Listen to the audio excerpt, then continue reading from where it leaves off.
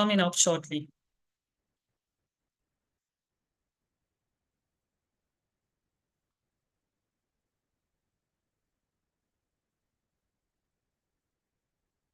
Hold on a bit.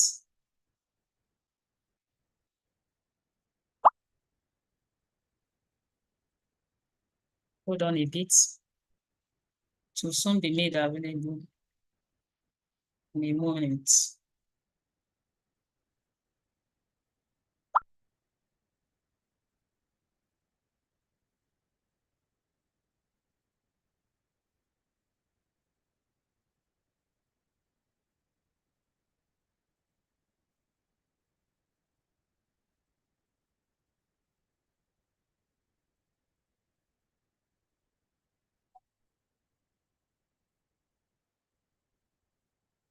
It's coming up shortly.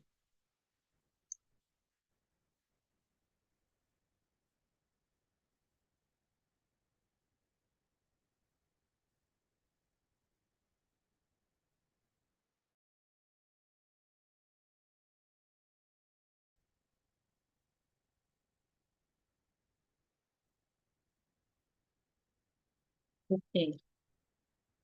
Can you hear me? So the live stream link will be made available shortly.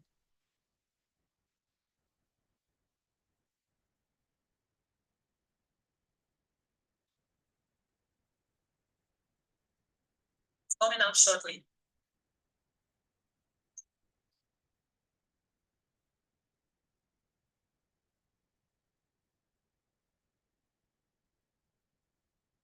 All right. It will be sent shortly and you'll be able to join. So we are not starting until I'm sure that the live stream link is available for every other person who is not in this Zoom room to join.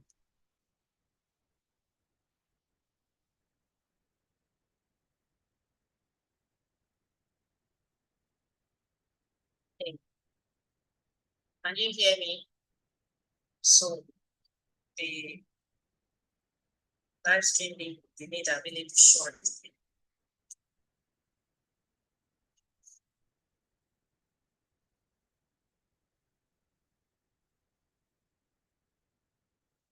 Coming up in a moment.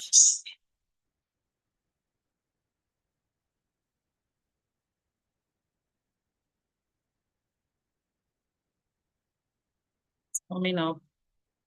All right. To be sent shortly and you'll be able to join. So we are not starting until I'm sure that the live stream link is available for every other person who is not in this Zoom room to join.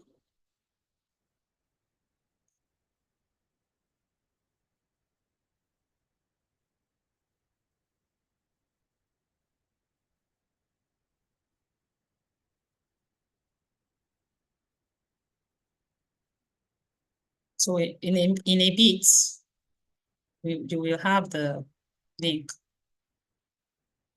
In a bit, you will have the link.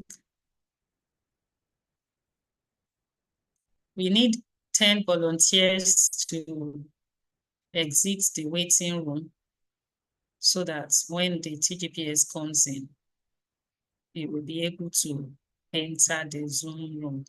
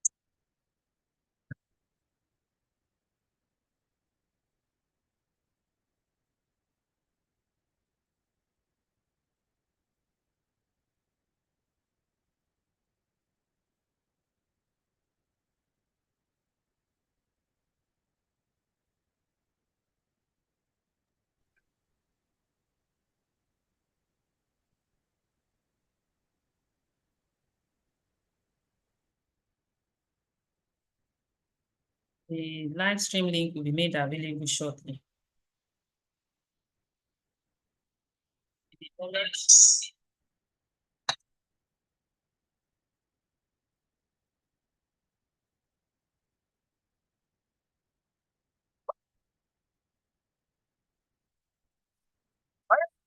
present to you one of the best choirs in the city of Lagos, Nigeria. Come on now.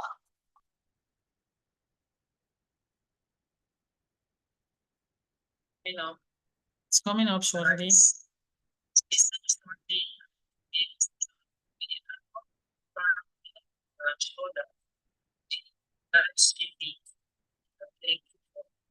Every other person is not this.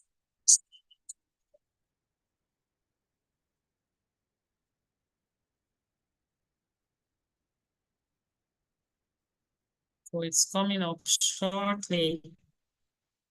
You will receive it shortly.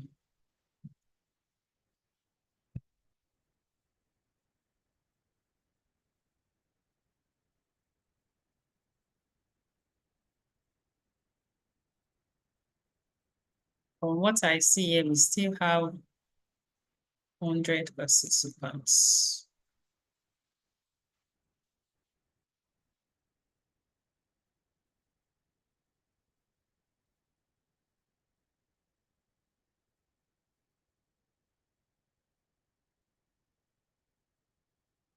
Okay, so we are live now.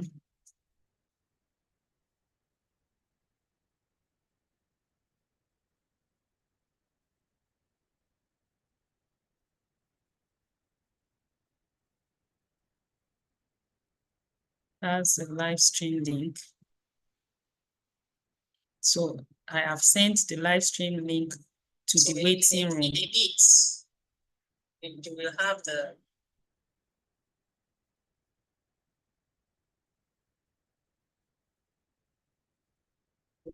one more in a bit. You should get it on your WhatsApp platforms.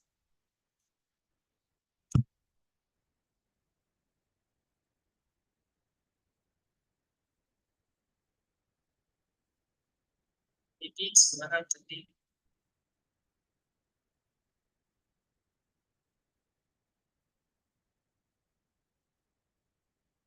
You need 10 volunteers to exit the waiting room so that when the TGPS comes in, they will be able to exit. But we have the system on the road here. But I can see 100 participants. I can see 100 participants from my end here. So those who are in, okay. Just send me a message. Yeah. Hold on, let me. Okay. Can you confirm that? I've posted the live stream link. Okay. So people can join through the live stream. Yes, please join through.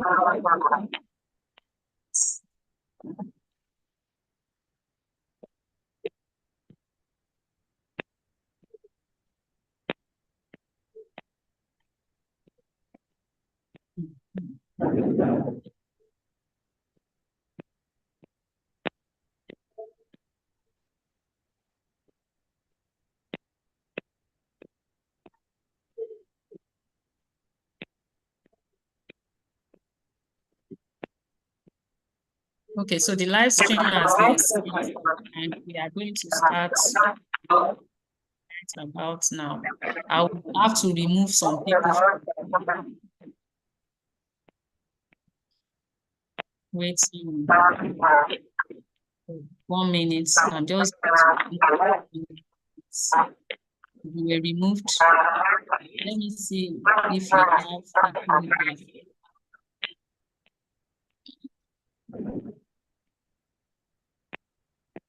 So I'm removing randomly.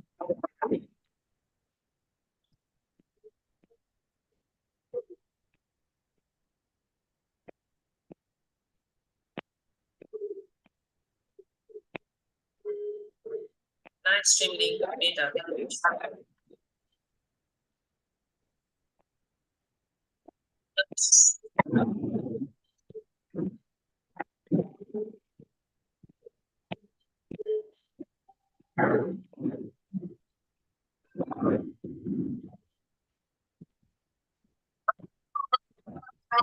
Finance, the city of Nigeria.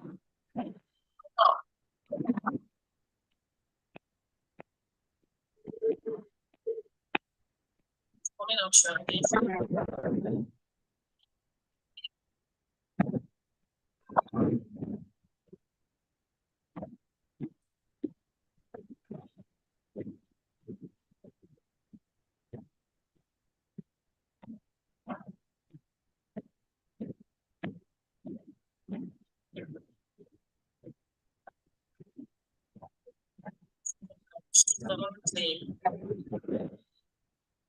Save it shortly.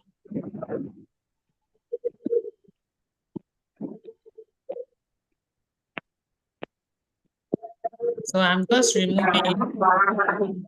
Yeah.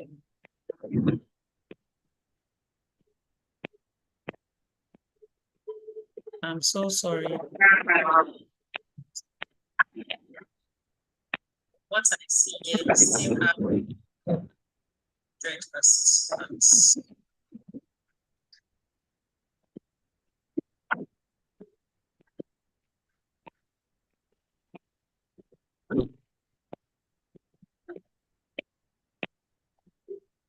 Sorry, I'm not able to receive speakers and the TTPS because I have a full house. Okay, so just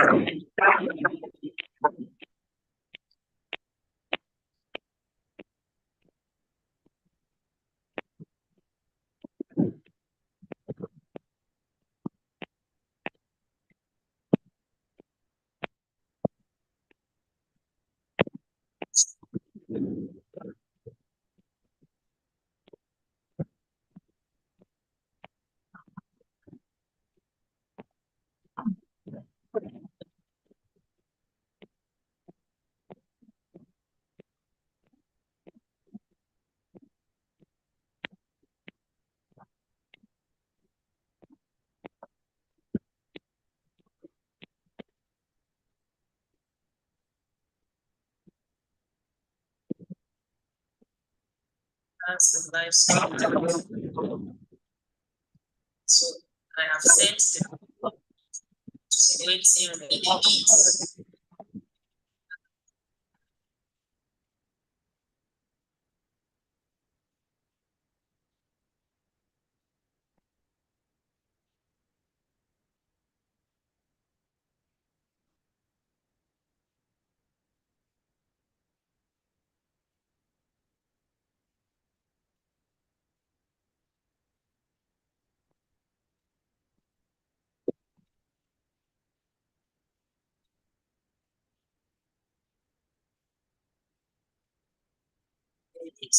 Edit on your some platforms.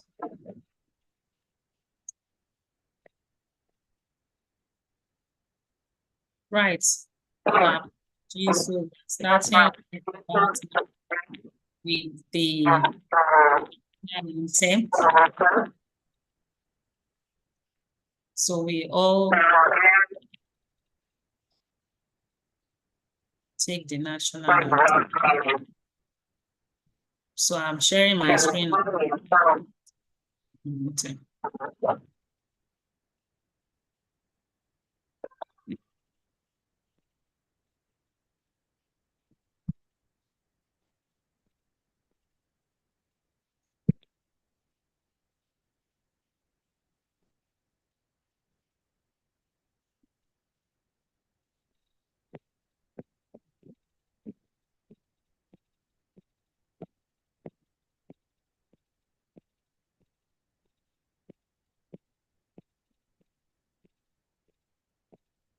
Can you see my screen? No, we can't. We can't. It's still rolling. It's still rolling. It's still rolling. That's not coming. It's still rolling. Yeah. Now, but it's loading.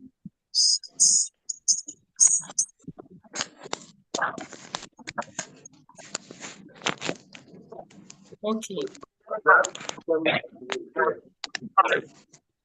But I can see 100 participants. I can see 100 participants from my end.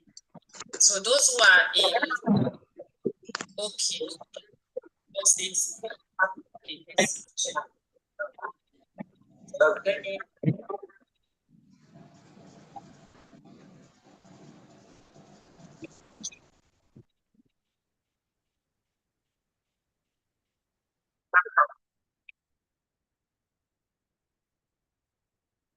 Right.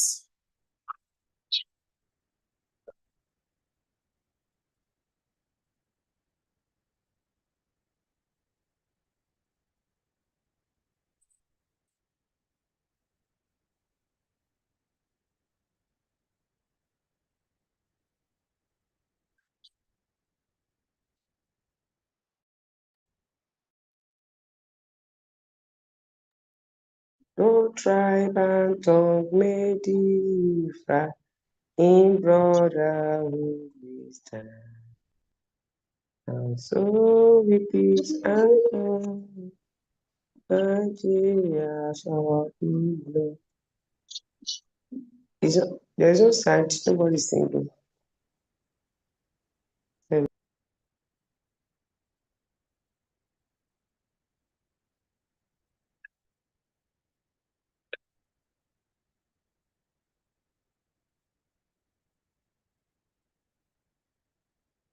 Okay, can you still see my screen now? We are to start with the national anthem.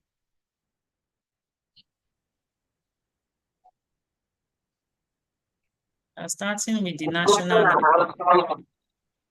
We can see that. You can't see.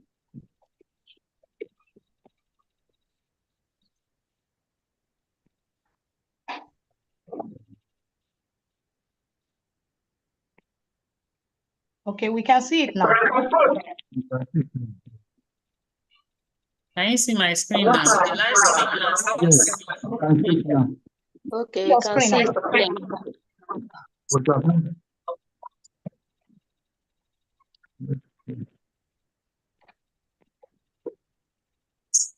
Right. Shall we rise for the national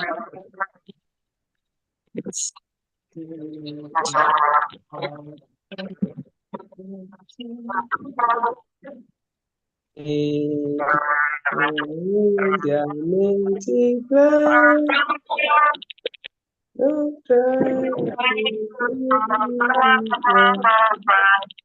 in brotherhood we stand. What up?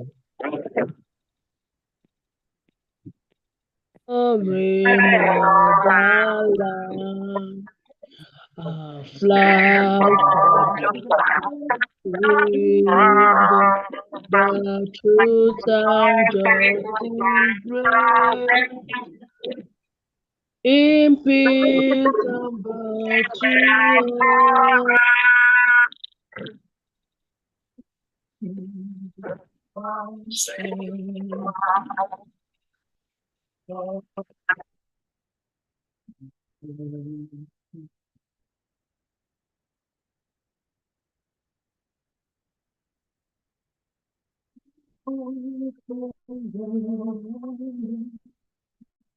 And these are our requests. Help us to build a nation where no man Our is flag shall oppressed. be your symbol, the truth and justice reign. In peace about to all, and this we can't escape. Add unto our children above without staying. Oh God of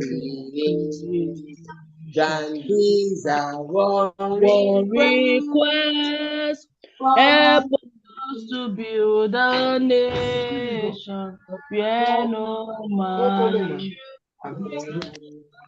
And so we pick and plenty, Nigeria shall be blessed. Amen.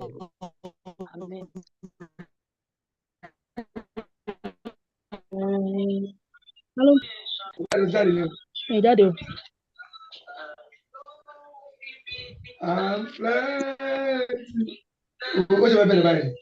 Hey, I shall be better. All right. Welcome to the Science in Education training for Lagos State teachers.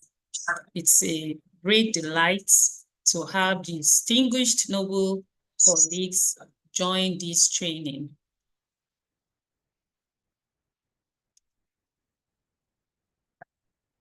We are delighted to bring this training to you in bringing you up to speed with the current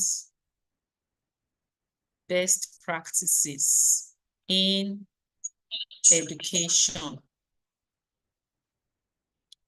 As we know that as teachers, we play a very pivotal role in nurturing, inspiring, and raising the future generation. Beyond just passing WAEC examination, but to raise them to be problem solvers, critical thinkers, and solution providers. As a beneficiary of the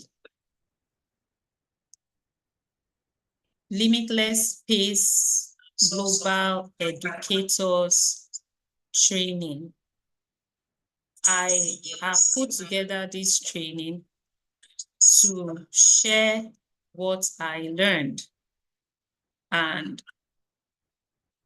serve as a pipe, a conduit pipe that will be a channel of this knowledge to colleagues.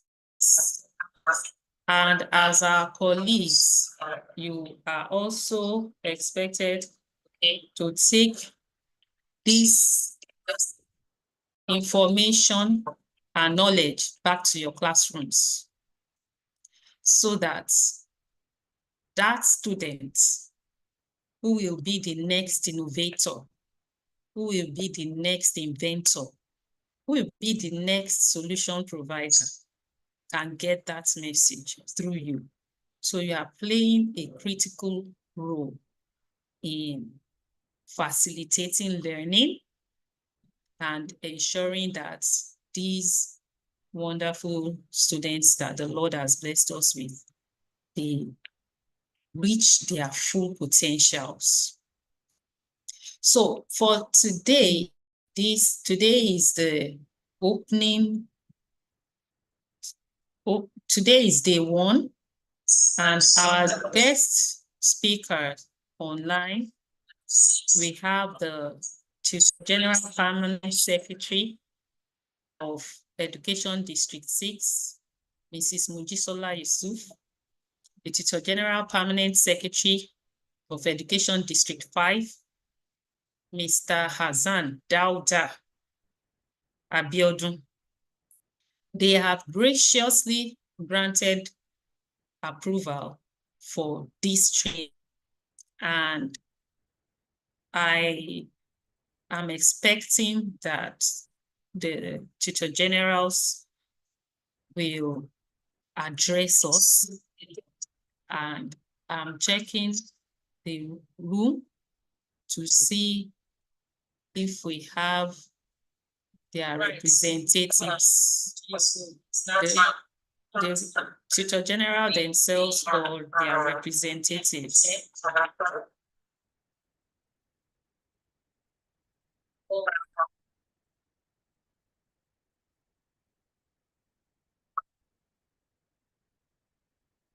Right. So I am on today's line of speakers. Can you hear me? The Tutor General's permanent secretaries who have graciously granted approval for this program. I am checking the waiting room now to see their representatives or the Tutor General.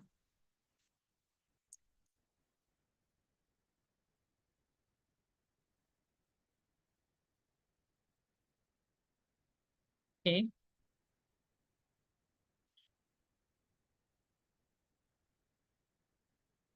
Okay, so we have room for the Tutor General Permanent Secretary, the Tutor General Permanent Secretary,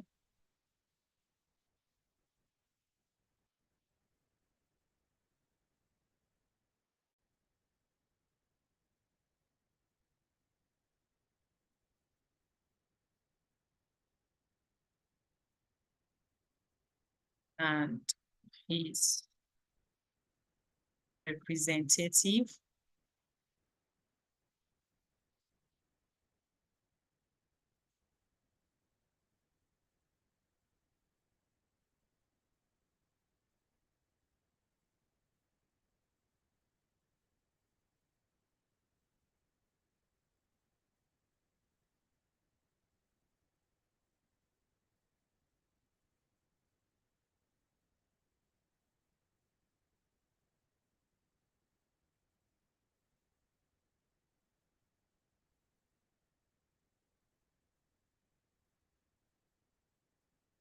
So we are looking out for the Tutor General, Permanent Secretary, and their representatives.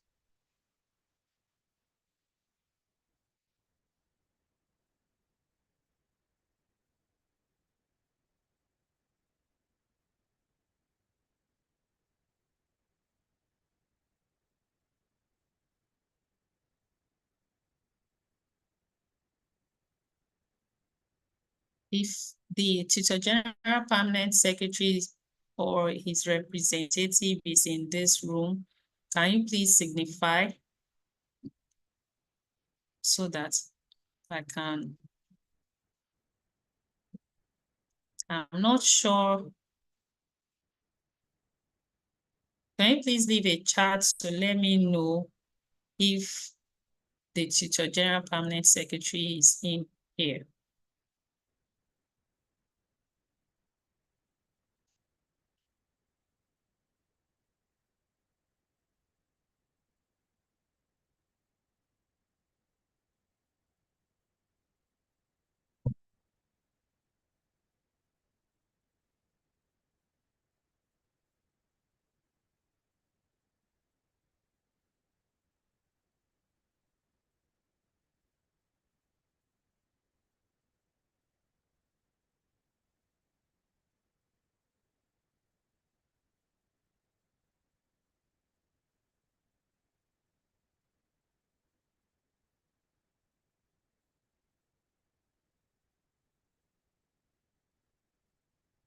The Tutor General Permanent Secretary, sir.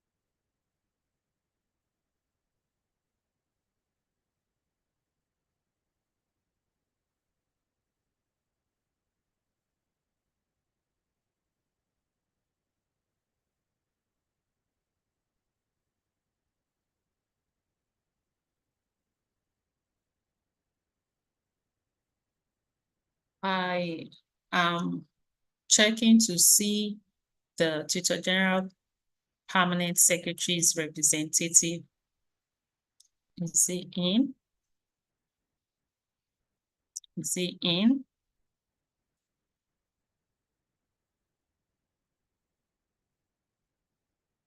Okay, let me.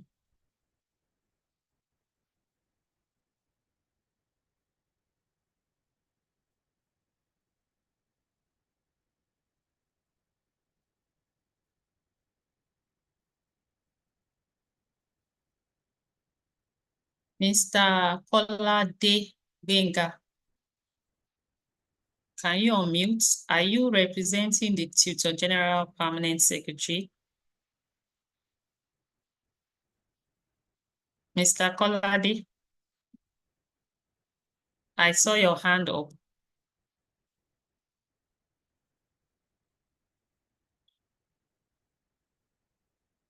I'd like to know if the Tutor General Permanent Secretary's representative or our Tutor General Permanent Secretary themselves are in the room so that they can address us. The Tutor Generals are addressing us around this time. And is anyone who is representing for the Tutor Generals? Please raise your hand if you are in the room so that I can ask you to unmute. The teachers would listen to the Tutor General Permanent Secretary's address now.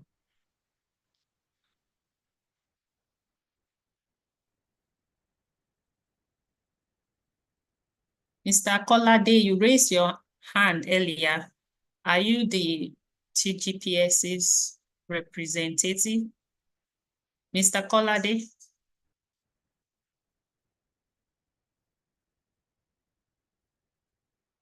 Let me check this chat. The volume is too low. Okay. Let me check the volume. How about now? Can you hear me now?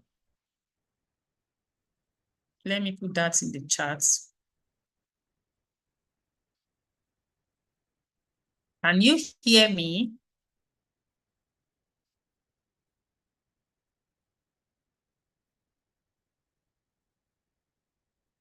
Can you hear me?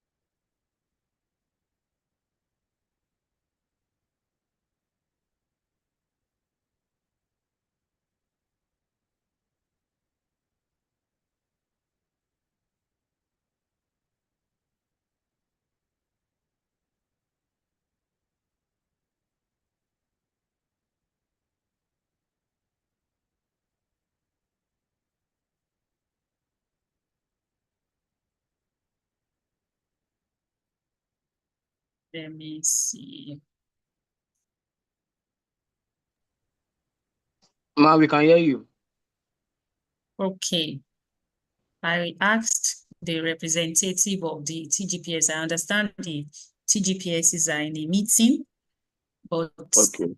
I was told that they will send their representatives. So I was wondering if there is any representative that I may not know in the building.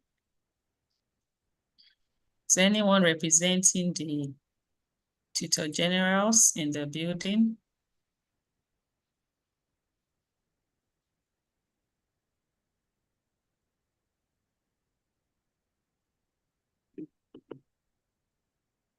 Are we sure the person is not in the waiting room? That's what I'm checking, but I actually need the person to indicate so that I can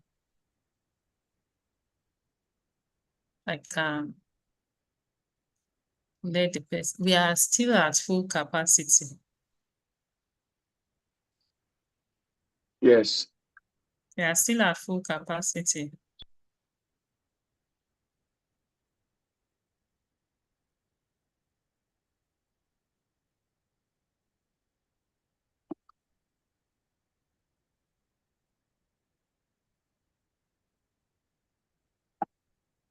Still at full capacity. So I'm in the waiting room now, and I have to still remove a couple of people so that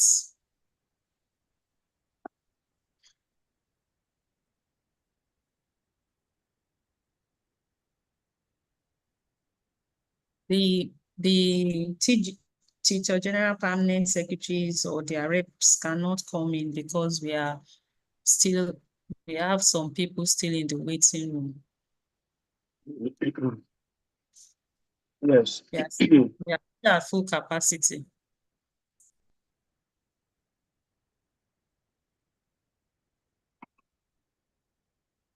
So what do we do now? Yes, so I'm removing some people randomly to Okay. make we will have to remove 10 people to make room for the guest speakers and their representatives. Okay.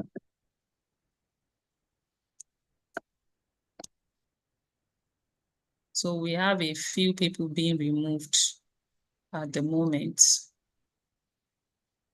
Okay. We have the representative of our Tutor General Permanent Secretaries in the building. I'm here in the waiting room now.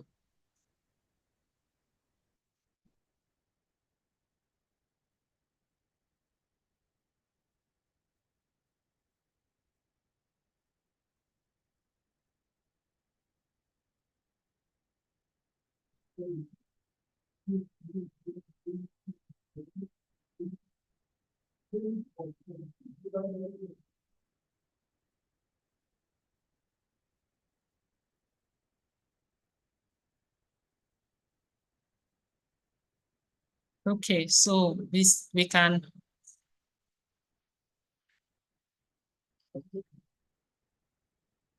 So we have made room. Apologies if you were removed.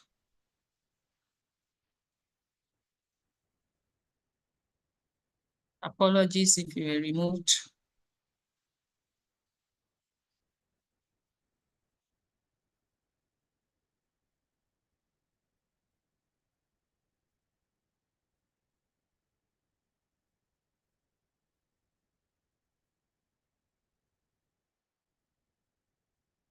Apologies.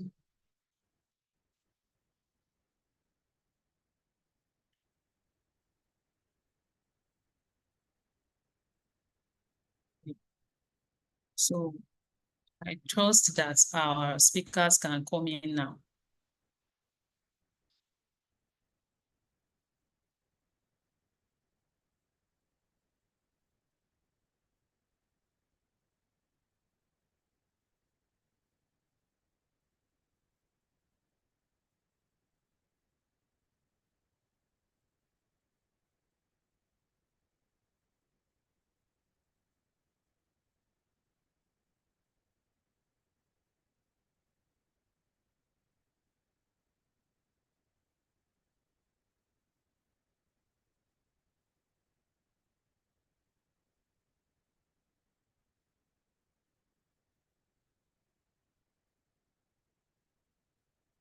Okay, so we have made room for our guest speakers.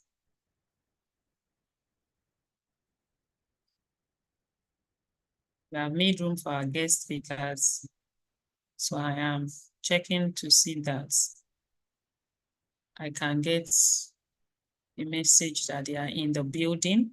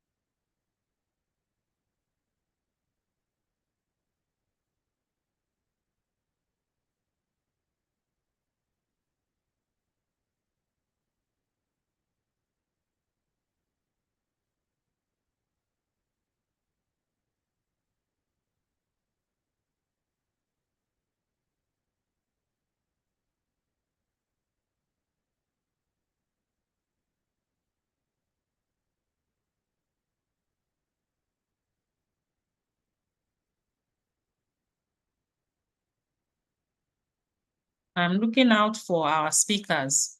Apologies, I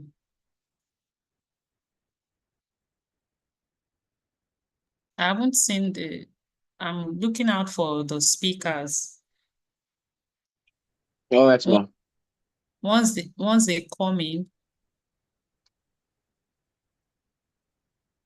they can deliver their teaching.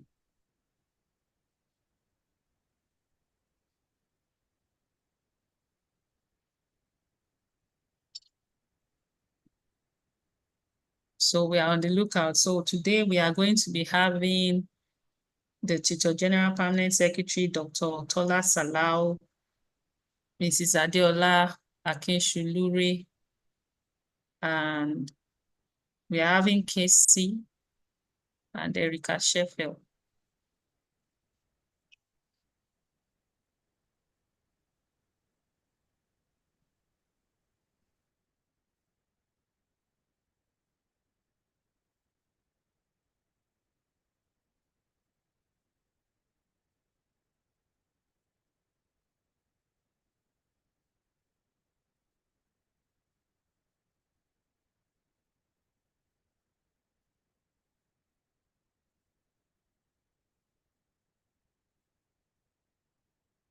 Meet our couples and experienced by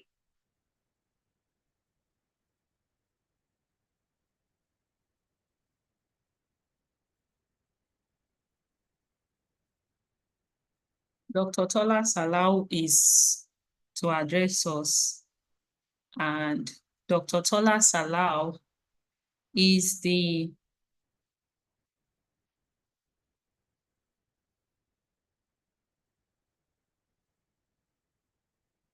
Dr. Tola Salau is coming up, and she has informed me that the network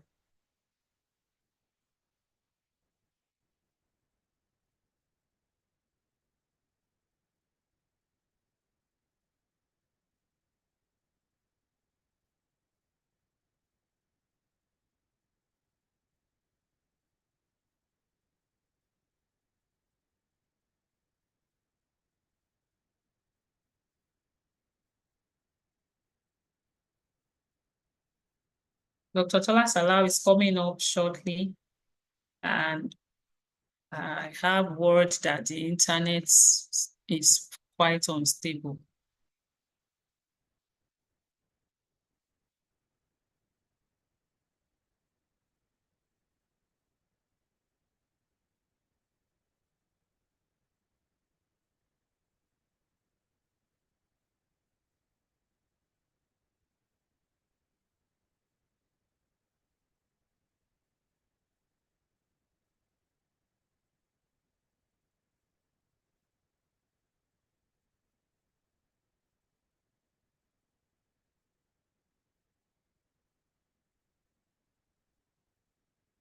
Well, I'm looking out for Dr. Tola Salau. Does anyone know who Dr. Tola Salau is? Dr. Adetola Salau. I posted her profile yesterday. Who is Dr. Adetola Salau?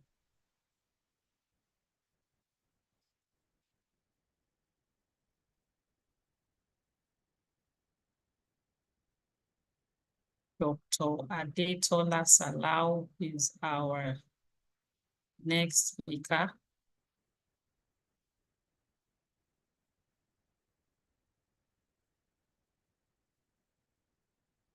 Dr. Adetola Salau is our next speaker.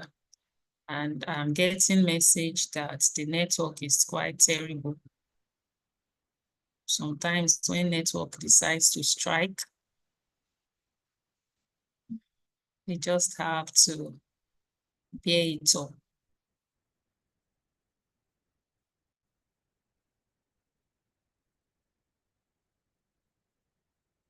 It's not it's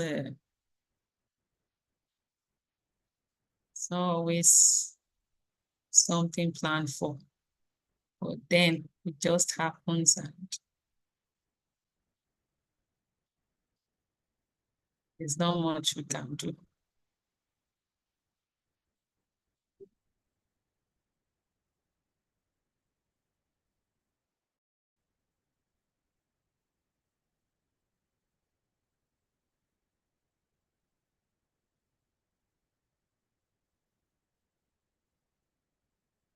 Dr. Adetola Salau, are you in, ma'am?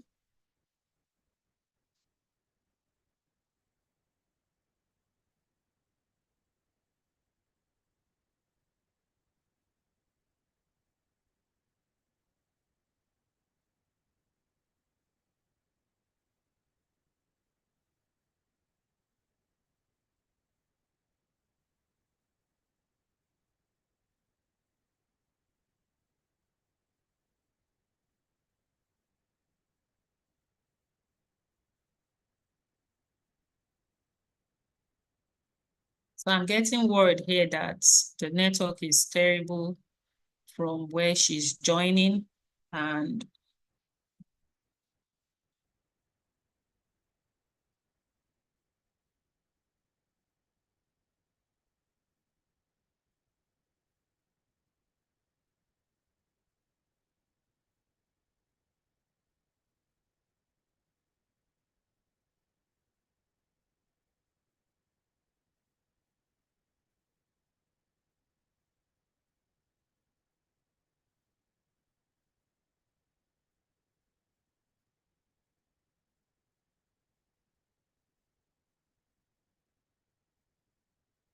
one moment, please.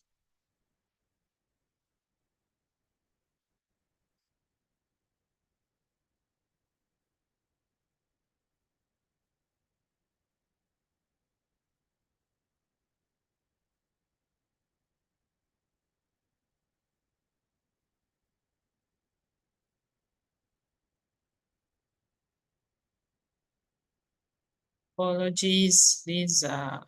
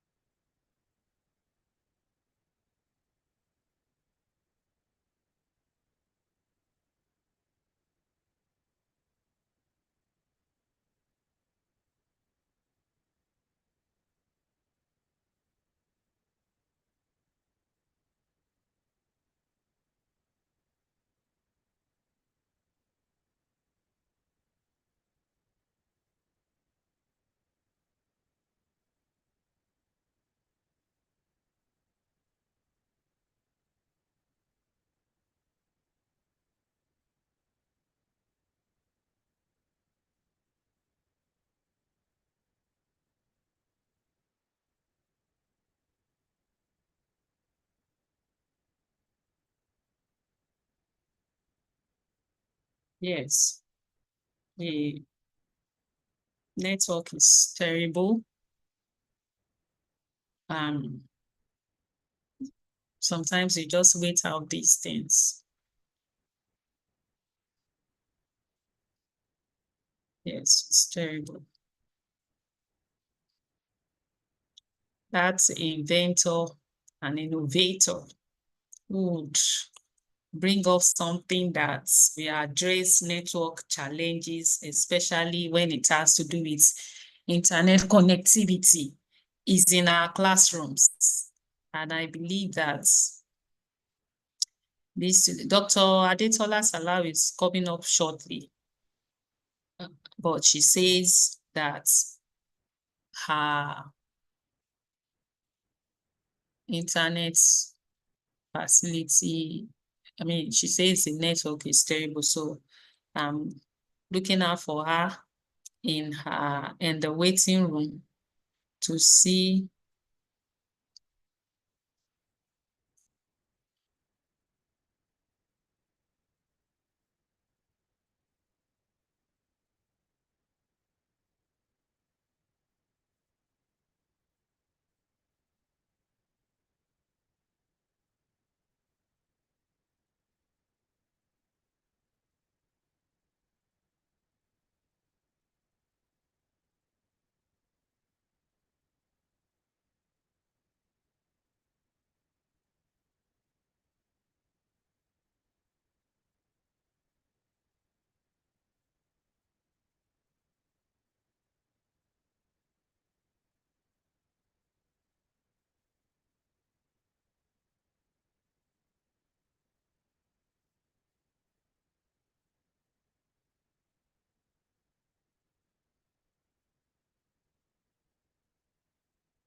Dr. Adetola Salau will be coming in shortly.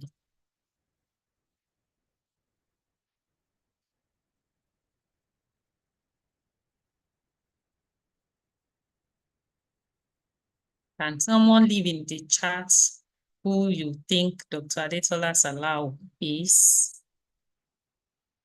Who is Dr. Adetola Salau?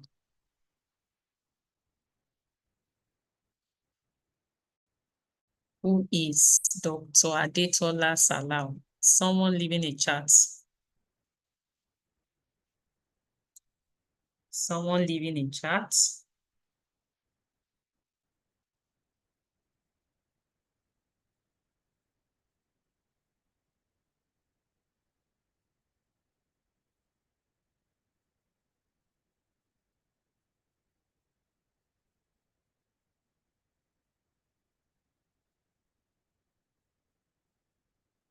It's quite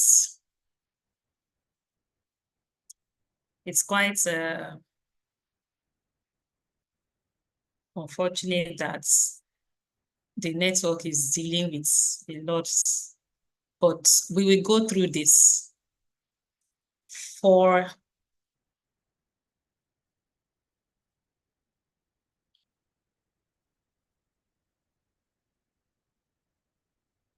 the sake of our students.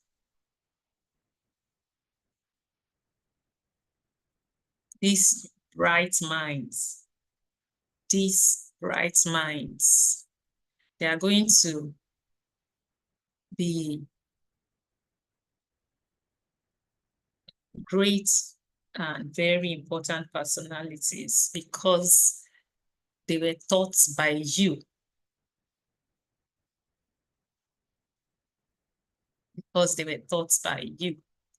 You are that distinguished teacher who is doing excellent work back in the classroom, raising this future generation of leaders. Dr. Adetola Salau will be with us shortly.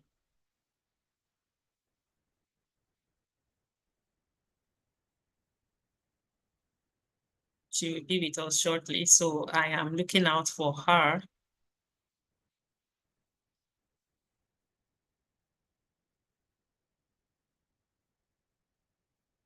I'm looking out for her.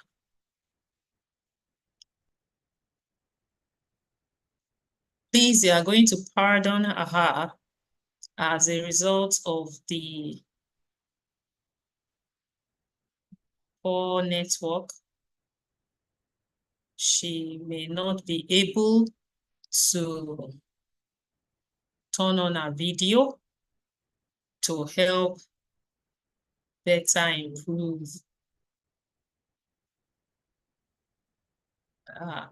her presentation.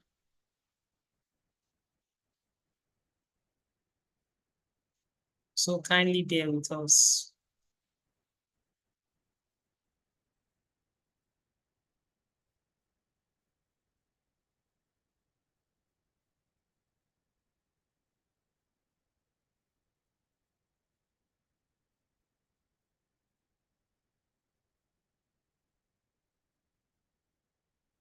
So I'm getting word that, so I'm just on the lookout in the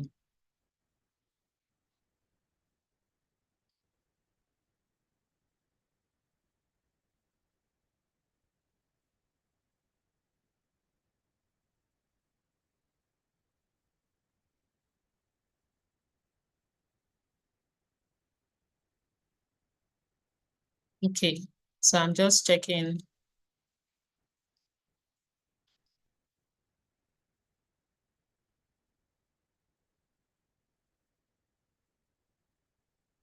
Dr. Adetola Salau, please let me know if you are in the waiting room. Okay, there is room in the waiting room. There is room in the waiting room.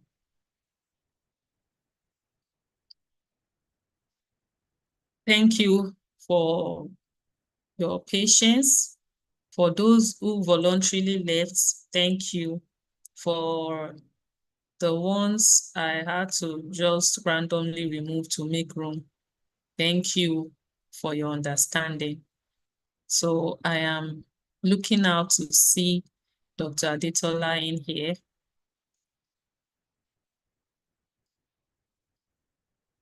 The guest lineup of speakers, we have our tutor generals were to address us. Can you hear me, please? Our tutor generals were to address us, but we are sorry that they are really held up. But we are grateful for their kind permission to hold this training for distinguished noble colleagues. Without their permission, we would not be holding this training. So we appreciate our tutor generals for their kindness and support to ensure that we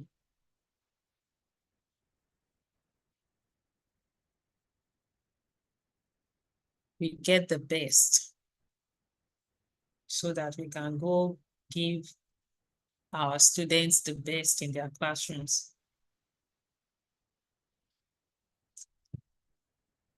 If you have, I am checking through to see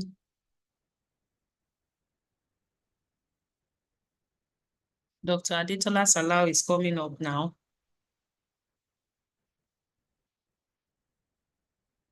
So Adetola Salau is coming up now. So I'm checking the waiting room to see that she's in the waiting room.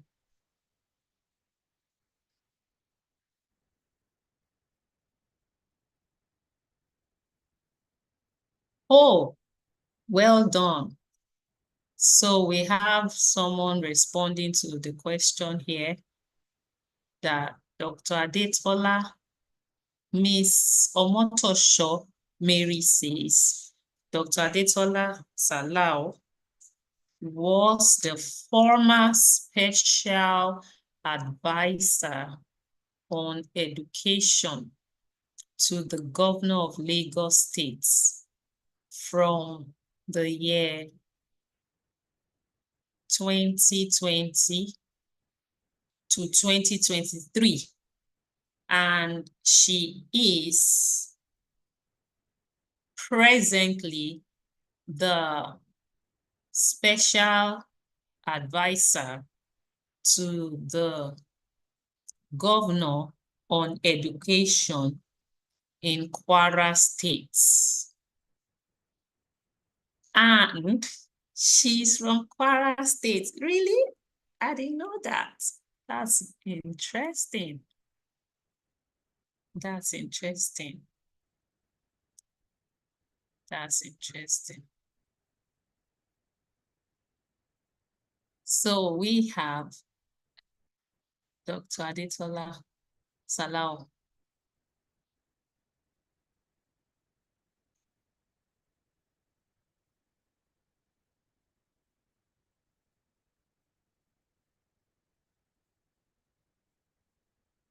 She's signing on.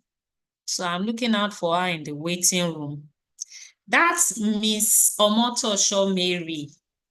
That's response, that answer to the question. Well done, Miss Omotosho Mary. You have a gift from me, Omotosho Mary.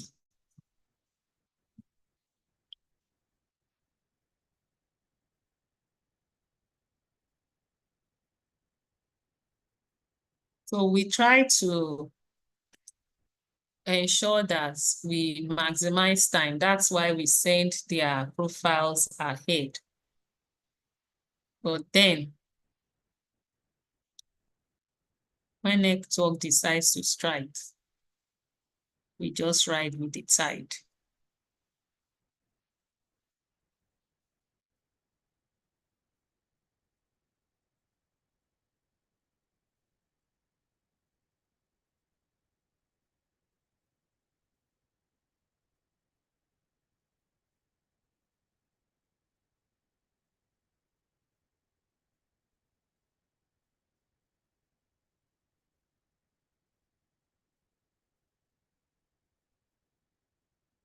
Dr. Adetola is in here with us.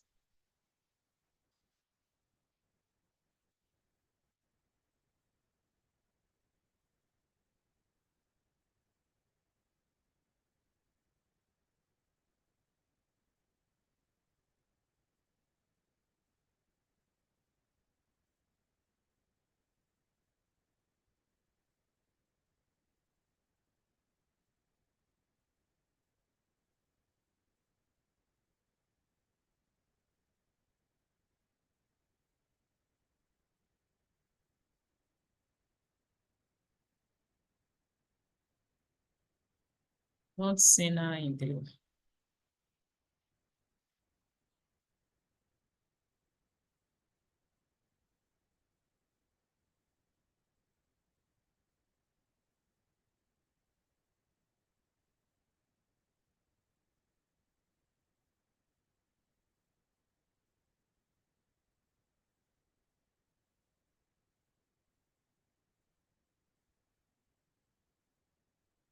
Yeah, welcome, Dr. Adetola Salau. Can we give her a round of applause? Dr. Adetola, you're welcome, ma'am. Thank you. It's always Good morning.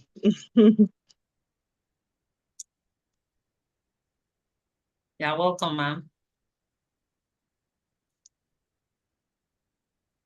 So distinguished ladies and gentlemen, noble colleagues of the Federal Republic and the State of Excellence, Lagos State, the Center of Excellence. We have in our midst right about now, Dr. Adetola Salau, the Special Advisor to the Executive Governor of Kwara State. on education, policy formulation, and human capital development. Can we give her a round of applause? Thank you for taking time off your busy schedule to train us. We welcome you specially. You are welcome, ma'am. Thank you. Thank you very much. Thank you. Thank you. Thank you. I am the honored one. Oh my God. Anytime we gather teachers together, I get so excited. I get filled with so much joy.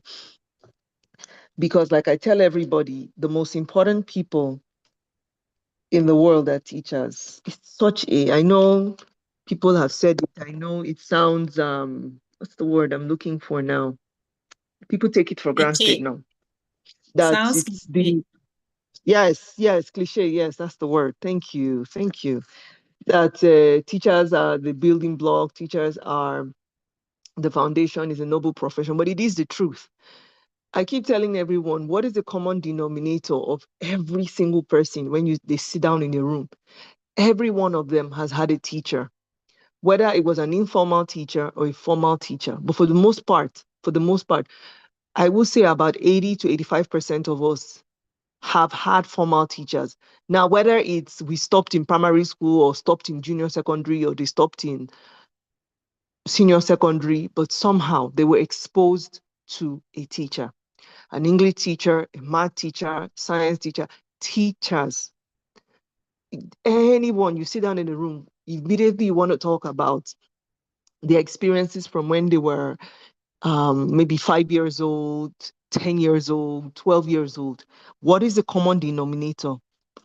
When they were in school, the teachers that they had, what were the experiences when they were in school, what were the interactions with those teachers, and of course, their interaction with their peers. So that should help us to understand the magnitude, the gravity that the teaching profession has.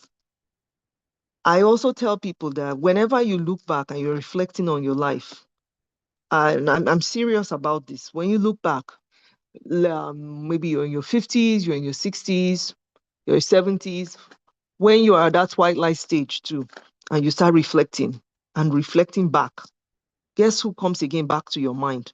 Those teachers. And unfortunately, sometimes it could be the bad teachers, or fortunately, it could be the good teachers that have impacted your life positively. But believe me, somehow, somewhere, those teachers will come to play. So you guys are so important.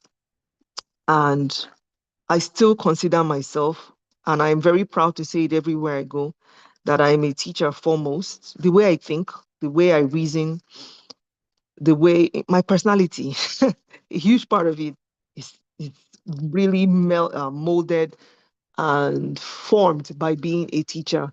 Fortunately for me, and I say fortunately for me, I was raised by teachers too.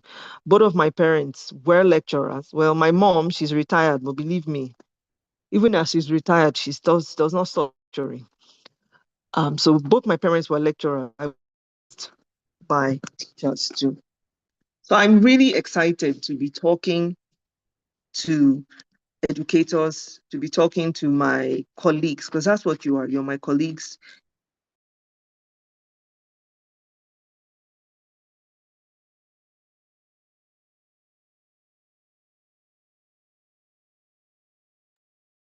The network has tipped off and we can't hear you.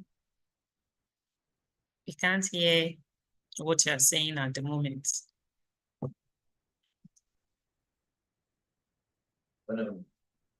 We can't hear what you're saying at the moment.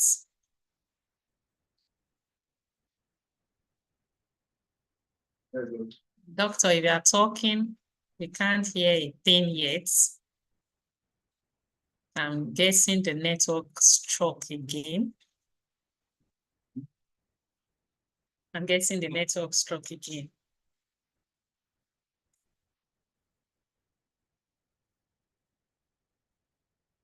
Doctor, if you are talking, we can't hear you.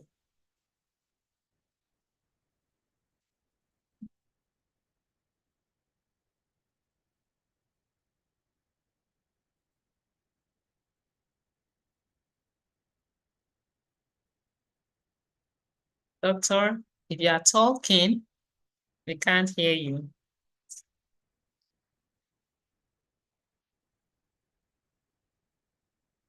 Doctor, if you are talking, we can't hear you.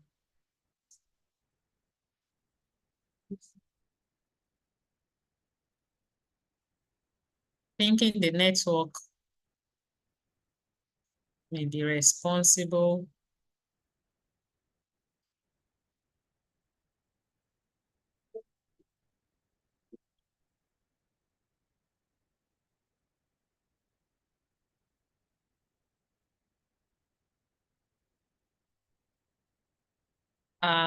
The network can really mess things up sometimes.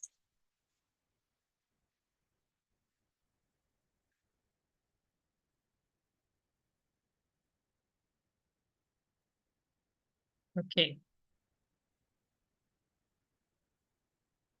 Doctor, please unmute. Please unmute. Dr. Adetola, please unmute.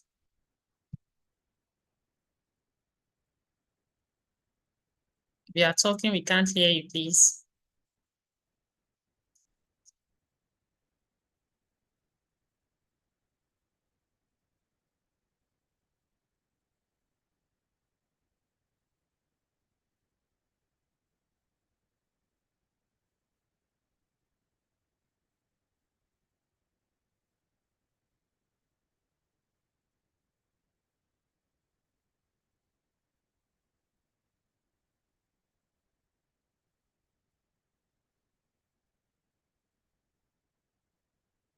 Can you hear?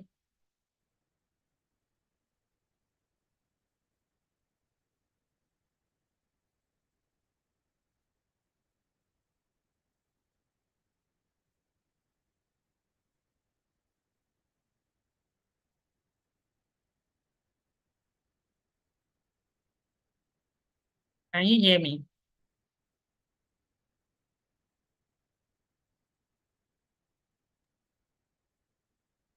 Yes, we can hear you, ma'am.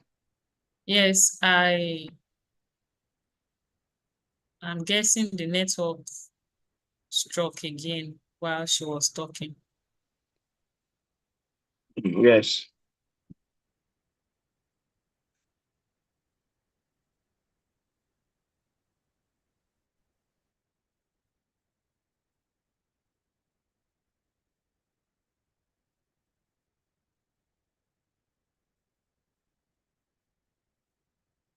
Yeah, the network is really unpredictable on a day like this.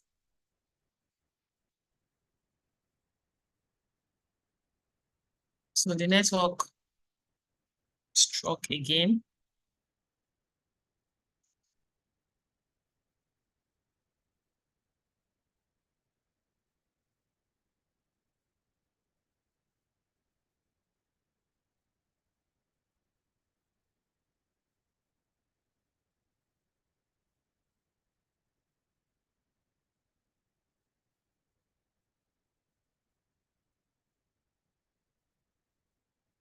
So she is not in the building due to the network issues, but I'm sure she will come back right in.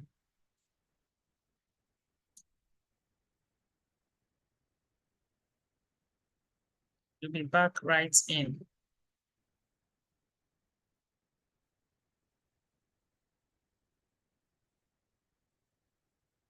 This is a fantastic suggestion to invite the second speaker while waiting for her network to be stable.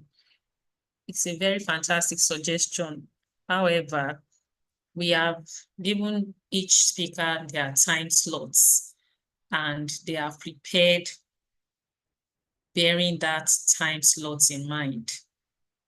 So telling them to come on when it is not their scheduled time may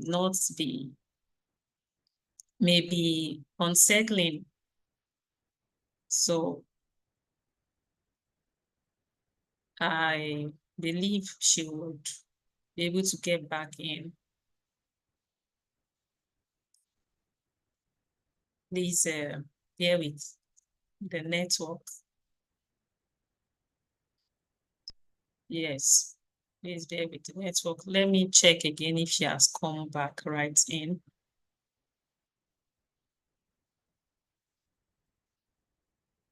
She did warn that the network is quite unstable. She let me know.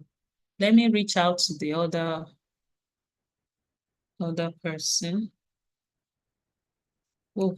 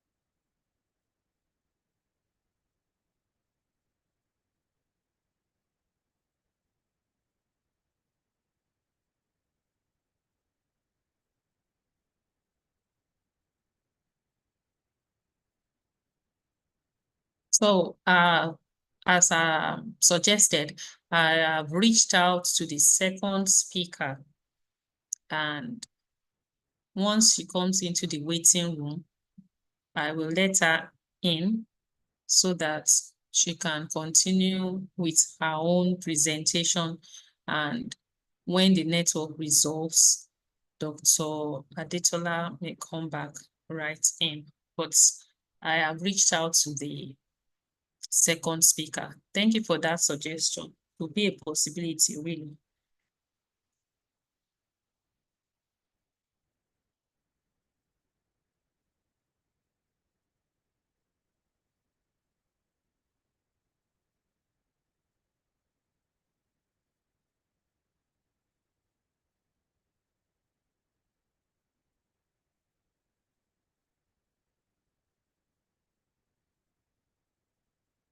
Okay.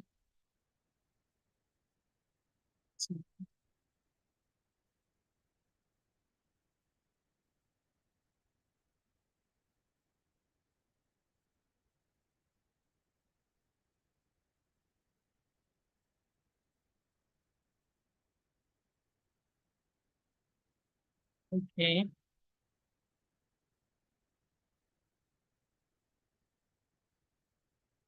So our second speaker is joining right about now. She is Mrs. Adeola Akinshulure. Mrs. Adeola Akinshulure. Are you in, please? Akinshulure. I'm sorry. It's fine. Mrs. Adeola Akinshulure.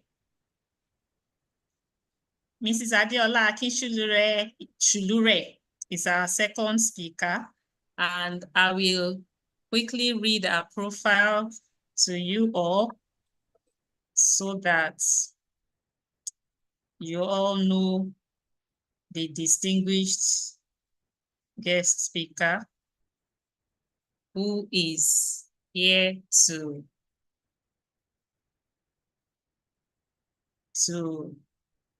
speak with us this afternoon. And Dr. Adetola Salau is back in the waiting room just as I was about to call Mrs. Adeola Akinshulure in, right? So let me let her in.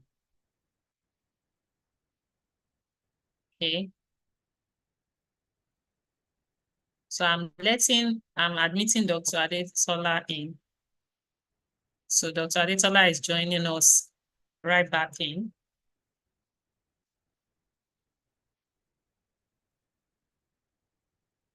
Dr. Adetola, you're welcome back, ma'am. Oh, thank you. My apologies. That was just crazy. The network.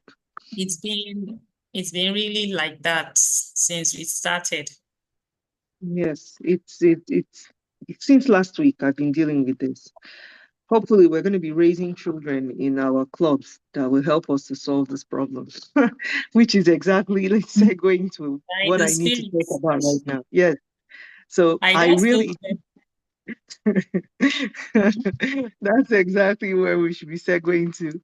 I that, want to really make sure that we talk about the importance of building the mindset of these young people, where we are, and that's why it's really important for us to build space clubs in our schools. I really want to drive how critical setting up these STEM clubs are as catalysts for inspiring the next generation of leaders, researchers, innovators, and explorers. It's really, really important. As we can see, imagine it. Wow. It took me 6 minutes to get back on here to connect with you. Imagine if we start working on these young people and they start thinking outside the box and they start thinking about what are the ways that they can amplify the, what am I looking for now? The waves, the waves that bring in the networks. I'm trying to remember what they're called right now. It's not coming to me. But the point is, for us to start having young people who start thinking, who start minds are working, it starts from us. And that was why I spent so much time telling you how critical, how important you guys are. So real quick, let me just run through why this work is important. And then we'll talk about how do you set these things up. It is important because, first of all, a lot of our students are turned off from science, they're turned off from STEM. We need to start sparking their interest right there in school. And one thing I've learned as an educator myself is the way you spark interest is by, I was even reading about that today. Let me see. The way you spark interest, there you go. It's by connecting knowledge. And what I found out is learning actually sticks when it's connected to the real world, when you have emotions tied to it, and when it's linked to prior knowledge and experiences. We call that scaffolding. When you're able to do that in learning, to create learning outcomes for your students that do this, forget it, you've nailed it. And the way we do that is right there in those programs that we're having, whether it's during lunch break, whether it's a couple of minutes after our science class, or whether it's after school when we set up these clubs. And another thing we also do is we start making, because I was just talking about the situation we had with the, what are they called again, Lord? The waves that bring the network to our phones. It'll come to me, don't worry. If we start teaching our students right there to develop critical thinking and problem solving skills, believe me, that's when they start thinking about how do we solve this? What are these opportunities from this? I don't like calling them problems, from these challenges around us. When they participate in these programs, in these clubs, they start developing these essential skills and they learn how to work with each other. That's number 3. Learning teamwork and collaboration skills. I found out when I used to carry out these programs in my school, when I was setting up clubs in my schools where I've worked, but I don't want to think about how many schools I've worked in. That would require me start thinking, counting on my fingers. I found out that when the students work together, a lot of these activities that they work on, it requires them collaborating, not working by themselves singularly. When they're, like, for example, when they're designing experiments, when they're preparing presentations, everybody has to chip in. By learning that, they learn how to communicate, they learn how to cooperate, and how to achieve common goals, which is really important. And then also, as we're talking about the network issues, them being able to think outside the box, them being able to be creative and innovative. Space exploration is a field that demands you to be creative and to be innovative. Because, I mean, think about it. What did it take for people to go to space in the first place? They had to think outside the box. They had to explore new ideas. They had to develop innovative solutions. Look at the food. Look at the way food was designed to take to outer space in those compressed packets. And now all of us are benefited because we use those things now to carry food when we're traveling in those small containers, in those small packs. I mean, it's amazing. Another thing I love about these clubs is that they also create and promote such a sense of wonder and curiosity. Space is something that when you look at it, like when you're outside in the night or during the day when you stare out, you're like, wow, this is huge. This realm is amazing. How do you begin to even fathom how wide and how deep it is? And it makes them ask so many questions, you know, and then you start answering their questions. So it's like ignites, there you go, that's the word I'm looking for, ignites curiosity, which is amazing. And then among your students, you find out which of them are the natural leaders, because some of them will start taking up roles in those clubs. Some of them will be your president, some of them will be the treasurer, some of them will be the coordinators.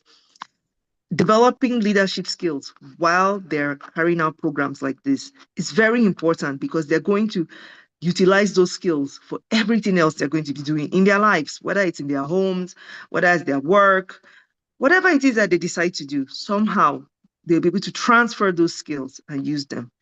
And my personal favorite is providing hands-on learning experiences for the students. They're able to right there conduct those experiments, they're building those rockets, they're carrying out space simulations. It's hands-on, it's engaging, they remember it because they're using their hands and they're working in their hands. And then, like what we're doing right now today, they connect with other space professionals and people who are very excited about it. You're able to connect them with people.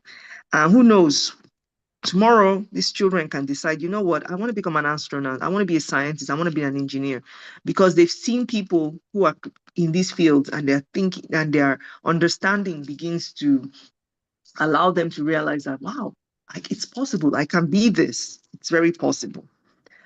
So those are the benefits.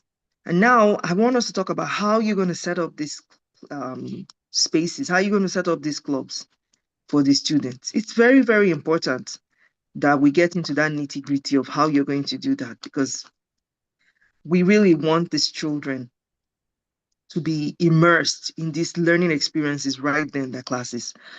So first things first, in your classes, what you do is you find out which of your students are interested in it, sign them up. Sign them up. Say, you know what, maybe 10 minutes after during lunch, we can work on experiments, talking about space, carrying out experiments and activities. Would you be interested in that? Sign them up. And then let the children do the marketing for you. Let them talk with their colleagues. Let them talk with their peers about, oh, you know what? I'm going to be a part of this. Are you interested? Would you like to do this? And then give them autonomy, give them ownership. Tell them, you know what, I want you guys to design the flyers for this space club. I want you to put it around the school. I want you to pass it to your classmates. I want you to put it on WhatsApp whenever you guys are talking amongst yourselves. Believe me, once the children have autonomy and they have ownership, you'll find out that they actually own it more and they'll buy into it more. And then have a meeting during one lunch break. Have a couple of them say, you know what, let's talk about this. What are your ideas around this? How do you think we should go about doing this? What are going to be the goals for this, our club? What kind of activities are we going to carry out? What's going to be our purpose? What's going to be the name of this club? Do not select the name of the club yourself. Let your students come together with your careful guidance, because you're going to guide them so that no inappropriate names are chosen. With your careful guidance, let them select the name of that club. Then you have to get buy-in by the administration. You do not want a situation where you finish doing all this wonderful work And the administration said, oh, but you did not get permission from us. So you need to go explain to the principal, your VP, whoever is in charge. For me, when I was teaching, I went to my principal, I went to my vice principal, academics. I also went to, who else did I go to see? I'm trying to remember. Oh, yes, my department head for science. I went to go see my department head. And once I got their buy-in and they started giving me support, they even gave me some materials. I knew I was good to go. Which brings me to me talking about official approval. It is very, very important you have the official approval. For example, if the children have to stay after school, believe me, the last thing you want is parents calling the school complaining, why is my child staying after school? And the principal says, I don't know what is going on. That could get you into really, really deep water, and you don't need that kind of problem. You do not. Then remember, this club has to have a clear purpose. Yes, you sat down with your children, you marked it, but you need to keep, what's the word now? You need to keep repeating, there you go. You need to keep repeating what the focus and the goals are over and over and over. And then I will entreat you to please at least come up with, I would say anywhere from 5 to 10 activities for a start, which will take you 5 to 10 activities. That should take you about a month and a half or thereabouts. Come up with those activities, flesh them out. Start putting together what's the list of materials you need. What activity sheets do you need? How much time? That's another thing I must emphasize really, really strongly. Carry out these activities yourself. And when you're doing that, remember that you are an expert. You are the teacher. So, for example, if it takes you 15 minutes to carry out the exercise, I will advise that you add 15 minutes for you as teacher. Add another 10 minutes, 10, 15 minutes for the students. So plan out these activities, plan out what are the things you're going to do, plan them out. And then the goals, what are the goals? Have them written out on cardboard paper so that whenever you guys are meeting, boom, they're stuck there somewhere. And then these activities, you're going to create a calendar around these activities, develop a schedule for them. And please, I want to emphasize, remember, who owns this club? It is not you, it is your students. So you need to delegate tasks. It's very, very important that you delegate tasks to the students. Make sure that these activities are very, very exciting and creative for the students. Remember, that's how they're going to start marketing and pulling in more students. And I'm still going to go back again to marketing. Let these children promote it. Let them spread it through flyers and announcements. For example, I don't know whether we still have what's that thing we normally have at the start of the day? What's that thing called again in the morning? God, why can't I remember it now? But anyway, the thing where all the students they meet and we discuss about school, and then we talk to them. Sometimes there's even prayer. That's an opportunity for you to talk about the club. And whenever there are meetings in the school, students, between teachers and students, just ask them, please, can you give me 2 minutes? I want to talk about what we're doing with the other students. Assembly. That's what I was trying to remember. I don't know why my brain shut down and forgot. Assembly. There you go. Then I will also recommend reaching out to the community. You'll be amazed what kind of resources they can provide and help you with. For example, a parent like me that is very excited, I'm really, really into it. I will volunteer because I did. I volunteered in my son's school right there at Yaba. I went there, I encouraged them, I spoke to them. I did. So I would recommend that you reach out to the community and say, please, could you partner with us? You know, we're doing this. If you want to come speak to the students, if you have materials, and you'll be amazed. Sometimes they might even give you in kind. Sometimes they might actually give cash for you to buy the materials. And don't forget the resources and support that you need. A lot of things are online now. I'm sure she has already mentioned NASA before I came on. NASA is your best bet, man. It doesn't get any better than that. And then also the Space Foundation, go online on Google. You find out they have so much material online. And also the people that have spoken at this summit too, quite a number of them are experts. I hope you've collected their social media handles so you can connect with them or their email.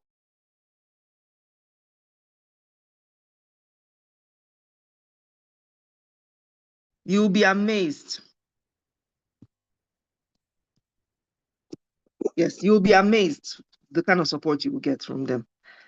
So I want to conclude by encouraging you to be really, really enthusiastic about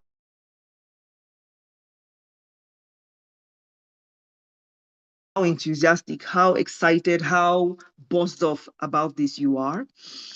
I need you to please be organized, because remember, you're setting up these children for what their futures are going to be like. I mean, don't just think, it's just a club. No, no, no. You're actually teaching them about leadership. You're teaching them about setting up. In fact, this is kind of like a startup in a way. So you're teaching them about that. So you have to model for them how to do it right. And one of the ways you're going to do that is by being organized. You're going to keep track of the meetings. You're going to keep track of the activities, and they should see you do this and let them be involved. And then when you're doing fundraising for buying materials or things like that, let them also learn about managing and utilizing the budget, how to fundraise. Let them start learning all those skills. These skills are valuable skills. So it's really, really important. And then I also want to please enjoin you to be exclusive. Welcome all students. There will be students who walk into these clubs that are not science students. But you know what? I actually prefer those students because they are coming in with a diverse mindset, which is they're going to see things differently from your science students. And you need that. For example, what if that student was an art student? I remember I just mentioned about flyers, creating flyers. That student will be the one who will help you with creating really beautiful flyers. That student will help you with you guys creating really nice cardboard presentations. So you need to be inclusive. And my last call to action will be, please make sure that you guys are having fun while doing this. It should not become, oh my God, we're going to club, oh Lord. No, no, no, it's fun. You are interacting with the students outside the classroom now. And you're going to start actually getting to know them in a different way. And they're going to also get to know you in a different way too, because you're not grading them now. Whenever they're carrying out these presentations, I mean, of course, you will guide them, correct them, but it's not necessarily a grade. So have fun, enjoy it, and let them tap into that fun you're having too. It's going to be wonderful. I remember, trying to remember now, twice. I've done it twice in 2 different schools. And it was really, really, really life-changing for me. And it was life-changing for my students also. So I know you guys are going to rock. I know you're going to do fantastic work doing this. Thank you. If you have any questions, I don't know if I'm allowed to stay for a little while to answer your questions. Please let me know. Yes, please. Thank you very much, ma'am.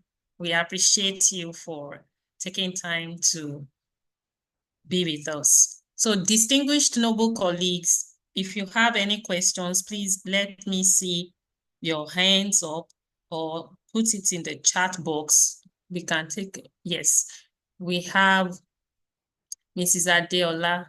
Oh, she's giving you a warm applause. Anyone have questions? Let me check on the YouTube chat. Anyone have questions? If you have questions, please don't hesitate to ask in the chat. All right. If you don't have the questions right here, but you want to put it in the WhatsApp group when we open it to take your questions, please feel free to do so. Thank you for sharing with us, ma'am. We appreciate you.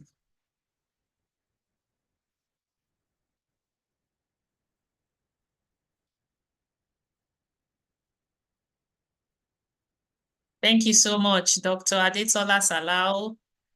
We appreciate you. Without further ado, Mrs. Adeola Akinshulure is our next speaker. Mrs. Adeola Akinshulure is a dedicated and innovative biology teacher in Lagos State Public School. She is passionate about creating and an engaging and inclusive learning environment where learners collaborate with one another, leverage technology to learn, and inspire themselves for the academic excellence needed to emerge globally. She backed a bachelor's degree in biochemistry, a Master of Business Administration from Lagos State University, and a postgraduate diploma in education at the University of Lagos. In the year 2021, Adeola won the prestigious Fulbright Teaching Excellence and Achievement Award, a fully funded initiative of the United States government. She is a member of Mentors New York Academy of Sciences, AFS Global STEM Educator, a certified Microsoft educator, a fellow, innovative teacher, UK Nigeria Hub, member of the Biology Teachers Association, BIOTA, and Science Teacher Association of Nigeria, to inspire innovation, provide unique guidance, and positively influence our students and colleagues. Adeola has trained over 1,000 teachers, started up professional communities called STEM collaborators, and after-school STEM mentoring program aimed at mentoring science students and teachers to ultimately promote STEM education in Nigeria. Distinguished noble colleagues, please make welcome Mrs. Adeola Akinshulure. Thank you for joining us this afternoon. Can we give her a round of applause? Welcome, ma'am.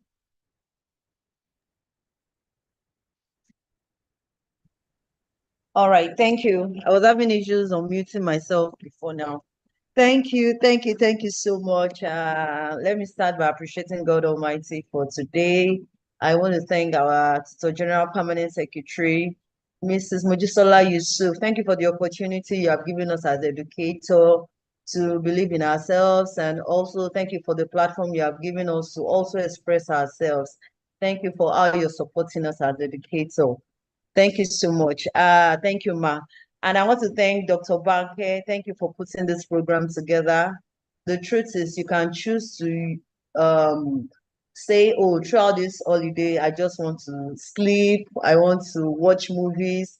I remember on Friday when we were closing, I carried all my gadgets from school. I brought my power station, I brought my projector, my sound system, everything. I said, this holiday, I am going to watch movies.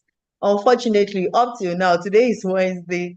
Up till now, I've not been able to watch one. Even half, let me say half, I've not been able, because as much as I say, oh, I want to watch movie, something I feel, oh, I need to attend to this issue. I need to come up with this. I need to read this. I need to do that. And you can choose to say, this week, I want to rest, or I want to go and see my family. I want to do this. But you have chosen to invest your time in educators. Thank you so much. God bless you.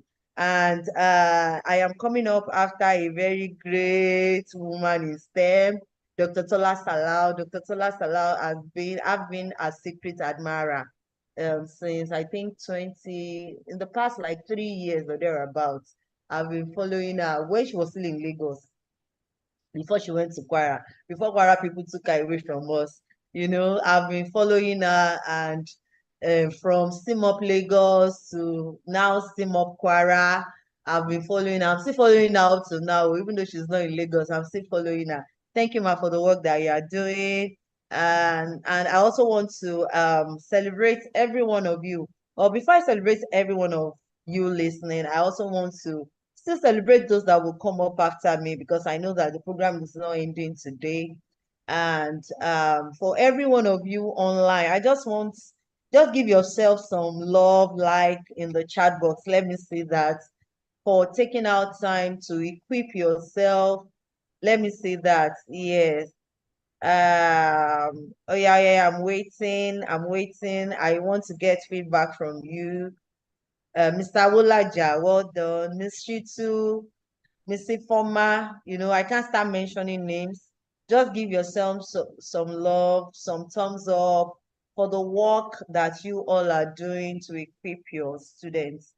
Thank you so much. Yes. So, will you be sharing my slides or should I share from here? Share from your end. Okay, it's fine. So, just enable me. Yes, yes, more power. Yes, yes. So, Chiamaka, we need it. We need more power. Yeah. Okay. It's okay. Let me check again. Yes, we are about to launch. Are you ready? For some of you that are following me on social media, you see that I actually posted this morning that we are launching to this space. So just get ready. I hope you are all in your spacesuits and you have your helmets. So we are launching very soon. I'm still trying, I'm struggling with sharing screen. It's saying host disable participant screen sharing. And so I'll make you a co-host so that you can share. It's fine. Okay, hold on. Okay. All right. So Share. Can you okay. share it now? All right. Okay, yeah, I'm fine. All right. Can you see my screen? It's coming up. Okay. It's coming up.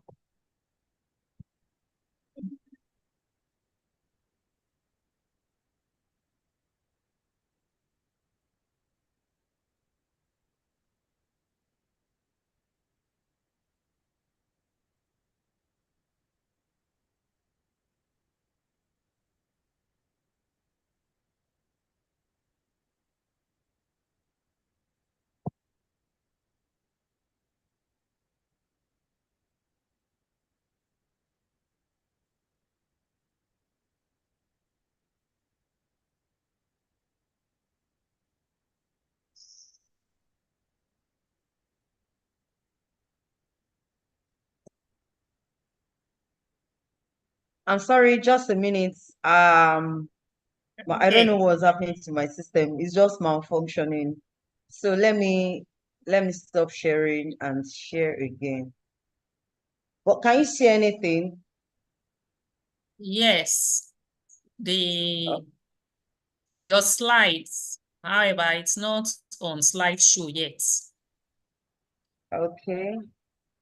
Okay, let me just stop sharing and let me share again.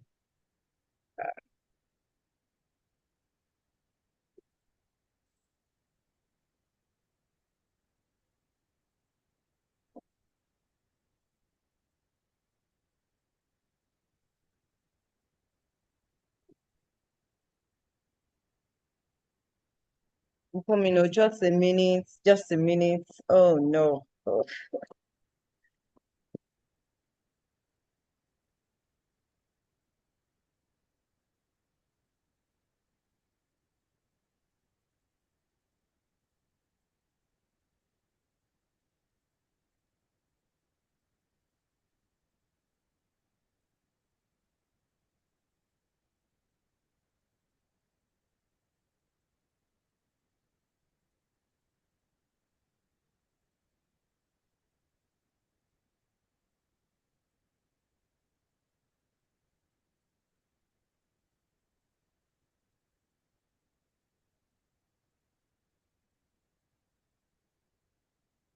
Okay.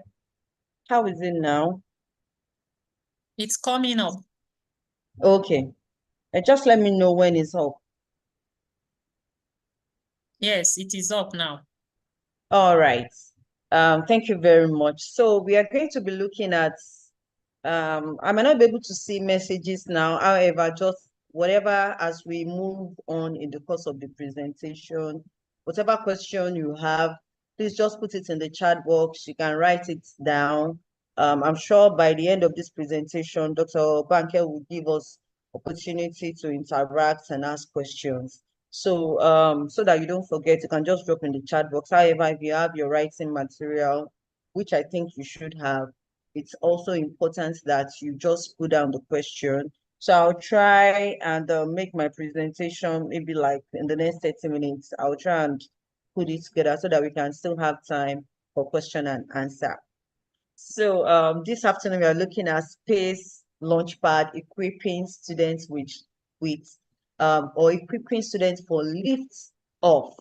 And at a point, I was just praying in my mind that, hey, Dr. Tola Salah will not say all my points.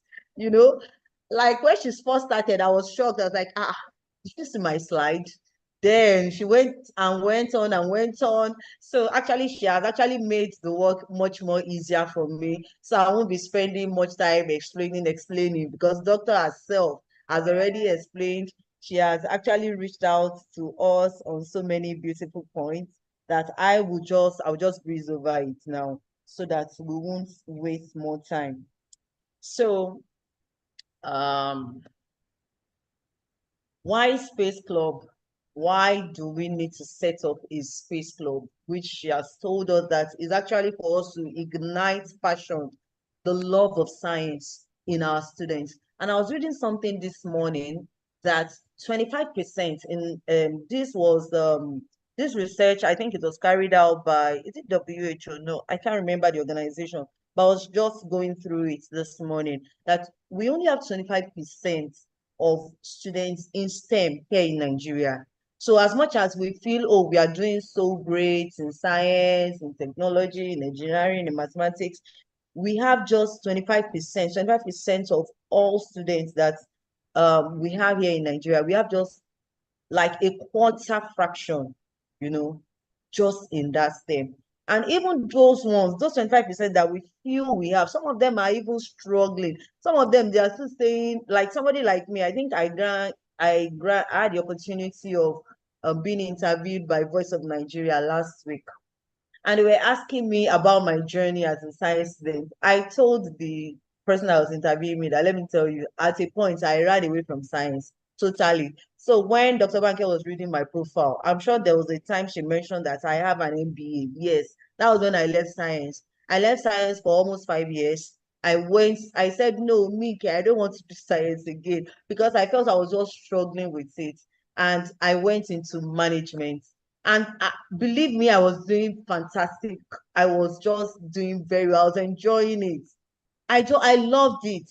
However, I came to a point where I discovered my eyes opened to something. And what was that concept? Strategy, marketing strategy, because my MBA was actually focused on marketing management. So in marketing management, one of the concepts that we learned was marketing strategy. And I just looked at it that, wait, think about it. When we are looking at science, science can be likened to a product. And the truth is, there are some strategies that you use to, even if you have the best product in the world, if you don't use the right strategy, you're not going to sell it. So I just looked at it that, come to think about it, science is actually a product that needs the right strategy to be sold out. And when we're talking about using the right strategy now as a teacher, what are the teaching methodologies that you are using in your classroom to sell that mathematics, to sell space education, to sell sciences, to ignite the passion of your students, to ignite their love for STEM? And that was how I came back to science, that, oh, yes, what I just need is just the right strategy. And that was how I started my work.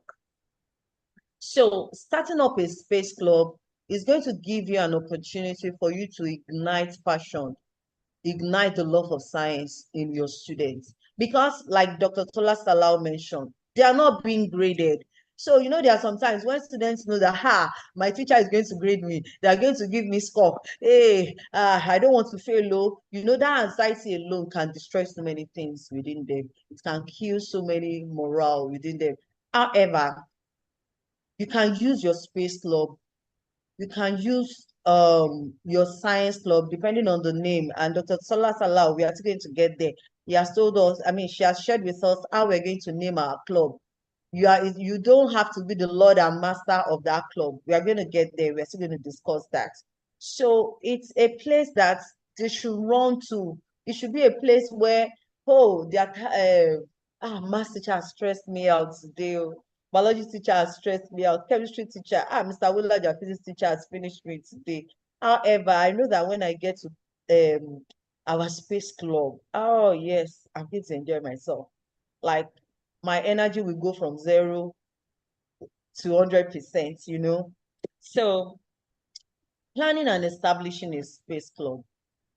The first thing is that you should define the purpose and objective, which Dr. Tola Salau mentioned earlier. So it's all when a purpose of something is not known, abuse is inevitable. It's not that when you come together today, you say, oh yeah, oh today, no, what are we going to do today?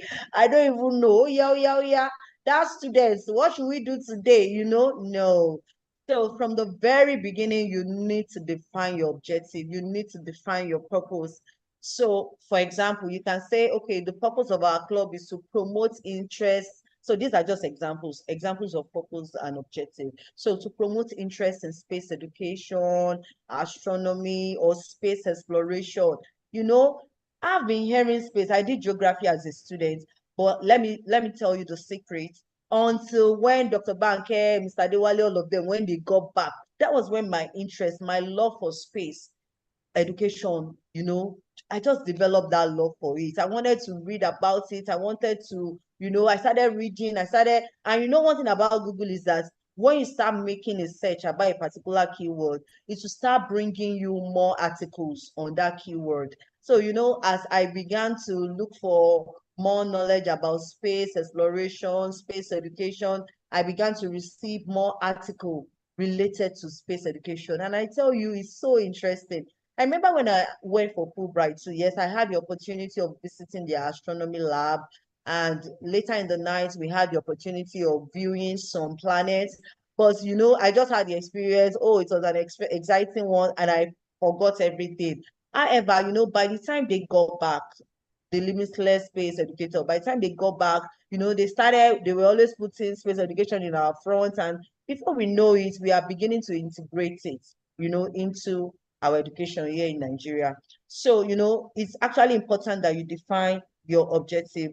Also, you also need to, another example is that maybe your club, you'll be providing hands-on experience through project and activity. So you need to have a focus, not that oh, you do this today, you do that tomorrow, you don't even know what you're doing. So, and you know, like Dr. Tola Salau shared with us that, in fact, even if it's 5 activity, you need to write it down.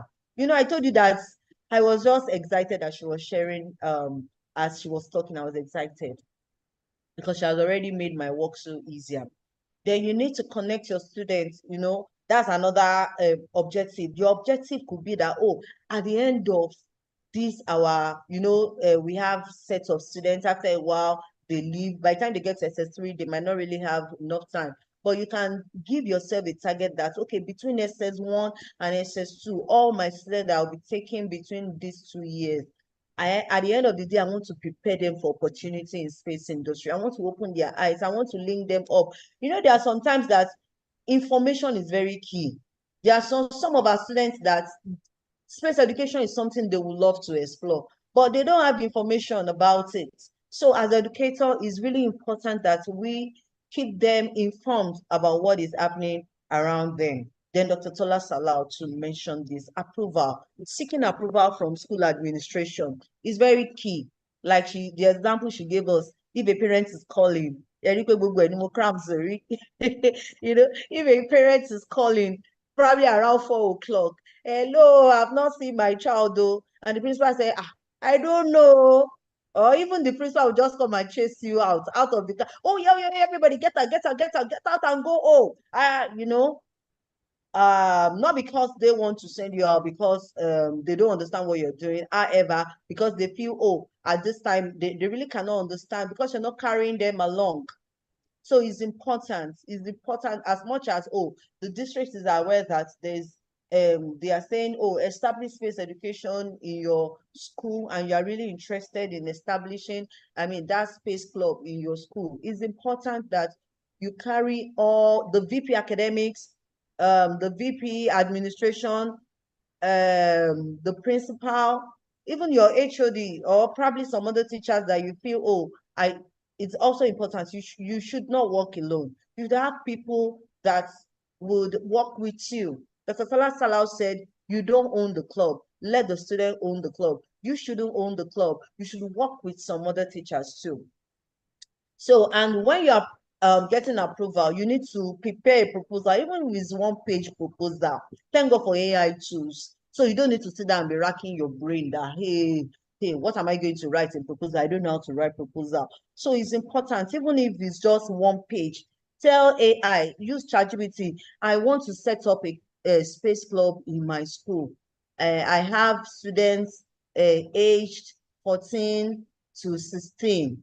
I need to write a page proposal to my principal to get approval, tell them about, come up with the objective, benefit, and activity of the club, and boom, like before you open your eyes, everything is in your front already. So AI has really made things much more easier for us. So you can just do that page, you can give it to your principal. Some might not read it, you still need to explain verbally. So you need to know what you're doing to, as much as, oh, ma, this is what we want to do, blah, blah, blah. And by the time you're bringing up that, they see you as, oh, you know what you are doing. They see you as being responsible. That even before they ask you, you're very said, oh yes, ma, this is it. I have this. I'm going to be collaborating, because they will ask you questions, especially when they are not sure of what you want to be doing. This male teacher now, we can't leave, you need to like defend yourself. Even if it's a female teacher, you need to be able to say, oh, this time that you're going to give me, I am going to use it judiciously. So it's important that you're able to pull that together in your proposal. Yes. Another thing is that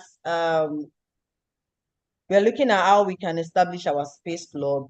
So the third point is that find interested students. Like Dr. Tola Salawa said, is important we conduct awareness on assembly, on our school assembly. So you need to come and talk. It's not just bringing people together that they are not really interested. However, you see that some students, they are really, I remember when we know this new set of students just resumed in our school, and we need to talk about EBC, that's Environmental Business Club in my school. So as we went up, we talked about it, and some of them, we tell them, just come. When you come, we'll tell you more about what we are doing in the club.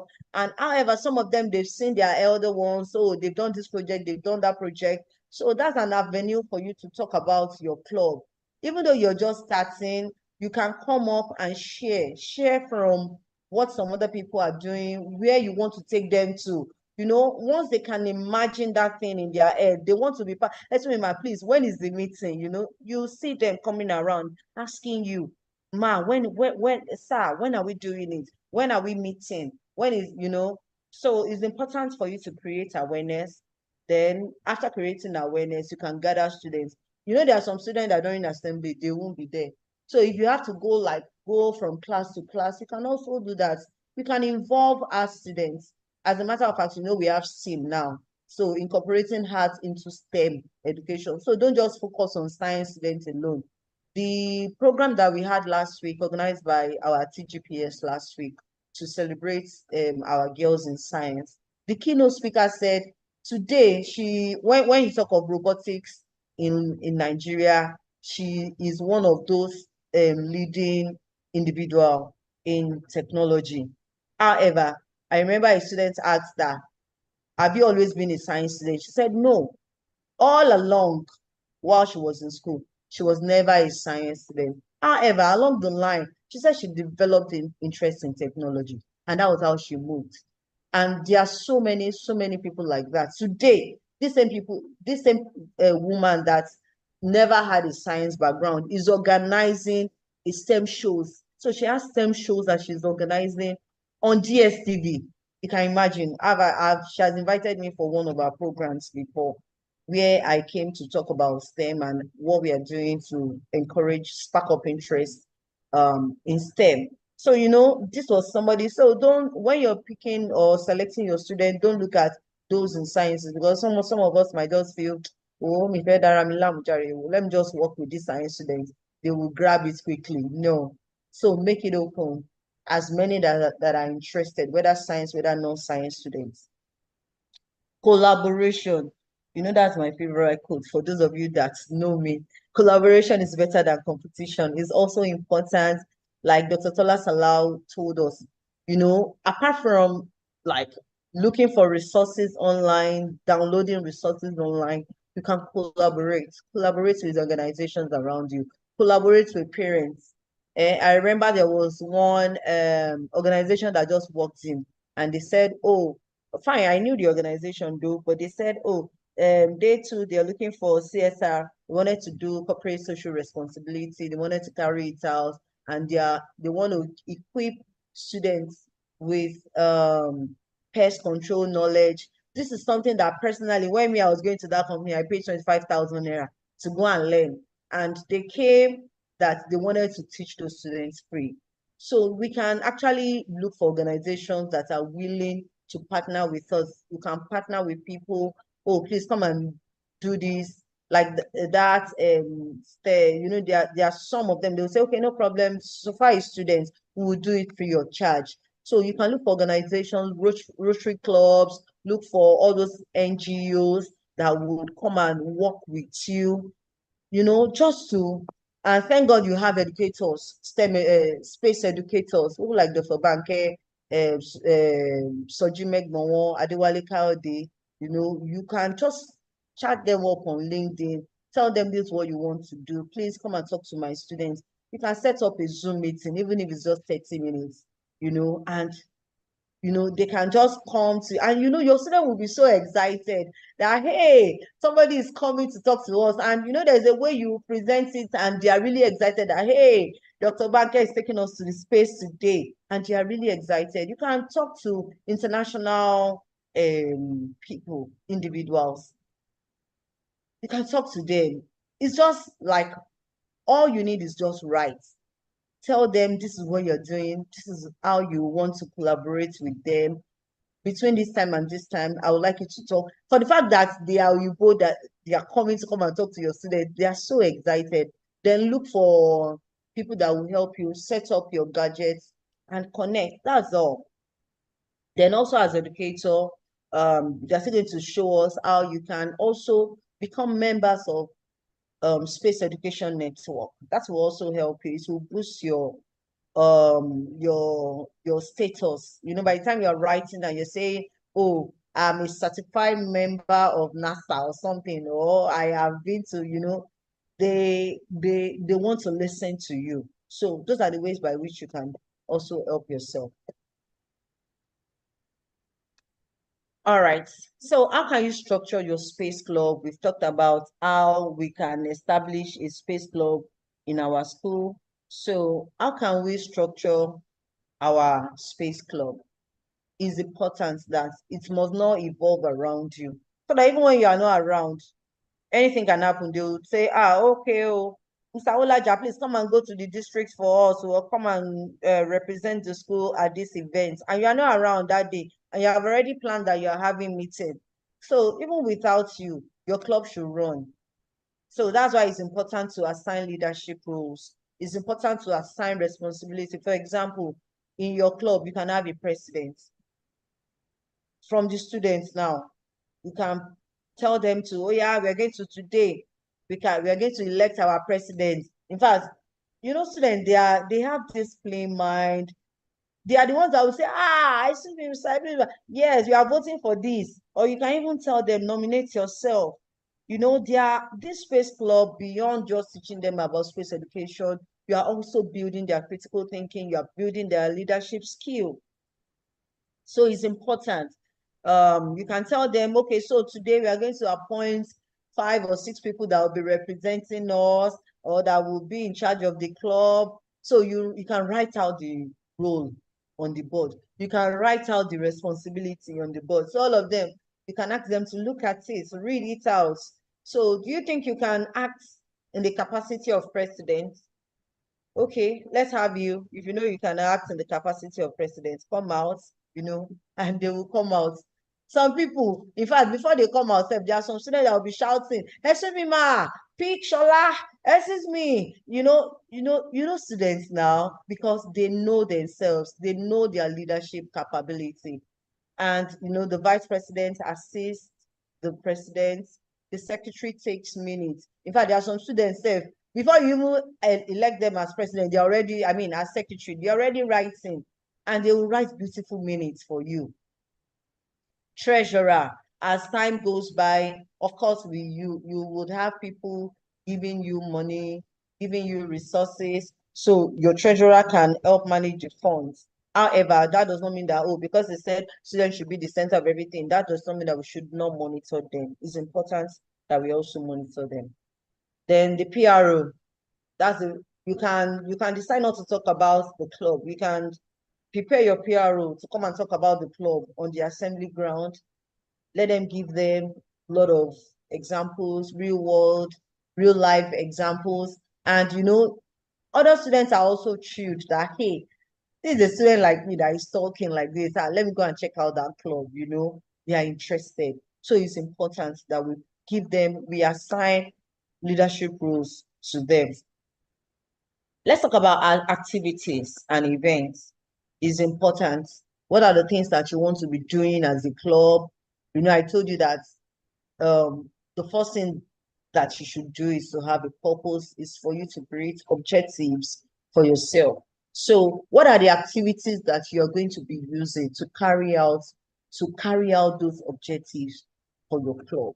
So if at the end of the day, the objective of the club or the vision of the club is that, oh, you want to, after 2 years of your student going through this club, you want to prepare them for opportunities, space opportunities by the time they are getting to SS3 or by the time they are leaving your school, whether junior school or senior school, So what are the activities that you're going to be doing? So that at the end of the day, you'll be pushing them towards achieving that goal that you have set for your club.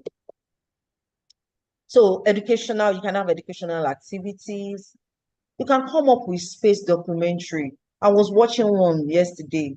Unfortunately, I couldn't download it. I thought I could download it, but I couldn't download it. I wanted us to watch it during this my presentation. Watching that alone, I am engrossed. I want more on space education. So you can actually go on YouTube, you can Google it, you can look for interesting space documentary that they can watch, that those students can watch. And by doing that, you're sparking up their imagination, you're sparking up their love for STEM and space education. You can bring in guests. I know some of us will say, hey, where will I see money? No. As a matter of fact, like I told us earlier, some of these experts, they don't even care about money. They just want people to know more about space education. They want to give. What they care more about is giving back. So it's important, even if it's just audio that they will listen to. Let's say, for example, you are in a school that there is no light. Let's say there's no light. Like that's the worst case scenario. There's no light. There's no projector. There's no money to for the generator to be able to power your gadgets. You can use your phone. You can get this rechargeable phone. I mean, rechargeable speaker, the small one. Bring it to the class. If you have to go and borrow it, you can borrow from for some of us that are from all our maybe our religious organization. We can borrow from there. It's just this passion that God rewards in us. Those sacrifices that we make, going extra mile for our students, that's what God rewards in us. So you can go extra mile, look for a school that can just borrow you. It's not every day that you'll be going there to borrow. So if your junior school has, you can go and borrow, and you're in senior school, please, let's just make use of this your microphone. You can put that microphone with your phone. Let them listen to the audio of the speaker. So I'm even saying that that's the worst case scenario. You don't have electric supply in your school. So you can do that. Just something to spice up that meeting so that it won't just be like talk all the time. You can print out materials. Like last week now, Dr. Banke came with some, in fact, I said I wanted to collect from her to give my own children. So, those things, those pictorial, it can go a long way to make those students to remain in science. As much as we feel we have lots of people studying science, I think I said it earlier on, it's just 25% in Nigeria that is studying science. Out of that 25%, so we don't, some of them, they still want to run away, like we said. So it's important that we come up with books. Some of us, we have library around us. We can go to those libraries. If you need to look up for ideas, people like Dr. Barker can put you through. Practical, hands-on projects. Like our program last week, they came with Mr. Adioshun and Dr. Banke, they came with these small papers, and they told them, we are dropping, let A face you, let this side face you. So how is it going? It's going anti-clockwise. How is it dropping? It's dropping clockwise. Those activities stick with those students. Despite the fact that I was busy when they were doing those activities. I was busy with so many other things, but I was looking at them. I was excited. I wish I could also engage in that activity. But for the fact that I saw them doing it, it sticks. Like part of it sticks to my head. So now imagine if I was actually involved in those activities 100%. There are some of it that you don't even have to spend so much. You can tell them, oh yeah, let's launch our rocket, and you get something like paper. They are doing those things already, but some of them are just doing it for the fun of it. They can construct their a sheet of paper into a rocket like whatever, and let them throw it into the space. You are launching your rocket. So everybody, are you ready? Let's launch our rocket. Let's do the countdown. 3, 2, 1, go. And they are shouting, they are screaming, they are excited.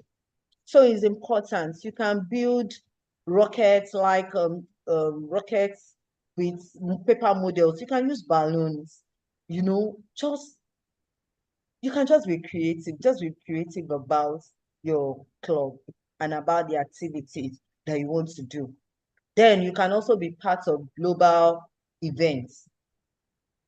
Like we in environment now, we celebrate World Environment Day, celebrate World Cleanup Day. So for space, if you're setting up your space club too, it's important that this world event, space event, event, is important that you're also part of it in your own little way. You don't have to spend so much. If it's just to do a short video of your student talking about space, talking about what is going on in the space, probably with astronauts, with this, with that, it will go a long way to those informations will not leave them.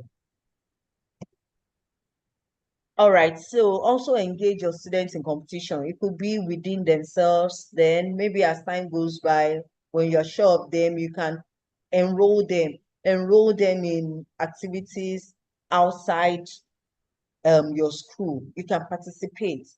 And like I told you, please, it's important whatever you're doing, wherever you want your students, especially if it is outside the school, outside, you want them to be part of a competition.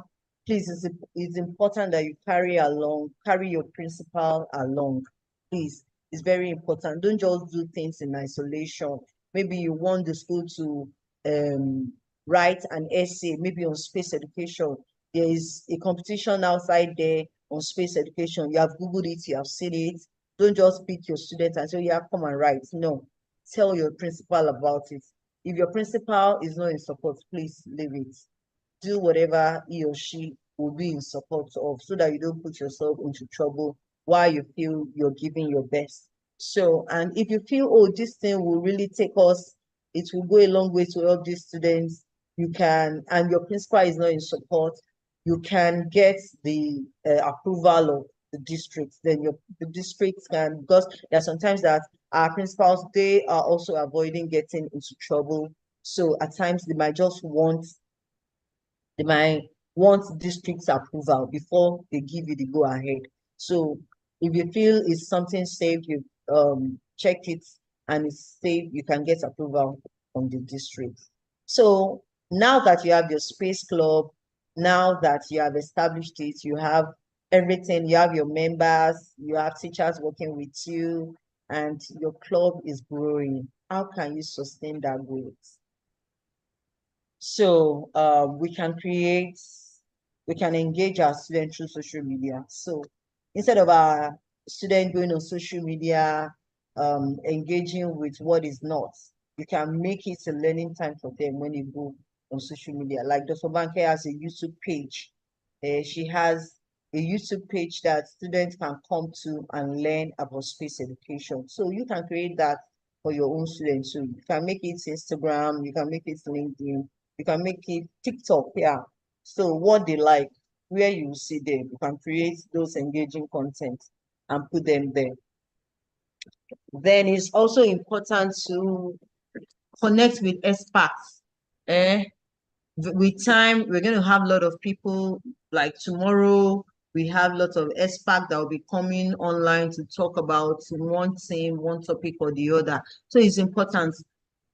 I think Dr. Salah also mentioned it. Yes. So get their contacts, mail them, write them. It's something that you do intentionally. Write them. I remember when how did Mr. Adewale Kayode, it was just a virtual program like this, and he contributed. And I read his comment and I said, this person is a very intelligent person. And intentionally, I private chatted him. I said, please, I like what you wrote. I don't know anything. And then he wrote about blended learning. I said, I don't know anything about blended learning. Please, can you put me through? And that was how we became virtual friends. With time, he told me about, people like Opefa can help you. People like Adeopo can help you. I said, please introduce me to them. So you can also network like that. You can be intentional with your networking that, this is the person that can help me with the development of my club or with space education. And like that, you're able to connect with them. You can network with them. You can partner with other schools. So it's not something that if you see that, this other educator, a friend of mine is doing well in another school, you can work together. So some of us might know Mrs. Ayeni in Bashakunwa. She's into EBC. I'm also into EBC. So if I have any idea, come. Let me share this idea with you. Have you done this in your school? Have you done that? No, we've not. Oh yeah, can you do it like this? And she will also share what she has too. This is what we are doing in our school. Do you have a compost pit? We've done this, we've done that. These were the challenges that we faced too. However, this was how we overcame it. So, she's also giving me heads up. I'm also giving her heads up. So it's important to help ourselves. Then encourage student-led projects. Seek sponsorship and grants. Look for agencies that can help you. Look for NGOs that are interested in what you are doing. Collaborate with NASA. They might not give you money, but they will give you resources. They will support you. Like Dr. Banke is doing a program now. You see all of them coming. There are some organizations that I'm telling you, they are looking for them to connect with them. They don't have that opportunity. So, but as educators, we have that opportunity. So please, it's important we collaborate with all these organizations. So are we set for lift up? Yeah, thank you so much. Thank you for listening. So I've said like 10 minutes to, I want to stop my presentation so that I can allow for question and we can just discuss what are the challenges that you feel you might have setting up a space club in your school. Do you even think these students will like it? Because some of us, we see challenges before we even start anything. That's my principal. She will not even support me. Don't let me even go into it. No. So fine, there will be challenges, but we will definitely overcome it. Once there is a will, there will definitely be a will. Thank you for having me.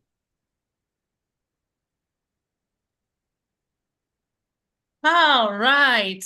That was a fantastic presentation. Thank you so much. Thank you so much. So, distinguished noble colleagues, please let's feel free to raise our hands to ask questions. Please, it's very important you ask questions. And why am I so passionate about this?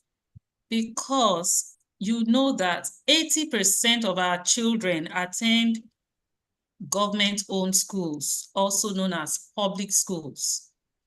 And we cannot just sit down and fold our hands and say, Kokomi, right?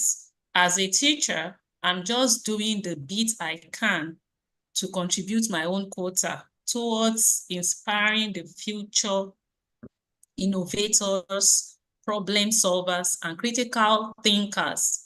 We must now start raising our students beyond passing WAEC.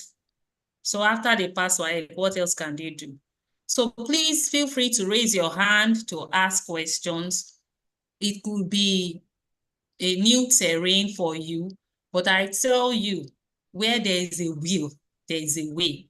Let's not start with giving excuses. If we give excuses, then we are not ready to do anything. We all live in this country. We all know that there are a lot of limitations here and there, but if we determine that we want to do things, we are Nigerians. That's why we are Nigerians. We are limitless. We have that willpower, no matter what. Yes, It's only somebody if is asking, yes. So there's a question that I saw in the chat box that how do we know what to tell the students when we ourselves are novice? As educators, we will always be ahead of our students. There's always something in you that your students do not know. So even when you feel, there are sometimes that you want to teach a topic and you feel so inadequate, like this topic, I don't even know it. I don't even know how to teach it. So fine, it's always good. It's okay to feel inadequate. Even when you feel you've been teaching that topic for so long, there are sometimes that you still get to some points you feel I feel inadequate teaching this topic. So what do? Do you run back? No, you face it. So you seek for help. That's why it's important, collaboration. You can ask people. There are sometimes that I've been teaching biology for more than 10 years. And up till now, I will still call my friends. Hello, Mr. Sheung Balogun. Please, I want to take this topic. Like about 2 weeks ago, I did a video on mitosis, cell division. I reached out to him. Please, I've done a video. Please just help me review it before I post it. And I sent it. He said, okay, it's fine. I should send it to him. I called another friend in Education District 2. And I have been teaching this topic for how many years now? God knows how much. I mean, like for more than 10 years. I still called another, I wanted to do male and female opinion. So I called another friend of mine in Education District 2, bank colleague Bemiga, please help me go through this, help me review this video. I've done this video. I said, wow, this is great. I will give you 95%. However, go and add importance. And both of them gave me the same feedback, And when I made the video, I was just looking at the faces. I wasn't looking at importance. But both of them gave me the same feedback. So it's important. You are not novice. No, you are not. You know something. You know, no matter how little you know. When you share it, you know better. When you keep giving, you become better. So, and I went back and I made it and I posted it and people started commenting and, that is it. So, but assuming I didn't reach out to them that please help me out, help me review this. And I feel I have the best. And by the time I post it, that would just be the limiting factor. Go back. And at the end, I'm sorry. At the end of the day, people will now be reaching out that, excuse me, you didn't talk about importance. So by that time, it would be so embarrassing, pulling down the video, doing another one. No. So it's important for you to collaborate, work with people around you. I don't know this, help me. Don't keep quiet. What are you doing? How can I do it better? What can I do? Ask questions. Use AI too. AI too is my assistant. There's nothing like practically anything I want to do that I don't say. Somebody was saying, oh, it's making us to become lazy. No, it's making us to become smarter. I see it like that. So, because it gives you a lot of ideas.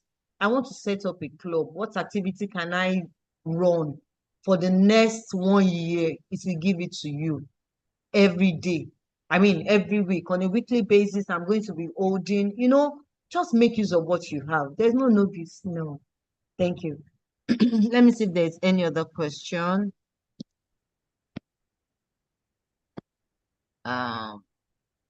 Please, if you are in the class right now, you are able to come into the Zoom class. The whole meeting was supposed teachers were to join via the YouTube live stream.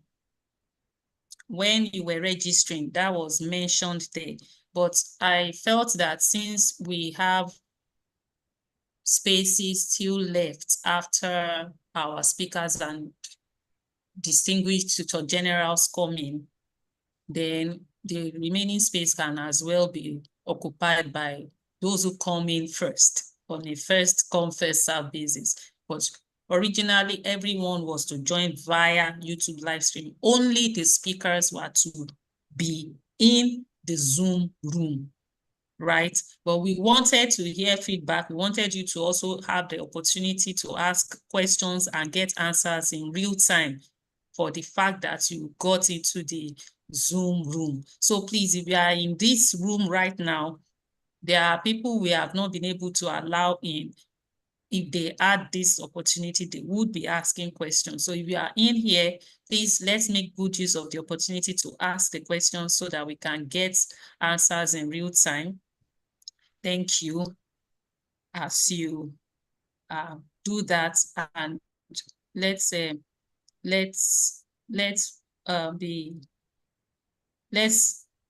ask the questions in good time so that we will be able to respond within the limited time. All right, thank you. So I'm still waiting. Let me stop sharing my slide.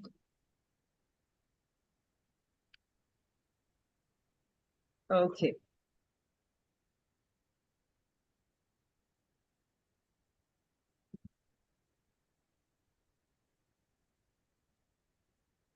Okay, I still have like a few more minutes. Any other question?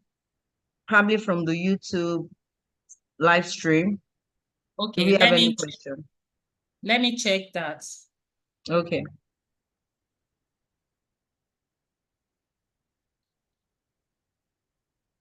Checking.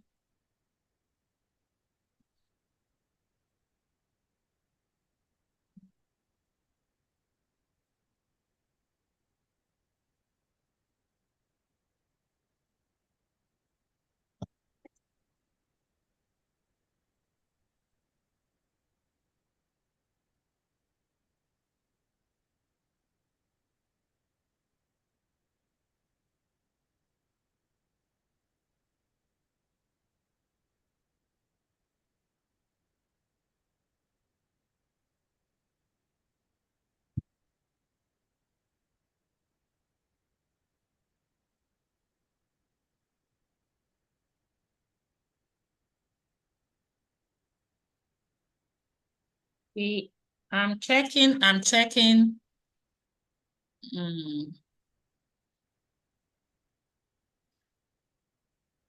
checking to see if there's any.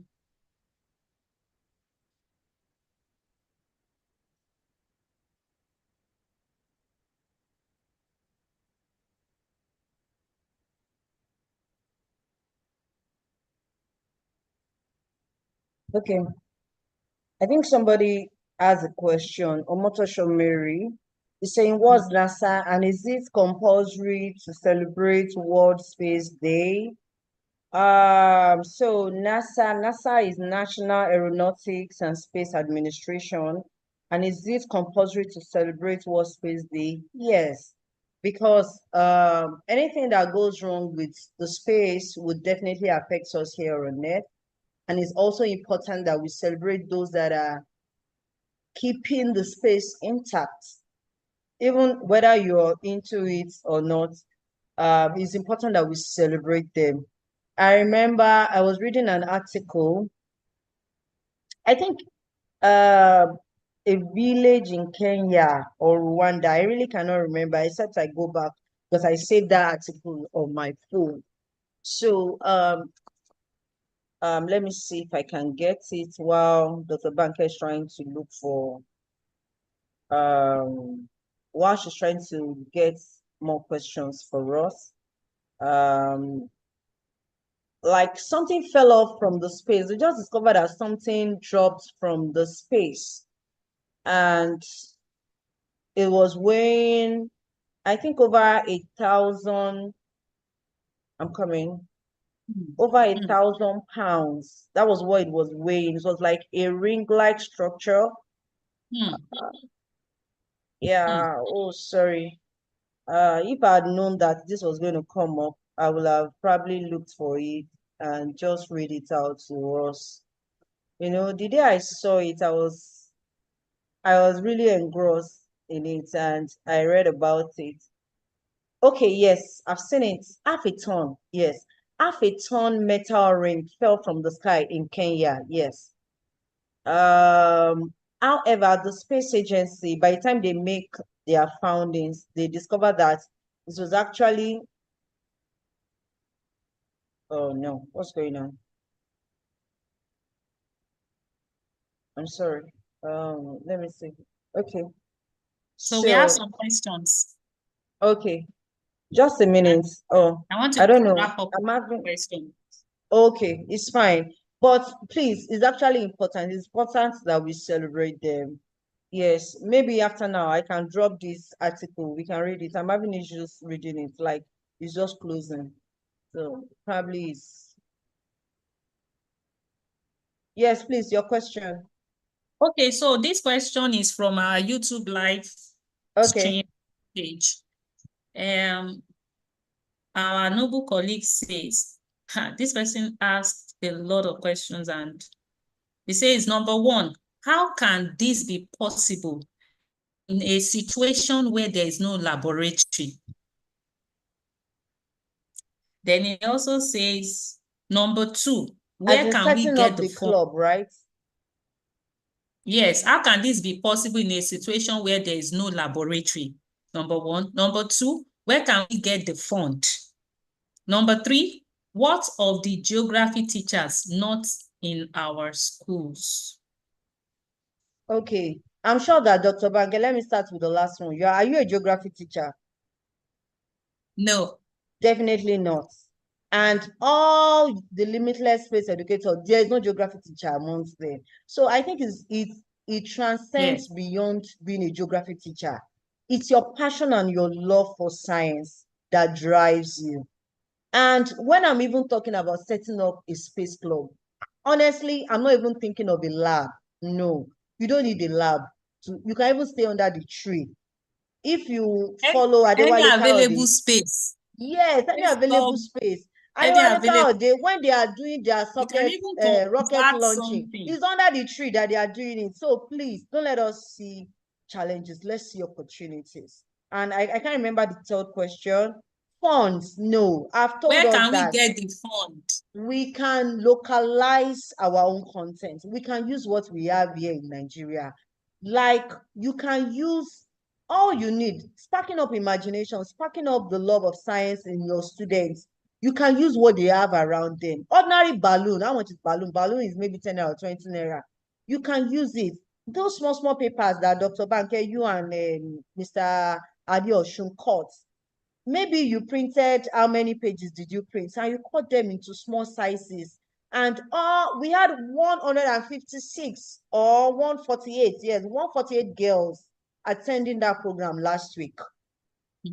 And they all participated in that activity. So when you're talking of activity or running a club, I'm telling you, you don't need funds. You can look inward. At the end of the day, what you might be spending might not be more than 1,000 or 2,000.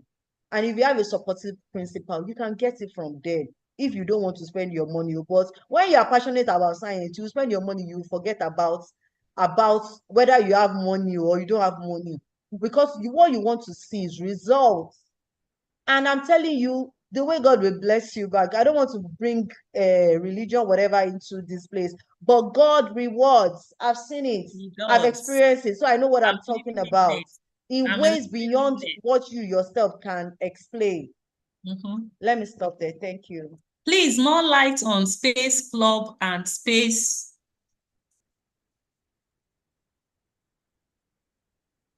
Sorry. Please, more light on Space Club and Space Education as regards the time to run. Is it during co-curricular date? Yes, I think Yes, that's just the best. Yes, that's the best. However, you might not be meeting like every week because every other clubs too, they want to use that time. So it's important that's why you should liaise with the school authority so that they can give you a slot. And by the time they are drawing the calendar for the session, you're already there. They've added you. They're okay. Oh, this time I don't want to be talking, because this one is online. So if not, I will have shared so many personal experiences, but for whatever sake, information at times has to be classified. So I can't just, if it's on site and we are seeing ourselves, and I can talk about some things, but this online, I can't discuss some things. But I'm telling you, it's actually possible. You can work with that co-curricular time, and before you know it, anything like this is your club that they will be calling. And somebody is asking, what are the key concepts of space science that students should understand? So, like I think I shared earlier, how can space affect us? There are some astronauts that are going into the space. How is space? How is gravity? How is it affecting them? I remember the video that I said I wanted to play, that unfortunately I couldn't download. They were talking about they were showing us like the life of astronauts outside the Earth in the space. How do they eat? How do they go to toilets? How are they able to do so many other activity? Because they float in the space. Because of that, it affects their muscles. Don't worry, you're still going to learn more in this program. You will learn more. So I don't want to, but I just want to answer this person's question. So how is their digestive system being affected while they are in this space? You can bring in physics into space education. Sorry, I didn't get that. I want to get that last sentence, please. Okay, that how is their digestive system affected in space? No, I'm just talking. Somebody, I'm reacting to a question that what are the key concepts that space science, of space science that students should understand? So there are a lot of concepts depending on the subject. You can bring in your own subjects. You can integrate biology. For example, I teach biology. So there are a lot of concepts that I can integrate into space science from the angle of biology. How are astronauts in the space? How are they able to easily digest their food? Some of them, they experience their muscles, because they are floating in the space. Their muscles are not really active. It can cause their muscles to collapse, to be paralyzed. So what do they do to keep their muscles working? They have to work out, like I think every 2 hours every day. They have to work out, and when they are doing the workouts, those are the things that you can play for them that will make them excited rather. So I was watching the video of an astronaut working out. They had to chain that astronaut to a particular place. If they don't do that, gravity is going to start floating, and that astronauts might not really be able to carry out the exercise. So they had to lock her up in just one particular position so that she can carry out that exercise to keep her muscles and all the cells in her body active. So there are lots. It depends on the angle that you want to come from. If you want to bring in physics concepts, you can come from that angle. I don't really know much about physics, so I will have used physics to explain. If you want to talk about chemistry, you can bring in concepts from the chemistry angle. There are lots.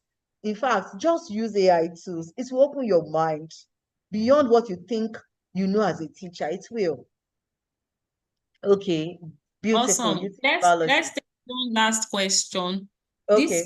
This says there are a lot of questions here. I would compile them and we will address them and send those responses to the WhatsApp platform. So Okay. everybody learns from it. But this is the last question we can take. How can I engage my students using this space of a thing to enhance critical thinking? How can I engage my students using this space of a thing to enhance critical thinking? Everything about STEM education, space education, involves critical thinking. I remember that last week when we were carrying out that activity, Dr. Banker, you were asking those students, how, if you drop this, will it go clockwise or anti-clockwise? You know, you're already sparking up something within them. You're making them to think, not just think, but also think out of the box. You know, some of them, if not because of time limits that day, if you give them time, they will still come up with something else beyond what you have taught them. So that's what students can do for you. You can give them projects. You can tell them, okay, go and think about how we can. There are lots of ways. It depends on your students. You need to understand your students. You need to understand what's the purpose. What do you want to achieve in those students? So those are the things that will help to form or inform the activities of the club. So it's also important. So there are lots of, you can come up, you can say, okay, let's do a project, let's look for a video, let's do this. You can play that video and tell them to discuss it. Let's discuss it. What do you think has happened here? What do you think this person should have done? What, you know, like that. So there are lots of ways by which you can spark up their critical thinking. It depends on the purpose, the objective of the club, what you want to achieve. That would guide you with the activities that you want to come up. So if it's critical thinking that you feel, oh, you want to use this space of education to develop their critical thinking, that means every activity that you are going to be doing in that club must be towards developing their critical thinking. And I've given you one example. AI tool, use your AI tool. Just tell AI tool, give me 10 activities that I can use in my space club to develop the critical thinking of my students. It's as simple as that. And it will give you, if you want more than 10, it will give you that. So pick the one that you want and move on. You look like a superstar. Thank you. Thank you for having me. Awesome. Thank you so much, Mrs. Adeola Akinshulure. I appreciate you greatly. You are a dear sister. Every time I call you, I don't know if I would ever be able to pay you. Like, if I were to value the service rendered, and I can't pay you. But you know, my Heavenly Father, He will bless you immeasurably. Amen. In the name of Jesus. Thank you so much. Thank you for having me. Yes. So now we are going to move on to watch a video on how to integrate space science as an English teacher. I believe that some of you are subject teachers. So there's a quick video I want to share with you that will give you ideas, right? Ideas. We will still come back to take more questions, but this, if you are an English teacher, even if you are not teaching English, this video will work for you. So please keep dropping your questions. We'll still come back to more questions. These are thought-provoking questions. Another thing I could quickly add on how to promote critical thinking, just give them a problem. For example, I would just tell my students to go and create, think about how to generate fuel from plastics, right?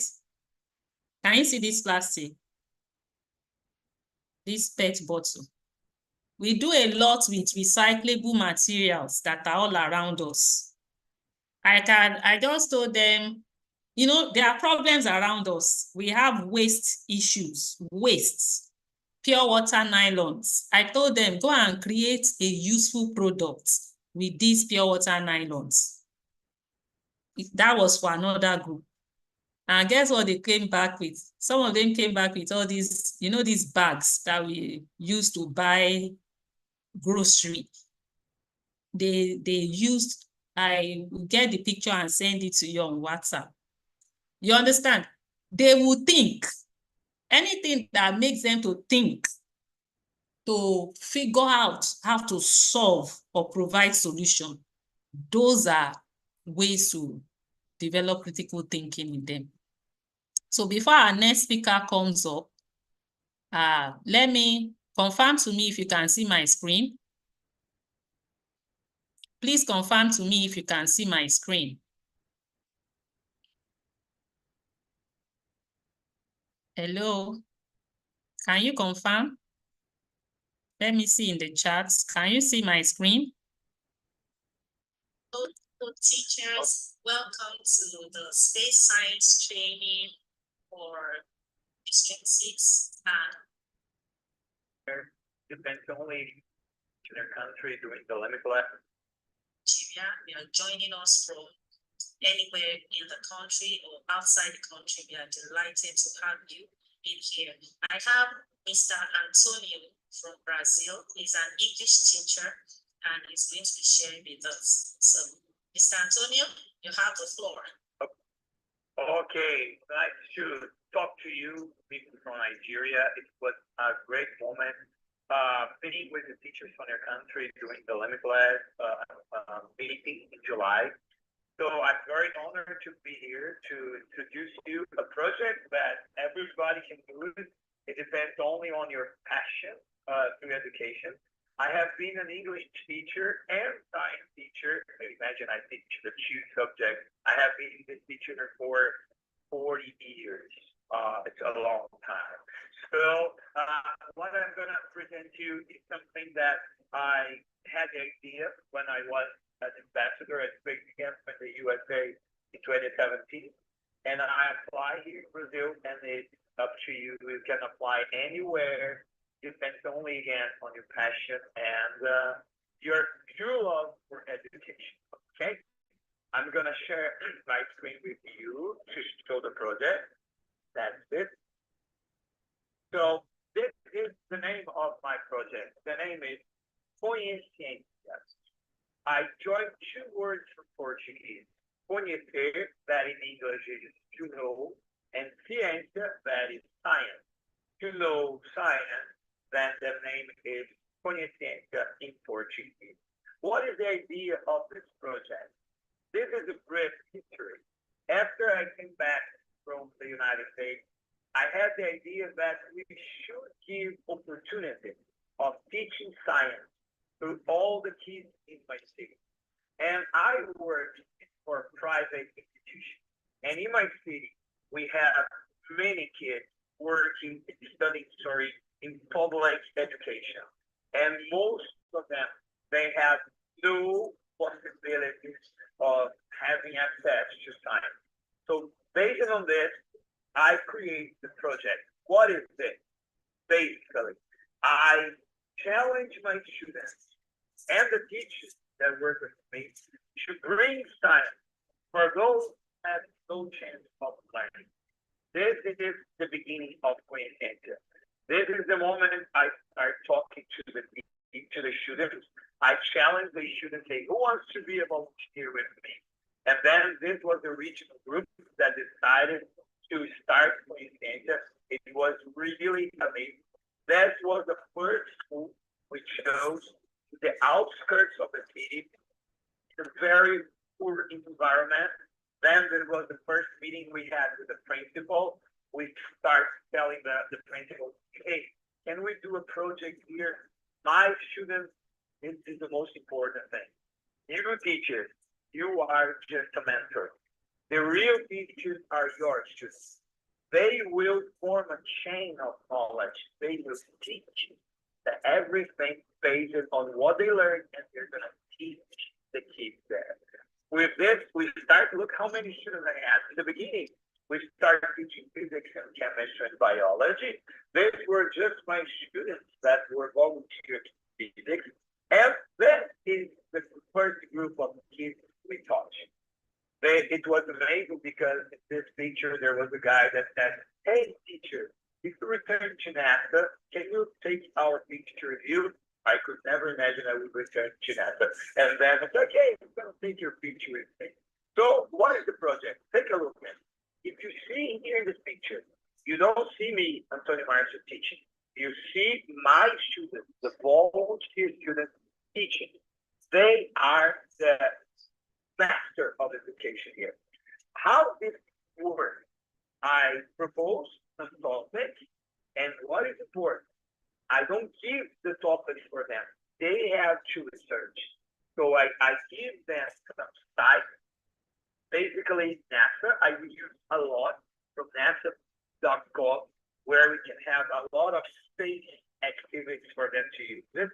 My students, they have to learn and prepare to teach the kids, the poor kids. They have to teach activities. So as you can see, all this, they are the teachers. With this, we transform in activity number 1, the hands-on. These students in yellow t-shirt are the public we teach. As you can see, everything is so practical. Our students learn, they get the idea, they share the idea, they're the mentors. Like this, analyze this picture. Everything is hands-on. They teach the kids, and this was transformed in a very big science fair. Those are the topics there in Portuguese. I'm sorry, but we taught life, friction, optics, velocity, gravity, thermology, volcanoes, nutrition, all of the things that the kids 10 years old, 9 years old would learn, but they learned hands-on. And this was transformed in a very nice science fair. These are my mentors. They dress like scientists. This gives them, you can imagine how this gives power to the kids. They know that they are changing the society. And then they, with a group of students in yellow that they taught, were 41 volunteer students the first year and 25 students helping. As you can see, look, everything hands-on. Then in 2019, we adopted 2 schools. We were very happy, so let's adopt 2 schools. Let's adopt 1 school. It's me dressed like an astronaut because as we dress like an astronaut, we can give inspiration for the kids. And the second school, Teodomiro, where we taught. Again, this was transformed again in a class. My students teaching them, transform again in the science fair. Look, the number of volunteers increased, the number of students learning increased. This was really amazing. More pictures of the fair. It was really great. Then 2020, we were very prepared for more challenges. Let's adopt more schools. More schools were ready. We would help 150 students. We would teach 150 students. Look at my number of volunteers. And another thing, the students are volunteers. They have no grade. They don't receive presents or absence. They go their heart. They use the Friday to teach. But we were not expecting this. And this came and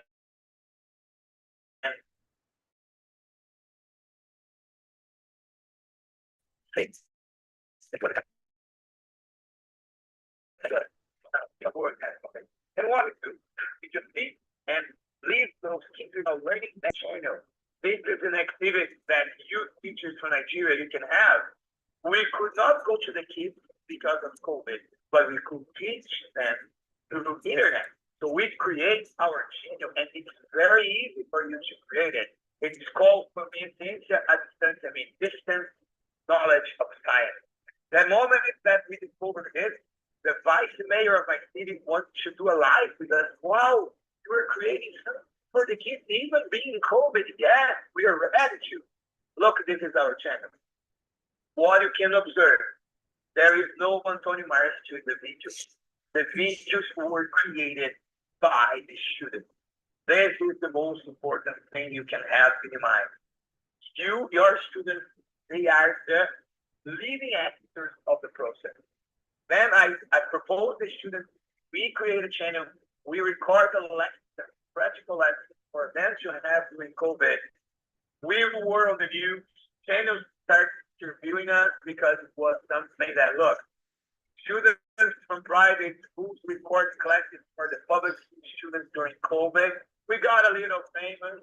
We were in 2 channels on television. And this is an example of a lesson created by a student. Then there is the students talk about very peaceful. Look how much you produce it. We produced it in 2 months, 8 classes, 27 classes of science, 12 of math, 17 of history, 12 of geography, and 12 classes English. Who are the teachers? I think students. Students teach students. This is the real process. Then during the COVID, this is a lesson 2 for you.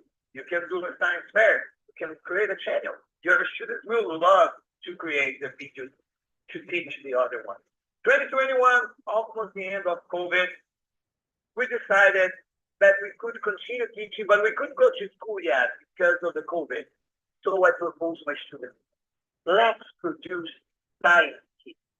Why science?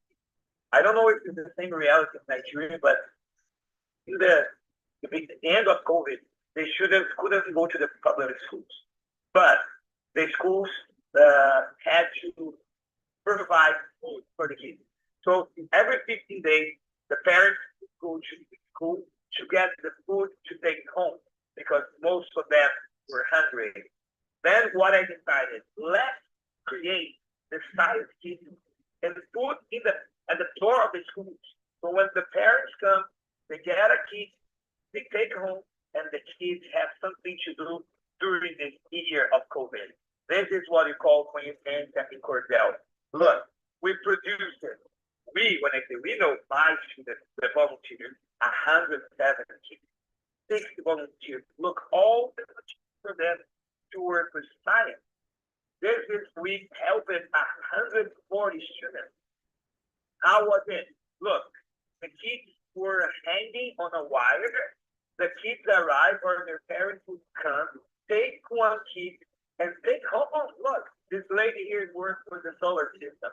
So they had a lesson. They shouldn't create a lesson plan. They gave the materials, so they had something to do at the end of COVID. This was activity number 3 for you. You want to make kids?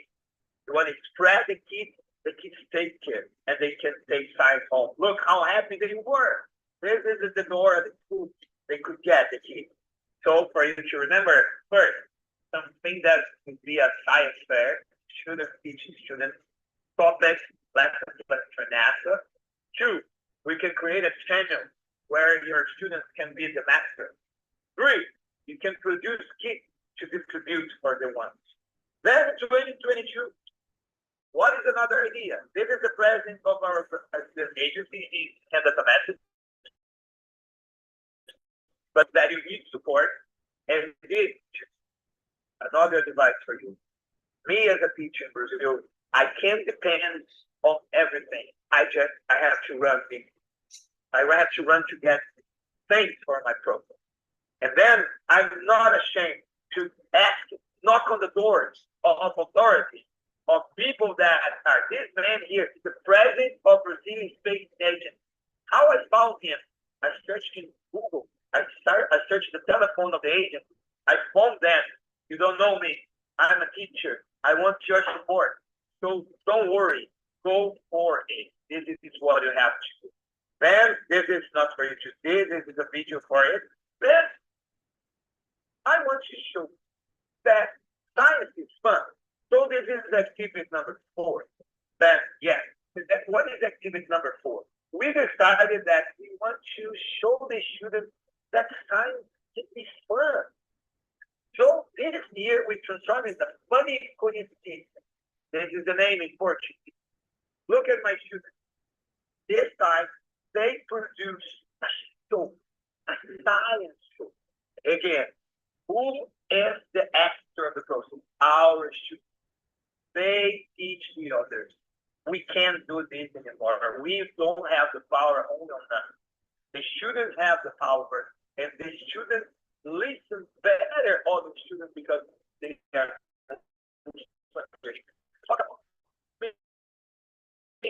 we started teaching science in a very funny way. Look, my volunteers again in 2022. Take a look at how to get electricity from the potatoes, how to make a kind of pH reaction, how to talk about magnetism. Everything funny. The students made a great show. This is some pictures of the moment we used to go to the schools. So activity 4, you can make one project of transform science in a fun moment for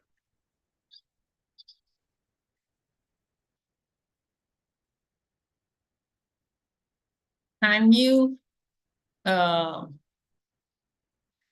hello? Can anyone hear me? Can anyone hear me?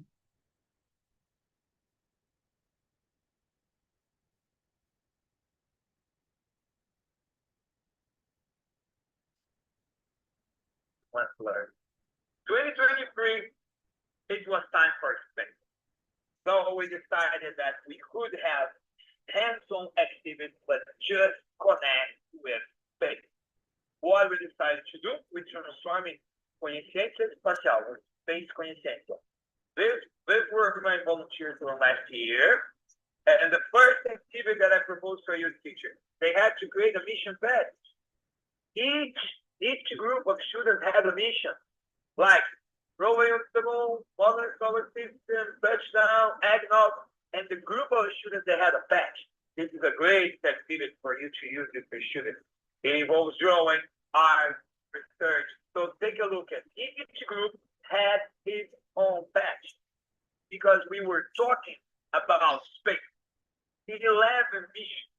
How was it? I don't know if you could see this video, but it's very simple.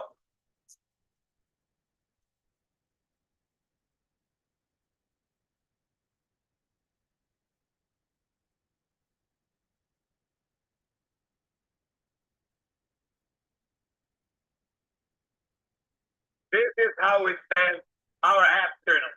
Teacher, student, teaching the other kids.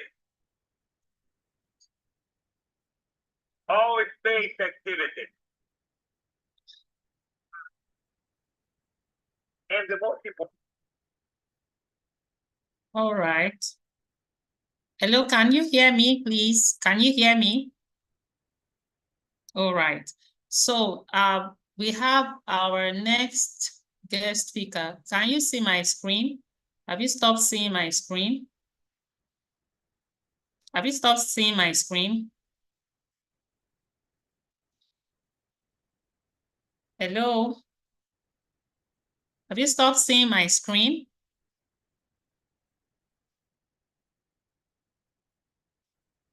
Hello? Can you?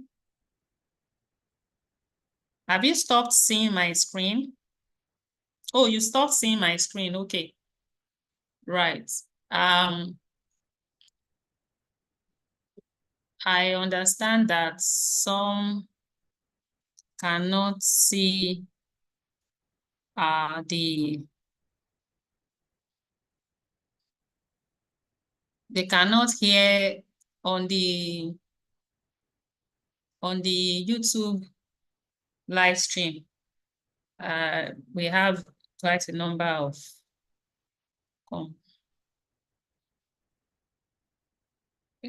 people are saying that the audio quality is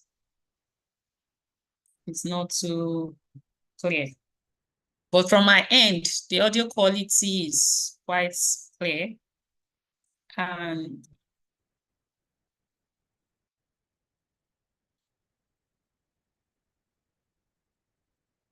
And we'll pause that and take our next speaker. Mrs. Casey Hines we've already sent her. We've already sent her picture. You all saw Mrs. Casey Hines. Mrs. Casey Hines is the executive director of the Limitless Space Institute, right? And she is here to speak with us. She's one of the people I collaborate with. I basically have to reach out to a number of educators. She herself was an educator for over 20 years, right? And we met during my trip.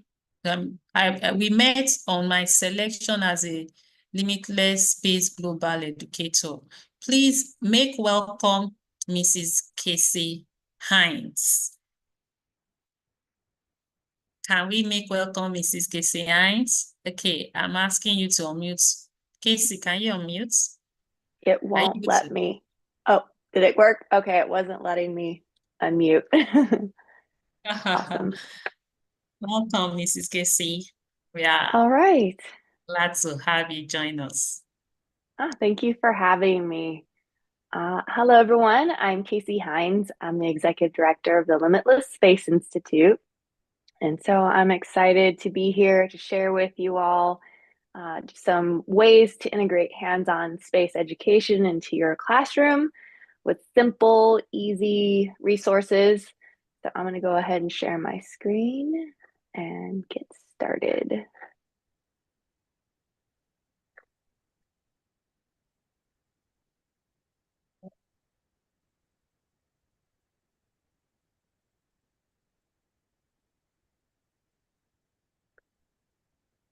Okay.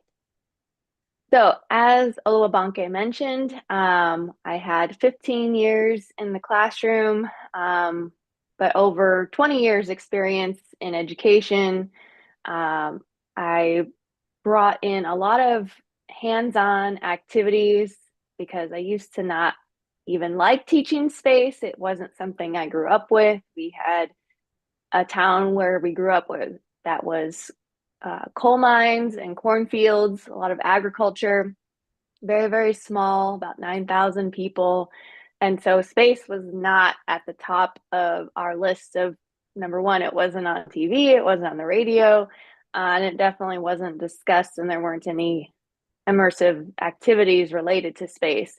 So I didn't grow up with it. And then when it came time to actually have to teach about it in my science classes in middle school, the students had so many questions because space invokes this curiosity and wonder because everyone has access to the night sky.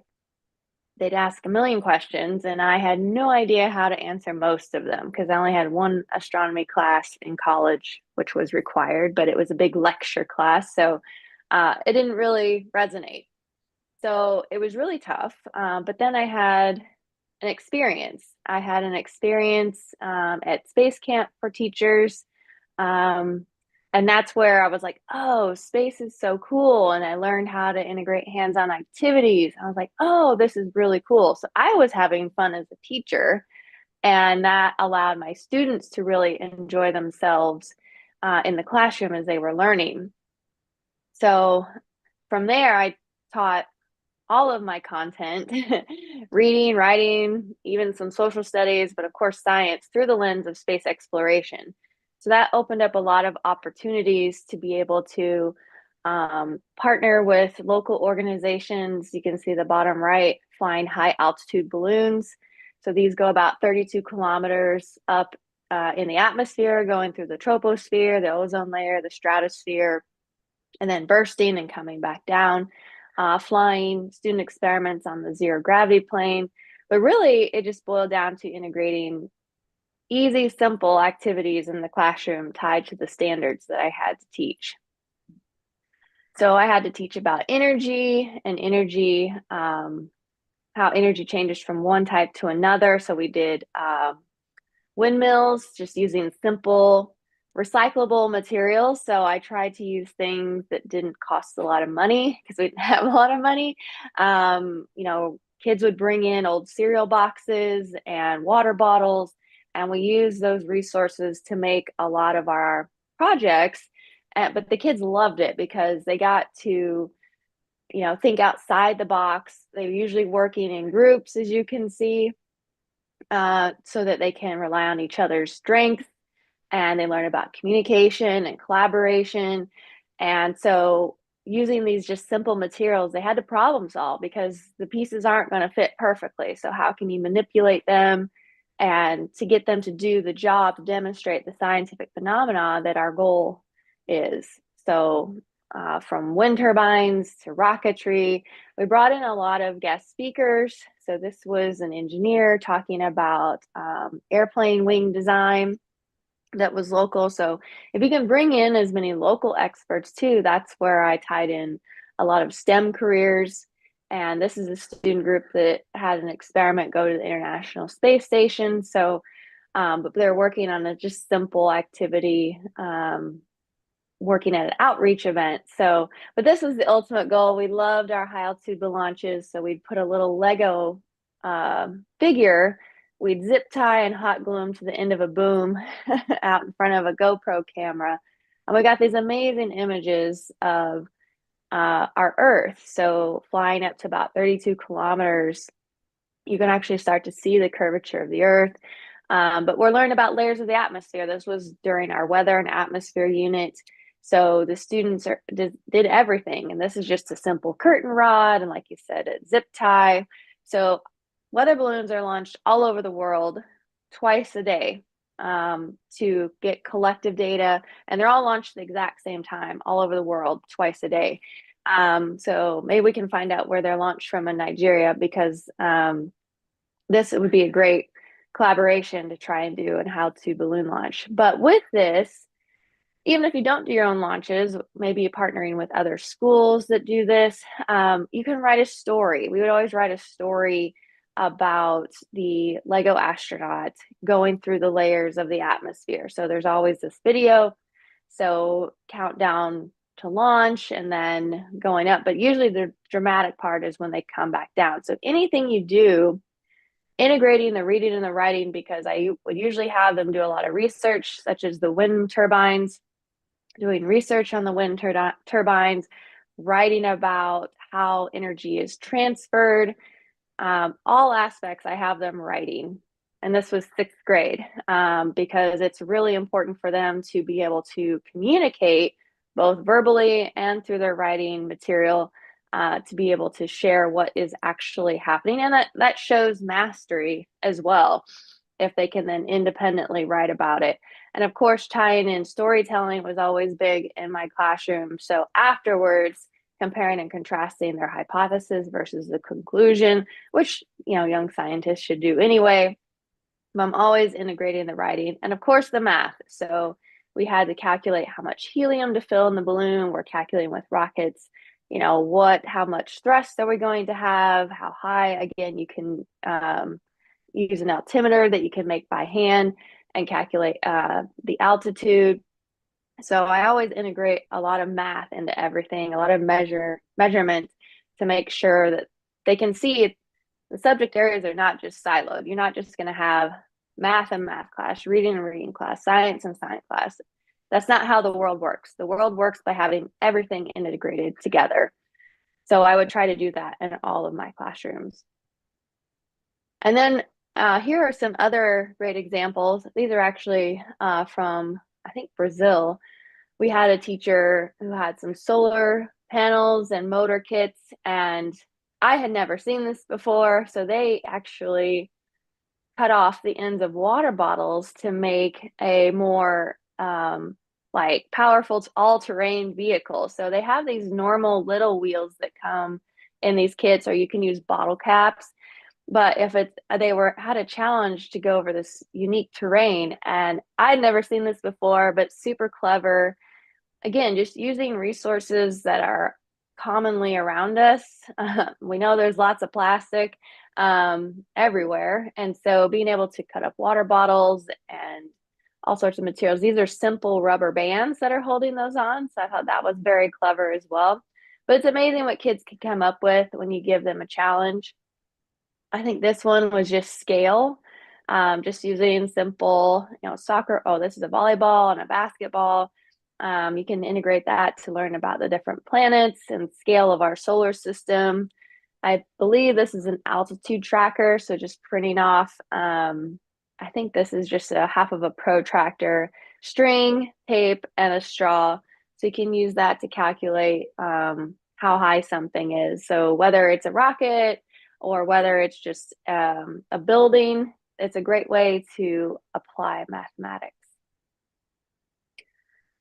So other simple materials, so we get into Mars rovers. We've had a lunar rover on the moon. I think there were 3, I'll have to go back, have to fact check me, 3 or 4 rovers that went to the moon that the astronauts drove around up there. We have 2 active rovers on Mars, which is really exciting, and formerly a helicopter, so that's pretty cool. So there's activities around those concepts. This is a mousetrap car. So just using old CDs, bottle caps, just a scrap piece of wood, and a mousetrap, which when you flip it, it pulls the string and creates that movement in the back part of the wheels and causes it to go. Another simple one, this is just made out of cardboard, just simple wheels, straws for your axles. We have a chemistry activity with one of our limitless educators, which is pretty cool. And then here's a balloon rocket activity. So just using simple materials. So if you have a standard in your class and you want to build a challenge around it, it's that simple. And then just bringing in materials and say, okay, let's find a solution. You have the planning phase, the execution phase, and the reporting phase. And again, integrating research components at the beginning, writing about it, making predictions. You have the execution phase where they're collecting data, recording all that, writing reflections about what happened, what worked, what didn't work. And then reporting out is having them take all that information, creating summaries and presentations to share what they've learned, best practices, what worked, what didn't with their classmates. Is really good skill set, especially with presentations, speaking in front of audiences, is a great skill for them to apply in the classroom as well. Another very simple hands-on activity that we did, actually when we visited Nigeria, we were in Lagos, was straw rockets. So this is simple, learning about Newton's laws, action and reaction. How does a rocket work? When they light the engines, the thrust pushes down, which the reaction is the rocket goes up. So this can be very easily demonstrated, just taking scrap piece of paper, rolling it around a straw or a pencil. If you don't have a straw, just roll another piece of paper. That can become your straw. And then having the students, it's always fun to do the 3, 2, 1 launch, and then students seeing how far their rockets can go. Another extension of this activity is by putting it inside of a plastic bottle and then using, again, your straw rocket, adding that to the top. And then instead of having to use your own lungs for propellant, you can just use the water bottle, squeeze it, and it projects and launches the straw rocket. So, but what's another cool application, it's not in this video. I thought I had a video, but I couldn't find it in time. But adding a paper or a plastic protractor to this. So if you're studying angles, you can adjust the straw at different angles and have the students see if the angle of the launch impacts how far it goes. So, have them hypothesize what will happen, have them collect data. So after each launch, have them measure how far it goes, record all that, find their findings, have them write about their findings, write summaries, and then talk about, what worked and what didn't. You can also, a variable you could add is number of bins, the amount of mass. So very simple activity with simple materials. Protractors can be, printed off. So that keeps it very low cost, very easy to do. And students love it, of course. So as long as they're not shooting each other in the eye, then it's makes for a really good activity. So I'm actually doing this with a bunch of Girl Scouts this Saturday. So I'm very excited about that. So we'll watch it one more time, add the straw cut. You can see the fins. You can do 3 fins, 4 fins. So that's a fun variable. Very cool, because they can't get out of breath. Let's be real. If they're just using their lungs as propellant. Okay, another application in space is that on the International Space Station, they have these things called glove boxes. So this is where a lot of the science is conducted in space. And this is to protect the astronauts. Sometimes they work with somewhat dangerous materials, or it needs to be kept super, super clean. And we definitely, because things float in space, we don't want them to float away. So a glove box is where, as you can see here, it says life sciences glove box. This is where life science investigations are taking place in a microgravity environment. So it's kind of hard to tell, but this astronaut is floating. Her hair is pulled back, so you can't really see. But what's unique about glove boxes is that they are self-contained, but you can see that the gloves are attached to the glove box, and she just slides her hands in those gloves, which allow her to manipulate the contents and conduct the experiment safely inside that glove box. Now, what we did with my 6th graders is something very similar to mimic that and make the students feel like they were in space or astronauts and they had this mission. Is we just got cardboard boxes, very simple. These were printer paper boxes, and we just used cups. We cut the top end of just a plastic cup and duct taped it to the box, and then we duct taped these just cleaning gloves, rubber cleaning gloves, to the ends of those cups as we push them through the cardboard. So then we tried to make it seem like an actual glove box, and that's where they were going to conduct the science. So it just added a level of uniqueness. The students were super engaged. They wanted to be these astronauts conducting this experiment. They were actually testing the absorbency of different fabrics and materials. So they did, you can see there's a syringe in there. So they were squirting a certain milliliter amount on each to see which one absorbed it, so that they would find the mass before and after. So this is actually something we flew on the 0G plane, but they loved it. They were super engaged. Everyone got to have a turn. And these, again, are super materials, but they're exactly what is taking place in space. So it has that real world connection. So those are called glove boxes. Another one that's really fun, if you have just a lot of plastic sheeting type of material, is you can create a habitat. So there are analog habitats where astronauts, or people that want to be astronauts, or they call them analog astronauts, they go into a habitat here on Earth. This one is actually 3D printed. This was a year-long Mars mission at NASA Johnson Space Center. And this is the Human Experimental Research Analog, HERA, also at Johnson Space Center. So these folks get locked up in these locations. Again, the Mars one was for a year. These are 45 days. And this is where they conduct experiments. And really, they're just studying. They're basically doing this one's a mock mission to an asteroid. Like I said, this one was on Mars. So they have all of their mission planned out daily, and they have to do experiments and activities and things like that. So how can we integrate this into the classroom? Well, we had the teachers, so we designed an activity in Houston where the teachers, these are beekeeper suits actually, so used to maintain beehives, but they make great astronaut suits as well. And these are just, simple booties that you can get for to keep your house clean or at the hospital. So all of these simple gloves but make it feel like it's a real mission.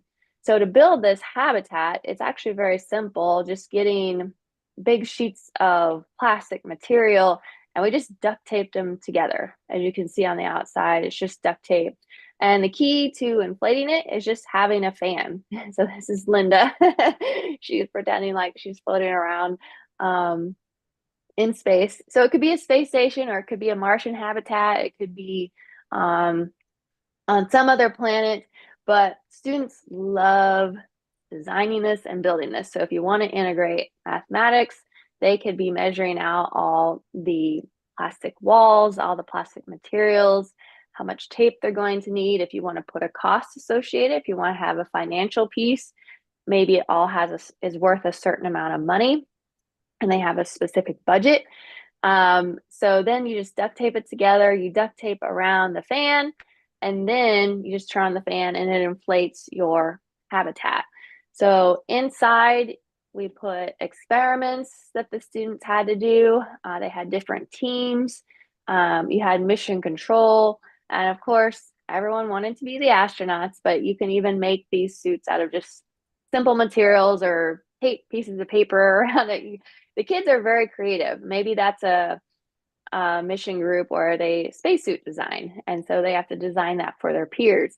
So you can take this as far as you want. Again, very simple, easy to do, a lot of fun. And the kids, they'll always remember these experiences. Just like, space camp changed my life and put me on this pathway to where I am today.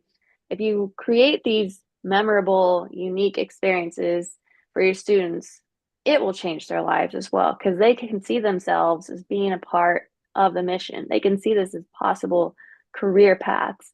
And space is expanding. Space is way more accessible than it was, even 20 years ago. So there's a lot of private companies now. You have a lot more countries sending rockets to space, experiments to space. So it's an incredible time to be alive because there is so much more access. And I think it's really going to keep growing and expanding, which is very, very exciting for students all over the world, including Nigeria. So again, unique, meaningful experiences. Yes, they're a little more work for the teacher, but as I mentioned before, I got so excited. It kept my excitement and creativity as a teacher going. And I absolutely love the challenge of building a challenge for my students. So, and I knew the impact it would make on them. So it never felt like a job. It just felt like, okay, here's a challenge, but it's really exciting. I know the impact that's going to have on my students. So I never hesitated at all to bring this to the classrooms. And I think this is the last one I'm highlighting for today, but talking about the International Space Station, it is been up there for 25 years with people living and working and conducting amazing science in microgravity. They're flying overhead. They orbit the Earth 16 times a day. They're traveling so fast. And it's 17,500 miles per hour, but I forget what it is in kilometers. But as we learn about the different modules, how they have to have life support, water filtration, carbon dioxide scrubbing, just, of course, they love to talk about the potty on the space station. How do they take care of themselves, those basic needs, and learn about all the different life support systems to keep people alive, because space is so hard and so challenging and so dangerous. So as we learn about that, the students can design their own space stations, which is simple. Again, materials you can find around their homes or at the school, just collect them over time and have them build their own space station, and then have them write out where the different components, where is their sleeping areas, where is the galley, where they're going to eat every day, where they're going to conduct their experiments every day, where are they going to exercise, because that's a key component as well. So having them design it themselves, and then you can see this one's labeled the different parts and it writes out what they are, and then having them write a summary and presenting their space station, you'll see the creativity and also the thought process and why they designed them the way that they did, because they may have some really cool ideas and unique solutions that maybe us as adults never thought of before. So again, very simple, easy to do in the classroom. Oh yeah, and the last thing is bringing in the arts, having students make songs. I loved having them draw mission patches because that brings the group together as a team to talk about everyone's skill sets and what's the meaning behind their group and their mission. And these are two that got actually submitted to an international art and poetry contest, which were phenomenal from Nigeria. So that's really cool to see. But, having those students that are in those different or have those different skill sets, space is a great way to bring them all to the table, whether they're really good at math or really good at art. There's always different ways to have them be a part of the mission.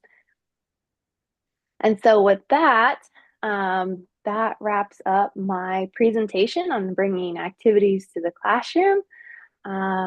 I don't know if there's time for questions or if that's it, but thank you so much. Oh, thank you so much, Casey. We appreciate you. That was a fantastic presentation. And the teachers will have some questions to ask. So you want to take some time to answer some questions, right? Yeah. So I'm going to the chat box to check the questions. If you have questions, you can raise your hand, and then I'm checking the chat right now. I believe you heard what she said. I hope she was not too fast. Oh, yeah, sorry. Sometimes I do talk fast. I forget. Yes. Okay, so someone was asking that what is the role of financial accounting in this space science thing? Yes. So a lot of the engineering challenges or activities that I design or implement with students is having a financial piece to it. Maybe the different materials, like the straws, are worth a certain amount of money, the paper's worth a certain amount of money, and so on. And I give them a budget. Let's say it's, $500,000 Naira or something. And then everything has a cost to it. So as a group, they work to say, okay, where should we spend our money? What's the most value? Where can we have the most savings? So it's just a good real world application of budgeting, just based on, what you're going to get. It's an important skill set to have in life anyway, but having them work as a group and communicate about making good financial decisions is really important. And that's really easy to do. And the kids get really into it as well. You hear a lot of good debates on what they should spend their money on. All right, thank you.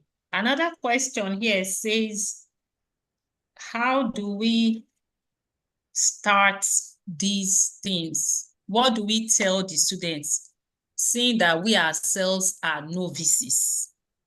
Yeah, I think as a teacher and wanting to get started, pick one thing, pick one standard or learning target that you are going to be teaching in the next month or so, and say, and if usually it's something you like as a teacher, because you want to do something you like as well, and say, okay, if we're doing physics, like Newton's laws, okay, so what kind of challenge can I design around action and reaction? Well, there's so much in space. You can research online, action, reaction, student activities, and get some ideas. I mean, because the teacher will have to do a little bit of research too. And then say, okay, rocketry, straw rockets. That's very simple materials, cheap, or just I have resources at school I can use. But then you can build out, okay, the challenge, who can go the furthest with this action reaction? With our water bottles, it's, can you squeeze them, or do you want to have them just have a straw and use their lungs as propellant? But finding is just one simple activity to start with so you can find success and that your students can find success, I think is a great place to start. But usually something that means something to you, so you, like I said, have that excitement about it. But start small. Don't feel like you have to do like a habitat, get all this plastic and things like that. But there are a lot of lesson plans out there already if you just do a simple search of those keywords. There's a lot out there already. So you don't have to reinvent the wheel, and you don't have to spend a significant amount of time working on it. But using AI too, if you can ask AI, like, hey, help me generate an activity. Someone asked the water bottle method. Help me generate a student activity with a water bottle, a straw, maybe like some hot glue or tape to show action and reaction. AI is really good at just cranking some information out. But I'll go into detail with the water bottle method. I'm going to share my screen and go back to that slide, if that's okay. So let me see if I can pause this. Okay. So with it, it's just a simple, it looks like this is just like a simple Coca-Cola water bottle. What you do is take the cap, and I think in the past I've just used scissors, or if you have a knife. So you may have to pre-cut this if your students, you don't want them to use sharp objects. So maybe pre-cut however many you need with your water bottles and have the caps prepared. So I just use scissors and I just wiggle it back and forth until I poke a hole in it. And then I take the straw. This is a bendy straw. So those work best for doing the angles. But you don't have to use this necessarily. You can use just a straight straw as well. But this, again, makes the angles better. And as you can see, you just take the short end and push it through the hole that you've cut in your bottle cap. And I'm not sure what this teacher used. I've used hot glue in the past to make a nice seal around the straw. You might be able to take paper or plastic parts of a plastic bag and kind of shove it in there and maybe tape it to create a nice seal so the air only goes through the straw. Now, again, it's not in this video, but if you print a protractor to show angles, you can just tape it here and show that, okay, this is a 45-degree angle. Maybe then you go to 60-degree angle, 70, 80. Maybe your 90-degree angle, you shoot it just straight up and you can have it at 0 and just measure each time. The students can measure how far it goes and where it goes. And then all you do is once that seal is tight around the straw, the students just squeeze the bottle really hard, and off the straw, the straw rocket goes off of the straw. And again, you make your rocket by just rolling a piece of paper around a pencil or another straw and taping it, twisting the end to make a little nose cone so the air can't escape. And a variable can be how many fins, no fins, 1 fin, 2 fin, 3 fins, 4 fins, whatever you like. So as you can see, then there's the straw rocket. He adds it to the straw, aims it where he wants it to go, and then gives the bottle a squeeze, and it shoots really nice way across the room. So I hope that, hope that answers the question there. Yes, another question. Okay, so distinguished noble colleagues, some of these activities, you are going to get forms to fill when you want to start you will fill those forms along this program, because we cannot talk about a lot of these things just in 3 days, but you get forms to fill for those who want to start space clubs in their school, and we will support you. We will we will bring all the network and collaborations that we can have access to ensure that you succeed, so that our students can get the best, right, while you help them facilitate learning. So Casey has dropped the link to some helpful resources, and those links will be posted on the WhatsApp platform. And if you missed any parts, you can come back to the recording later, but I'll quickly want to take more questions that are asked on the chat. So another question here is, are there any tips you can give to teachers whose interests aren't geared towards space science, who have been Any included tips? in this training? Are there any tips you can give to teachers whose interests aren't geared towards space science, who have been included in this training? Yeah, I think the tip for teachers would be to, even as adults, to stay curious, to continue learning. Space science is a very, very broad subject area, but that can be good. It can be overwhelming, honestly. I was very overwhelmed to start, but finding areas that mean something to you. So if you like chemistry, if you like biology, physics, weather, even the reading and the writing, or just math in general, finding one aspect of space science that means something to you and that you're personally interested in, and start there, because it can be incredibly overwhelming. So start with something that you're passionate about. If we say chemistry, then learning more about how chemistry is used in space or applied in space. If the rovers are analyzing Martian rocks, when they collect those inside of them, and then they have a lot of instruments analyzing the chemistry of rocks on Mars, or the spacecraft that had visited asteroids and collected samples, or even the chemistry of Earth, trying to figure out more about maybe the salinity of our oceans or the pH of different bodies of water. So learning more, just a little bit at a time, so it's not overwhelming, I think is a good start. And then just trying one activity every once in a while that hits a target of what you have to teach, keeping it simple, and then building from there. Because like I said, it's taken me over 15 years. I've been only in space in the last 15 years, because I didn't like space till I was 28 years old. So it's a little bit at a time, so it's not overwhelming. Thank you. Fantastic. Another question here says, what are the key concepts of space science that students should understand? What are the key concepts of space science that students should understand?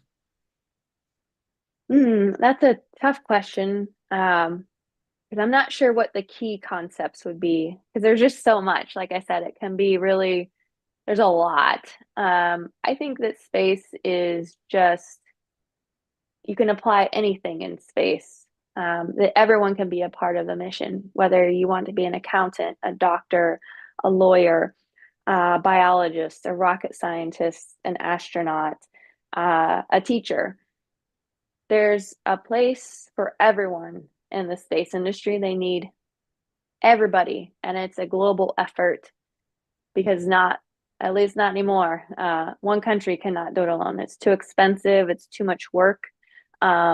They just don't have the resources anymore, especially if we want to go to Mars and beyond, which Limitless is all about, going beyond. It's going to take a lot of skill sets and a lot of people, a lot of perspectives to come together to make sure a mission is successful. So it really, I think, depends on what you're teaching and how you can integrate space into what you're currently teaching. Fantastic. Another question here says, how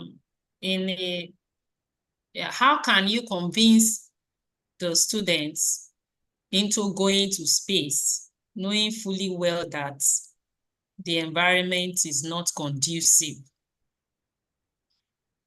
How Well, can you convince the students into going to space, knowing fully well that the environment is not conducive?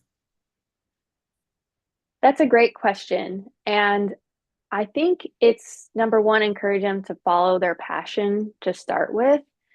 A lot of people in the space industry never imagined they'd be in the space industry because they're actually, I think, a lot fewer people that say, I want to be an astronaut when they're 5 years old and then follow a path to that. They're just so driven. They want to be on that path until they achieve it. I think that's very, very, very rare.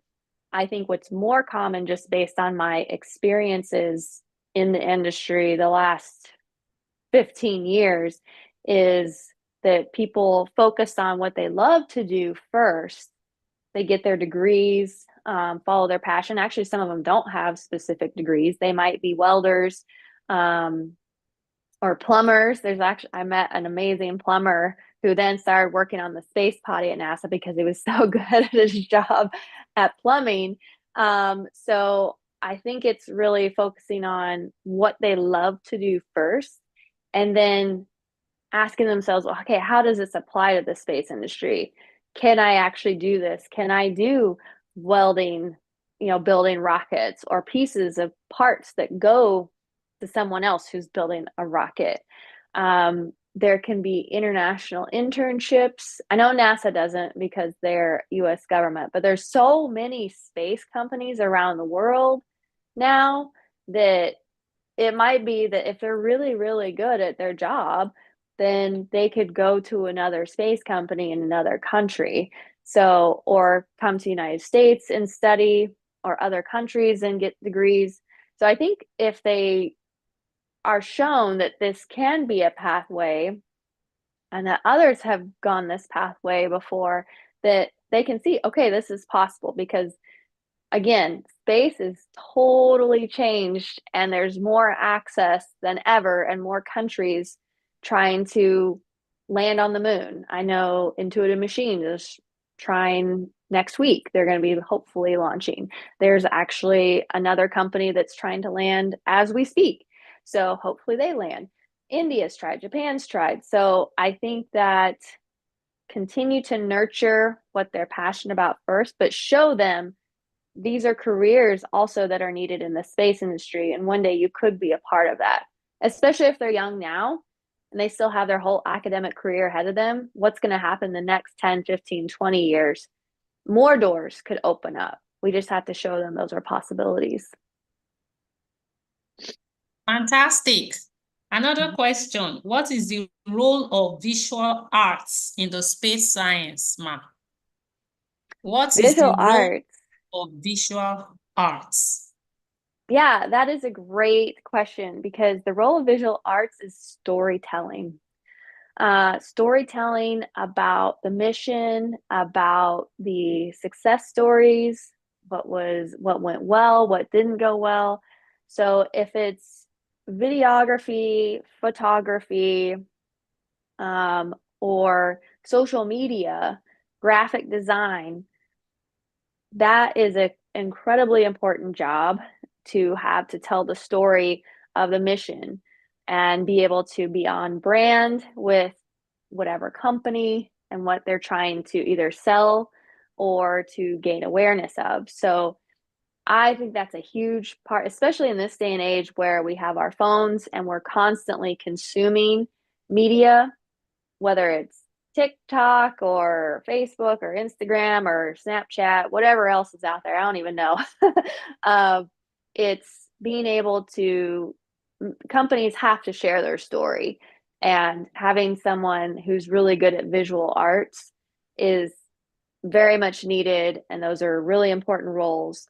And lots of countries have hiring for those specific roles, and it could be even for the mission or education as well.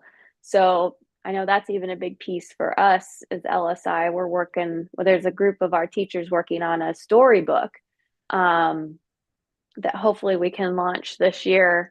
So that's an important piece is just telling the story. Great question. Can you hear me?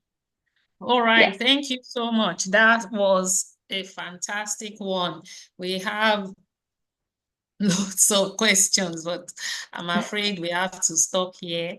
And then thank you so much for your time. Thank you for taking time off your busy schedule to share with us. If there are the remaining questions, I would forward them to you, and we can get our teachers to inspire our students when they get back into their classrooms. So one final word for our teachers, Casey. A final word for you teachers is keep up the great work. I just left the classroom a few years ago, and I know it can be very challenging at times. Teachers are overworked and underappreciated no matter where you are in the world, but you are doing so much good. You are fighting the good fights, and I just hope that you can continue to see the good that you bring to your students. I hope that today you're able to see different ways you could bring space, which is really exciting, into your classrooms to show students that these are possibilities. But really, ultimately, Limitless Space Institute, we focus a lot on teachers and education, and just know that we appreciate all that you do as educators, because it's very hard work, but you are laying the foundation for your communities and societies, and we appreciate all that you do. Thank you so much. Thank you. Thank you. Thank you. God bless you. Yes, thank you for having me. Yeah, you're welcome.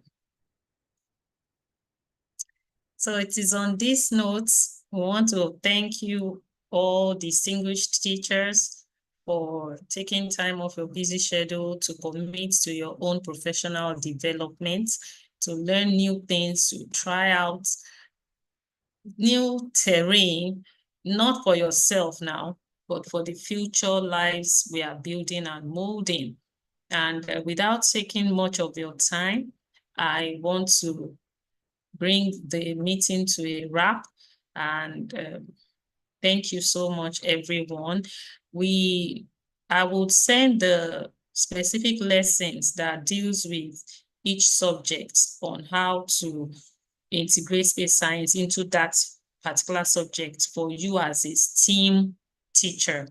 And I know that once you take time to watch those videos in your free time, and you'll be able to get some answers to some of the questions you have asked that we could not respond to due to time. So, well, if anyone has any question for those of you in the Zoom class right now, we usually do something. We take a group picture at the end of the meeting. We take a group picture, so everyone turns on their camera, take a picture. If you have a question, you can just go ahead, and we can take a few questions before we call it a day. Does anyone have any question yet? Does anyone? If you have any questions, please feel free to raise your hand now, and let's take your questions. I'm not sure I introduced myself. I'm not sure that time will permit that right now, but you already know my name is Oluwabanke Adewusi, and I am a Limitless Space Global Educator. I was selected as one of the 10 from Nigeria, and we also had 10 selected in Brazil. So we went on a 1-year professional development training for this Limitless Space Institute program. So how did I get to know about this program? It was in the Environmental Bees Club. You know, I just voluntarily started leading the students, coordinating, not leading, because we have the students who are the leaders, the various students handling different roles, right? Mine is just to coordinate and just watch them, see what they have to do, bring some project ideas and ask them to see how we can implement them. So I was just in that BBC club coordinating the students and we would submit reports on the platform. There's the EBC Clubs Handlers platform. We submit reports. So one of the days I was just scrolling through the information and I saw that call to apply for the Limitless Pace Education, Limitless Place Global Institute program. It's a professional development program. At first, when I saw it, I was like, I don't like physics. I don't like physics. This is going to have a lot to do with physics. And for me, physics was just a subject I had to like so that I can pass it to my WAEC. After that, bye-bye to physics. But then something else told me that, why don't you come out of your comfort zone? Why don't you even take the challenge, apply? If you are taken, when you get to that bridge, you will cross it. And lo and behold, I was selected among the 10 people. Imagine that I was not coordinating EBC Club. Nobody sent me.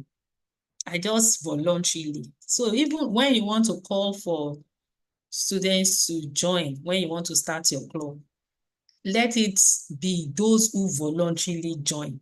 Those ones will last than those you force, or you force in a way, I don't know, for a want of a better word.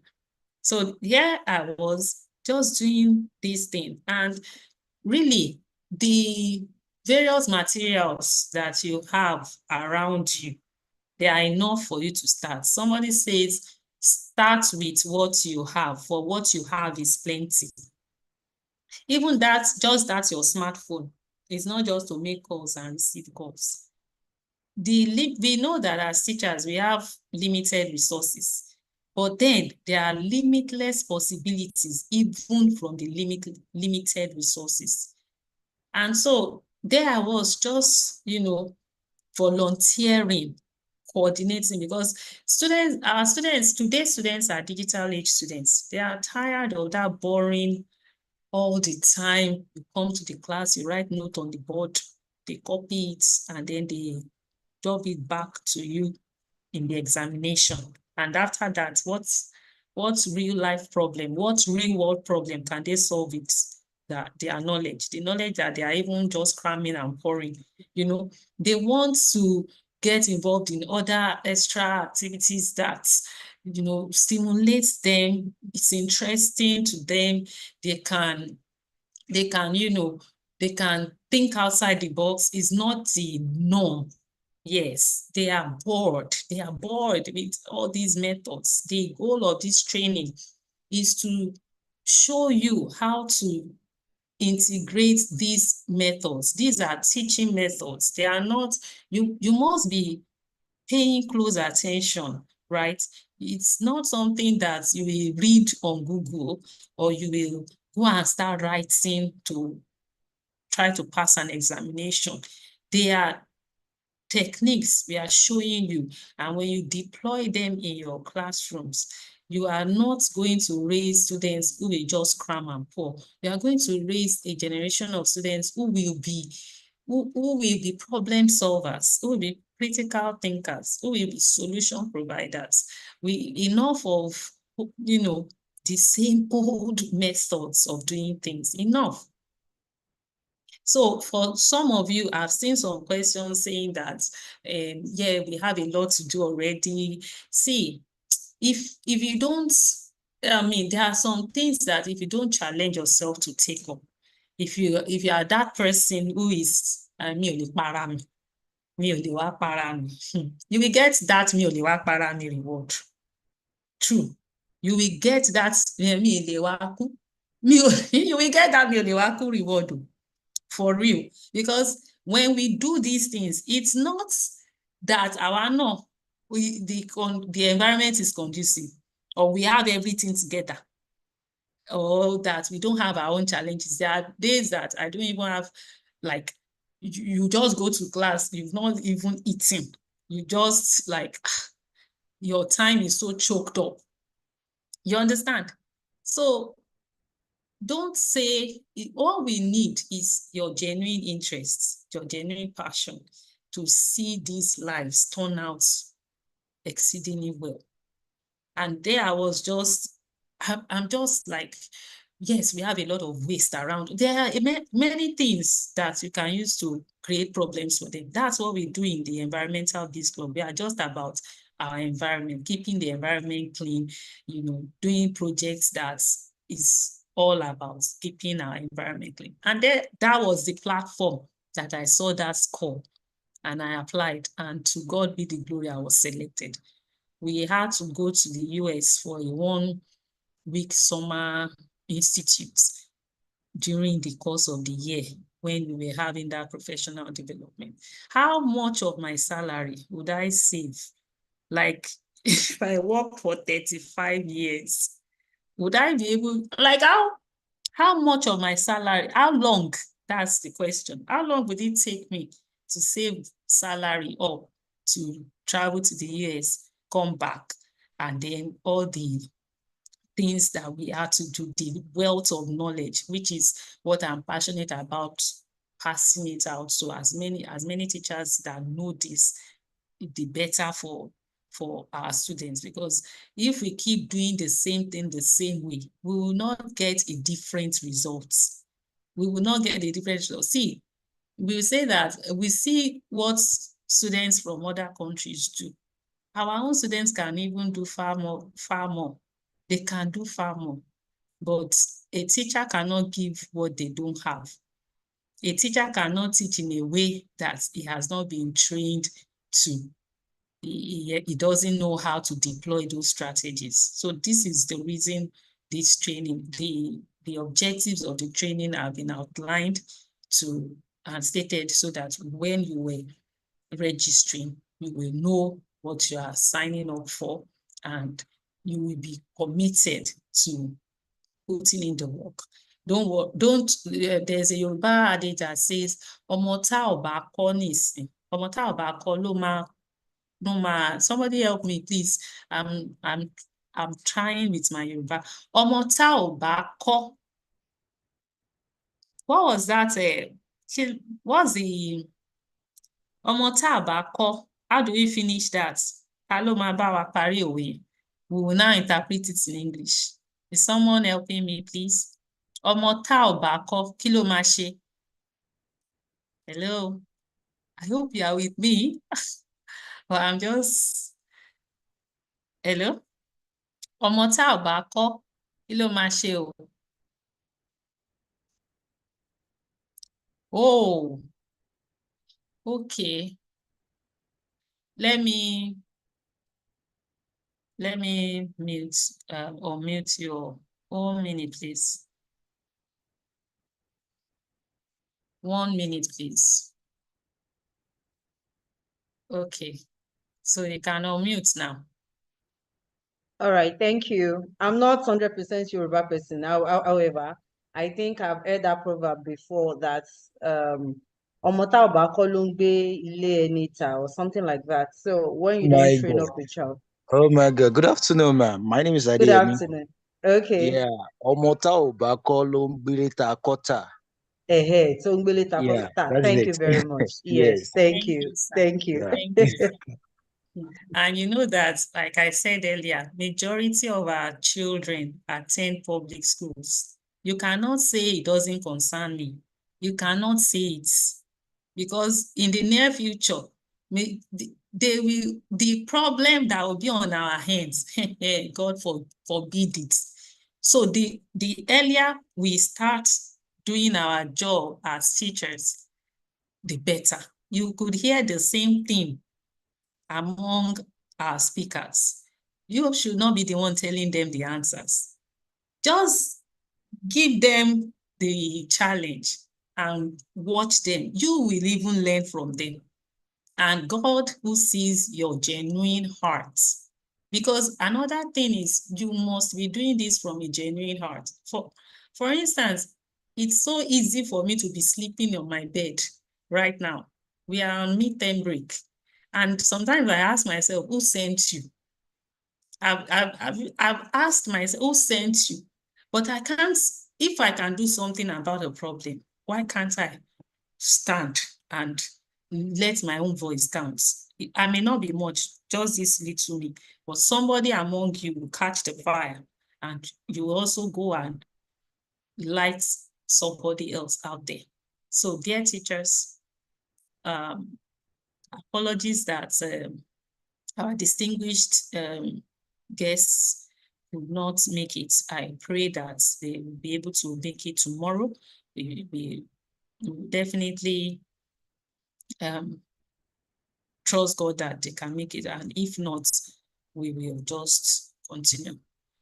And on this note, let's take our group picture. Or if you have something to say, you have any question, you have any comments, you have any suggestion, I can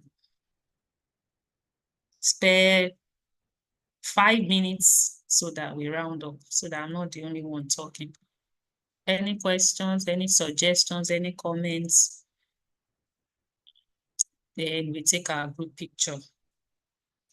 For those of you for those of you here right now. Okay, I'm seeing a question here.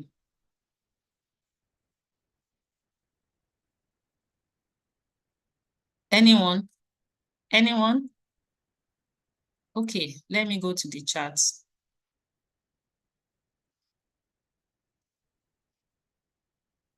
Okay, thank you, Adeola Akinshulure. We appreciate you. God bless you. God bless you. Big, big, big. Okay, so can we turn on the cameras and then take a group picture in the absence of any questions, comments, suggestions? Can we take a group picture? So you will get evaluation forms to fill back in the WhatsApp group, and make sure you complete your evaluation for today's training. And then, okay. So I will count. Let me see everyone.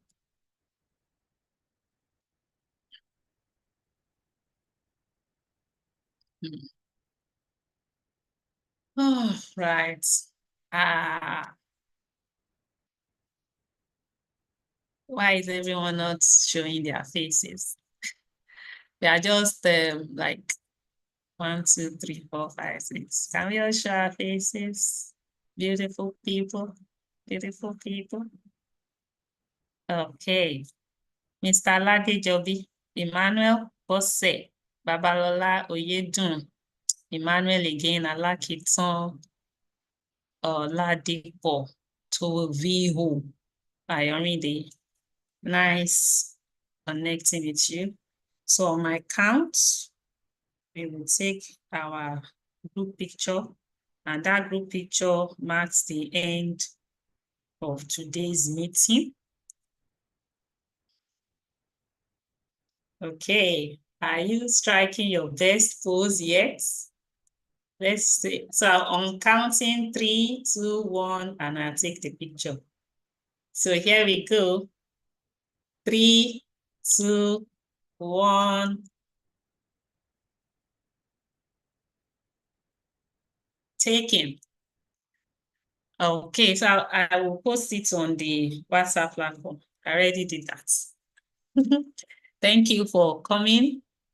I'll see you by this time tomorrow. All right. See some people coming in. So the meeting we are done for today.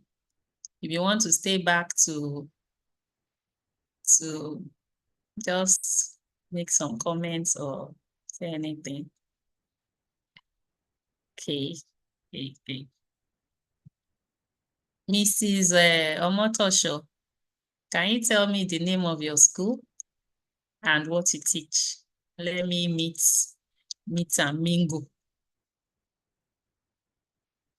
Oh, you are not on mute too. If you are talking, talk. Oh, you need to unmute. Okay. Yes, I better. am Mrs. Omotosho Mary from Araromi Ilogo Senior Secondary School, Okwafo. I teach biology, ma. Awesome. That's cool. We have someone ma. who is the state champion of Enugu State for the Mountain Teacher of the Year, Mr. Abraham Gobieri. He is a biology teacher and he will be giving us some practical insights how to integrate space science into biology. He's also one of the 10 limitless space educators. Nice meeting you, Mrs. Omotosho. Thank you, ma. Nice meeting you too, ma. I'm grateful. I'm honored to meet you, ma. From Ukwafo. Thank God for technology. Technology, all these physical training people in this age of technology, before you come from wherever, let's just meet virtually, okay? Welcome. Yes. Thank you, ma. Let's meet and greet. Meet and greet. We are meeting and greeting. The meeting is ended, though. But I see that some of you refuse to leave. So let's meet and mingle. And I can continue telling you my stories. I'm interested, ma. Okay, tell me what you want me to tell you a story about. How did you get into this, ma? And how are you coping with this job? Your service to humanity, your home, the home front, your children. How are you coping, ma? Because you are a role model, ma. So I want to tap from it so I can start something too. How did I get into this space science thing, right? Yes, ma. Couple with your job. And how do I balance it with my job and the family? Home, yes, ma. These are heavy duty questions. So how did I get into this space science thing? So I got into it through the EBC platform when I saw an information seeking, like Fulbright T-Scholar. This Fulbright T or Martina Teacher of the Year. Every year there's they call for application. So when I saw that call for that application on the EBC platform, it was on the EBC platform, and I would not have been a member on the EBC platform if I was not a coordinator of the Environmental Bees Club in my school. It happened that club, we did not even know that the activities we're carrying out were something to do with Environmental Bees Club. I'm a chemistry teacher. I teach chemistry. So most of the time, I look for ways to engage my students in hands-on learning. And so most of the things we do, we create materials, instructional materials from waste recyclable products.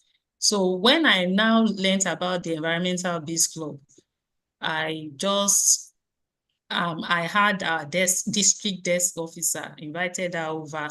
It was even Adiola Akinshilure that hosted a STEM training for teachers in my district, which is District 6. So I attended her own STEM training for teachers. And it was through that training that I met our district desk officer for the EBC club. So when he saw when she saw the things I had been doing, because I take pictures. I like taking pictures naturally. I love taking pictures. So I usually take a lot of pictures just so that when I sit down, I can just go through those pictures again, and there's a therapeutic feeling it gives me when I look at document those memories. So she saw what I was doing and she was like, do you have an environmental biz club coordinator in your school? I said, what's that one? And I said, okay, since I've actually been working in that regards without even knowing that such thing happens or they are in such a club. Now I said it would be good that I should coordinate for my school. And that was how I got into it. She was like, she's actually looking for people who are passionate and interested, not people who you actually select and kind of force them. That since I've been working, let me be the coordinator.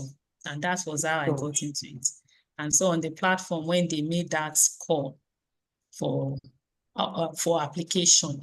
So another thing is that when we see information, when they are posted to the platform, sometimes we don't take action. Information somebody says is informed action. You are informed and you take action. So I saw that application by being a coordinator on that platform. And the information was posted, everybody saw it, but not many people took action. So I took action.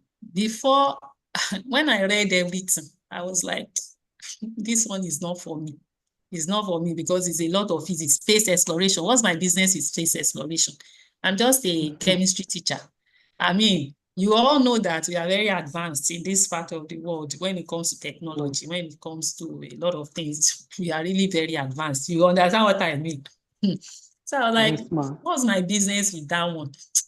But on the flip side, I'm somebody who likes taking up challenges. I like trying out new things. I like pushing myself beyond my comfort zone. I like to prove to myself that I can do it.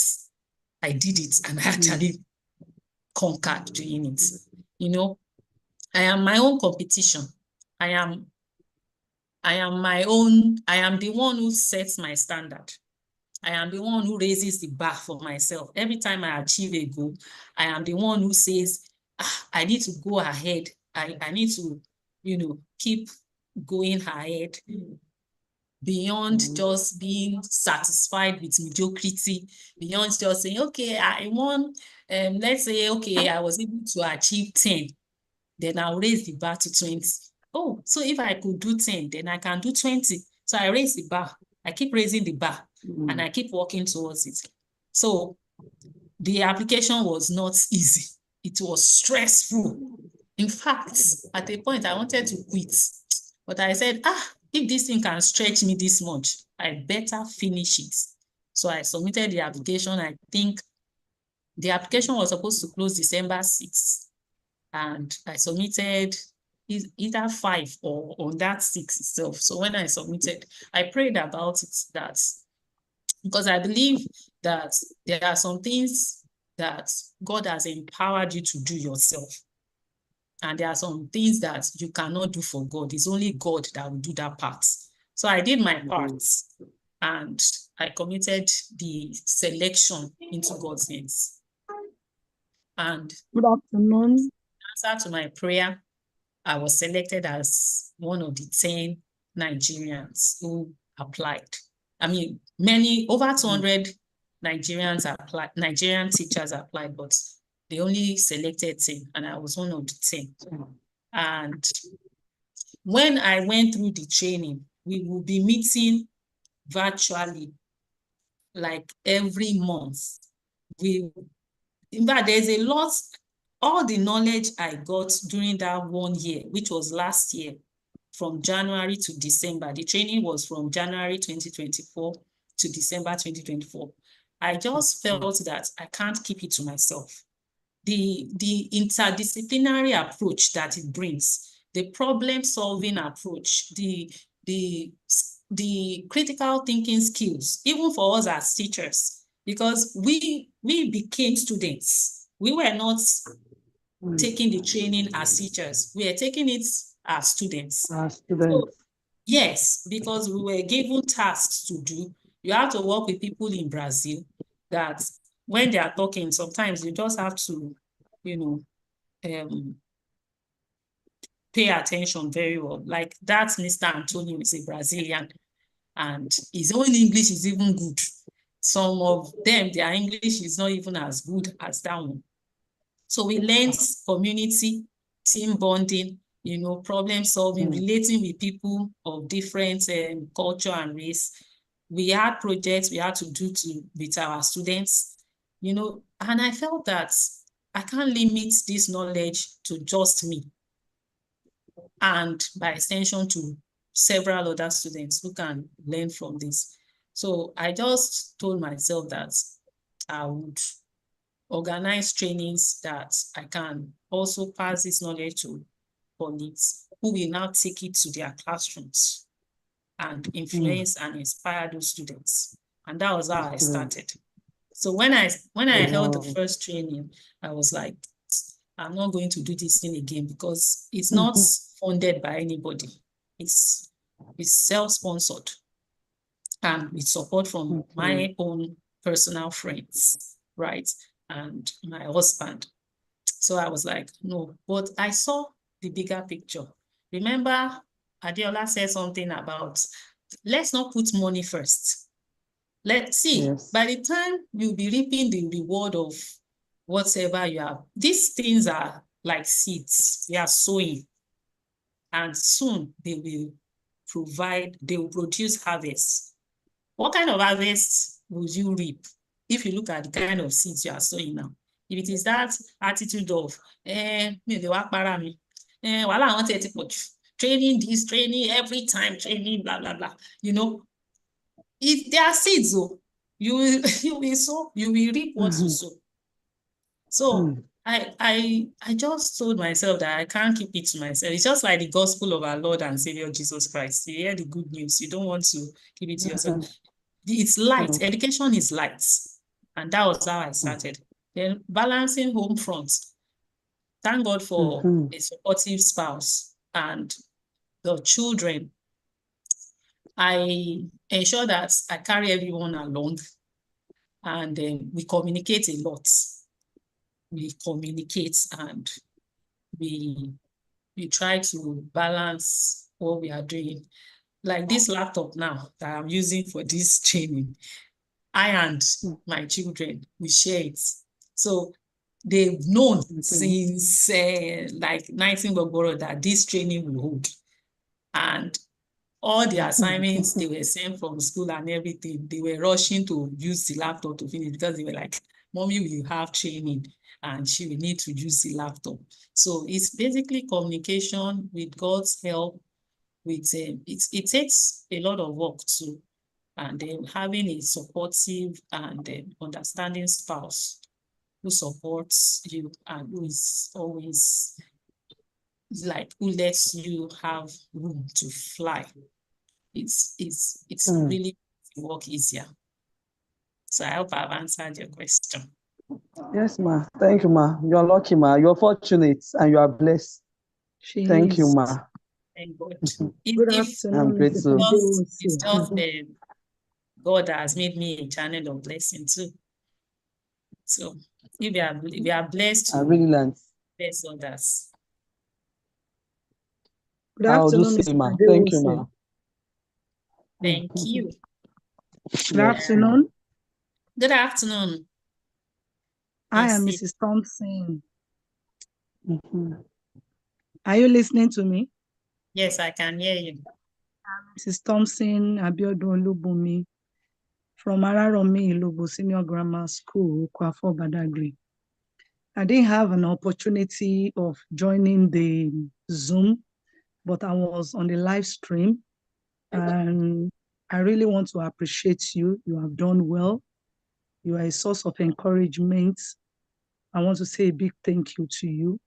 And at the same time, I want you to give me some tips. Out of my children, I have one of them. I mean, my personal children, apart from the children that the Lord has given us in the school.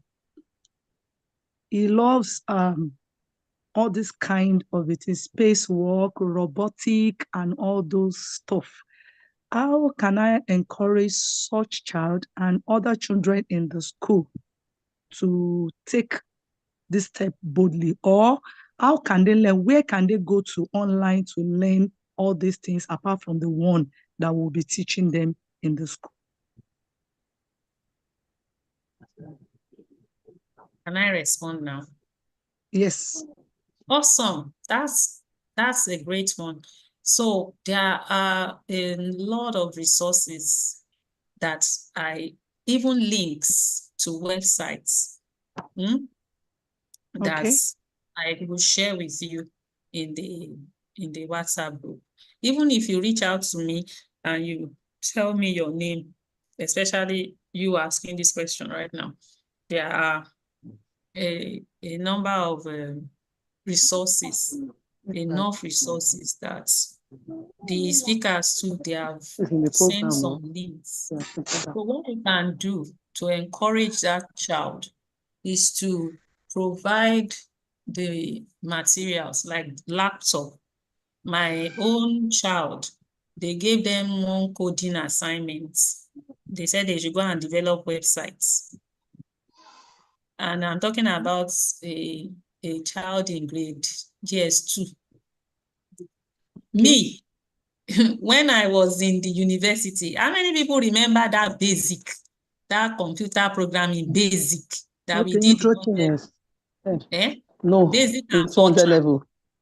It was in 100 level. Basic programming, 200 level LASU.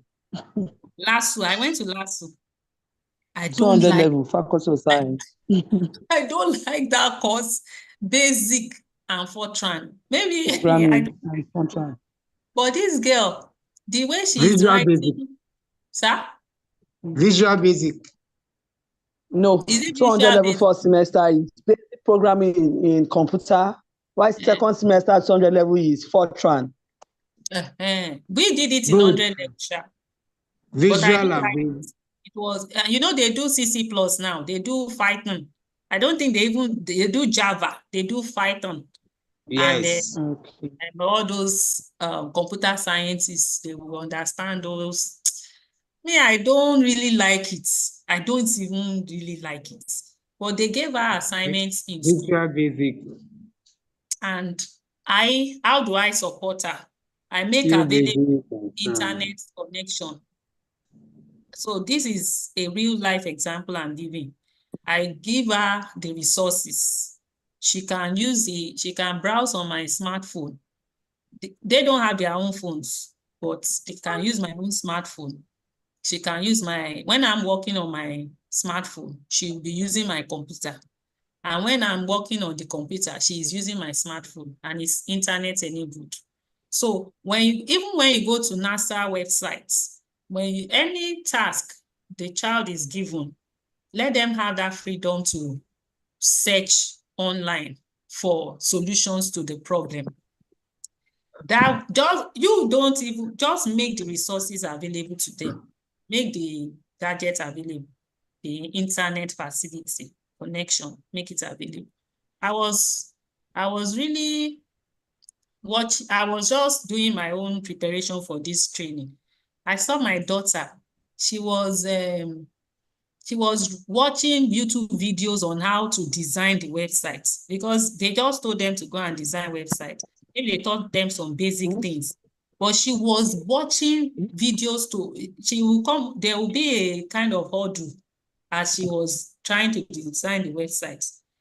Then she will go to YouTube, she will go and search a query on what she was trying to look for. She will watch the video. She will go and implement it and continue. If such a child comes and I say, I can't give you my phone, you people, it's only game you are playing. Or you are saying, I don't have money to buy data. You know, our 21st century teachers, the teacher that will say, I don't have data. Hello, it's not acceptable. You say what? Are we in the Stone Age? You don't have data. So what will you be using in this 21st century? Do you understand? Data is not negotiable. Those days that mean I I will be mining data. I can use 1 gig for 1 month and it will still remain. Today, if you know how much I spend on data, even me myself, I'm like, but this information, because if you don't, you can't raise your earning capacity if you don't keep learning. You can only raise the capacity when you keep. So watch, don't use derogatory terms or say this. You don't know about it. Leave those who want to pursue it. Give them the resources, encourage them, and check in on them to know their progress reports. There are links to websites, there are resources, digital resources that you can use. There are enough lessons on that. The link to those trainings, I will make them available to you, you know. So make the resources available to that child.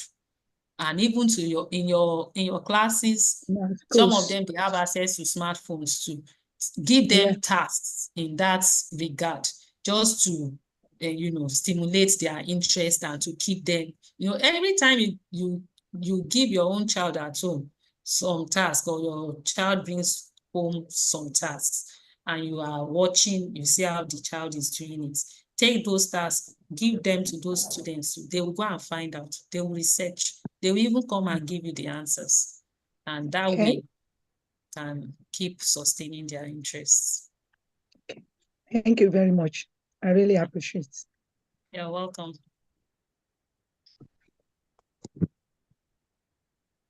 Okay. Okay. Our any other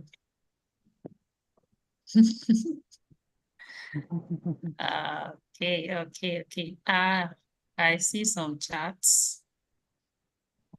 Oh, Ms. Omotosha wants to ask a question again. No, ma. I just want to say thank you, ma. I learned also from Mrs. Thompson's question.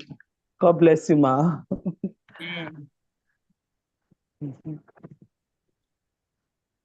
Yes, I will send it to the WhatsApp platform.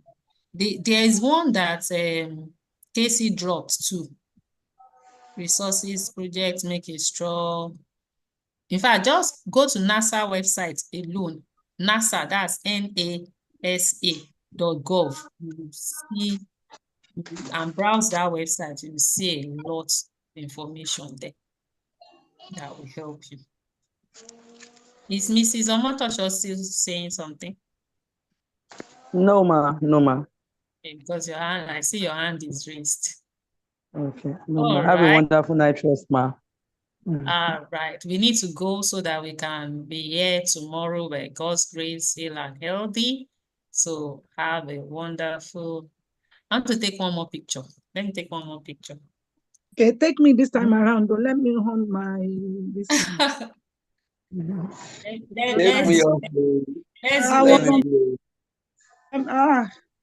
Do I know how to on my video again? Let's do pepper them for those Please hold on, I'm coming. Yeah, let me come back today. I want to unmute my video.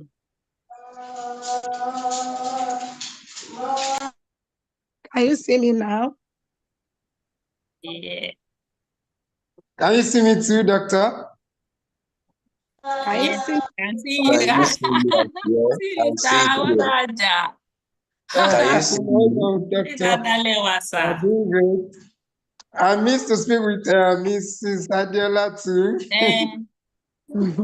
She's gone. She's gone for another meeting. Omotosho, can you see me? I think we have to speak. No, ma. I'm trying to see you. I can see you now, Miss Thompson. Ajayi, can you see me? Yes, I can see you. No, Mr. Omotosho, you've gone. No. No, I'm back. Omotosho, unmute your video. Okay. Can you see me? The first mail after Mr. Lalito. Who's that? Can you see me? This is Mr. Yugo. Oh, I can see you, sir. No, men are Yes. camera shy. We like taking pictures. Okay, can we take it now? Where is Mrs. Omotosho? Okay. My God. Ma, can you see me now? Yeah, I can see you. Okay, ma. Right. Are we ready? Yes, ma. 3, 2, 1.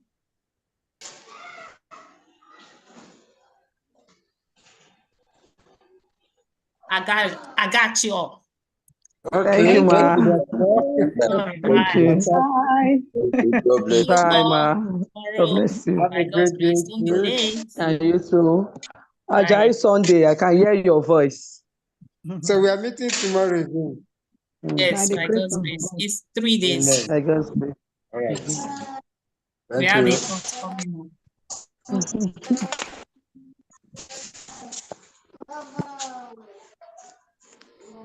up.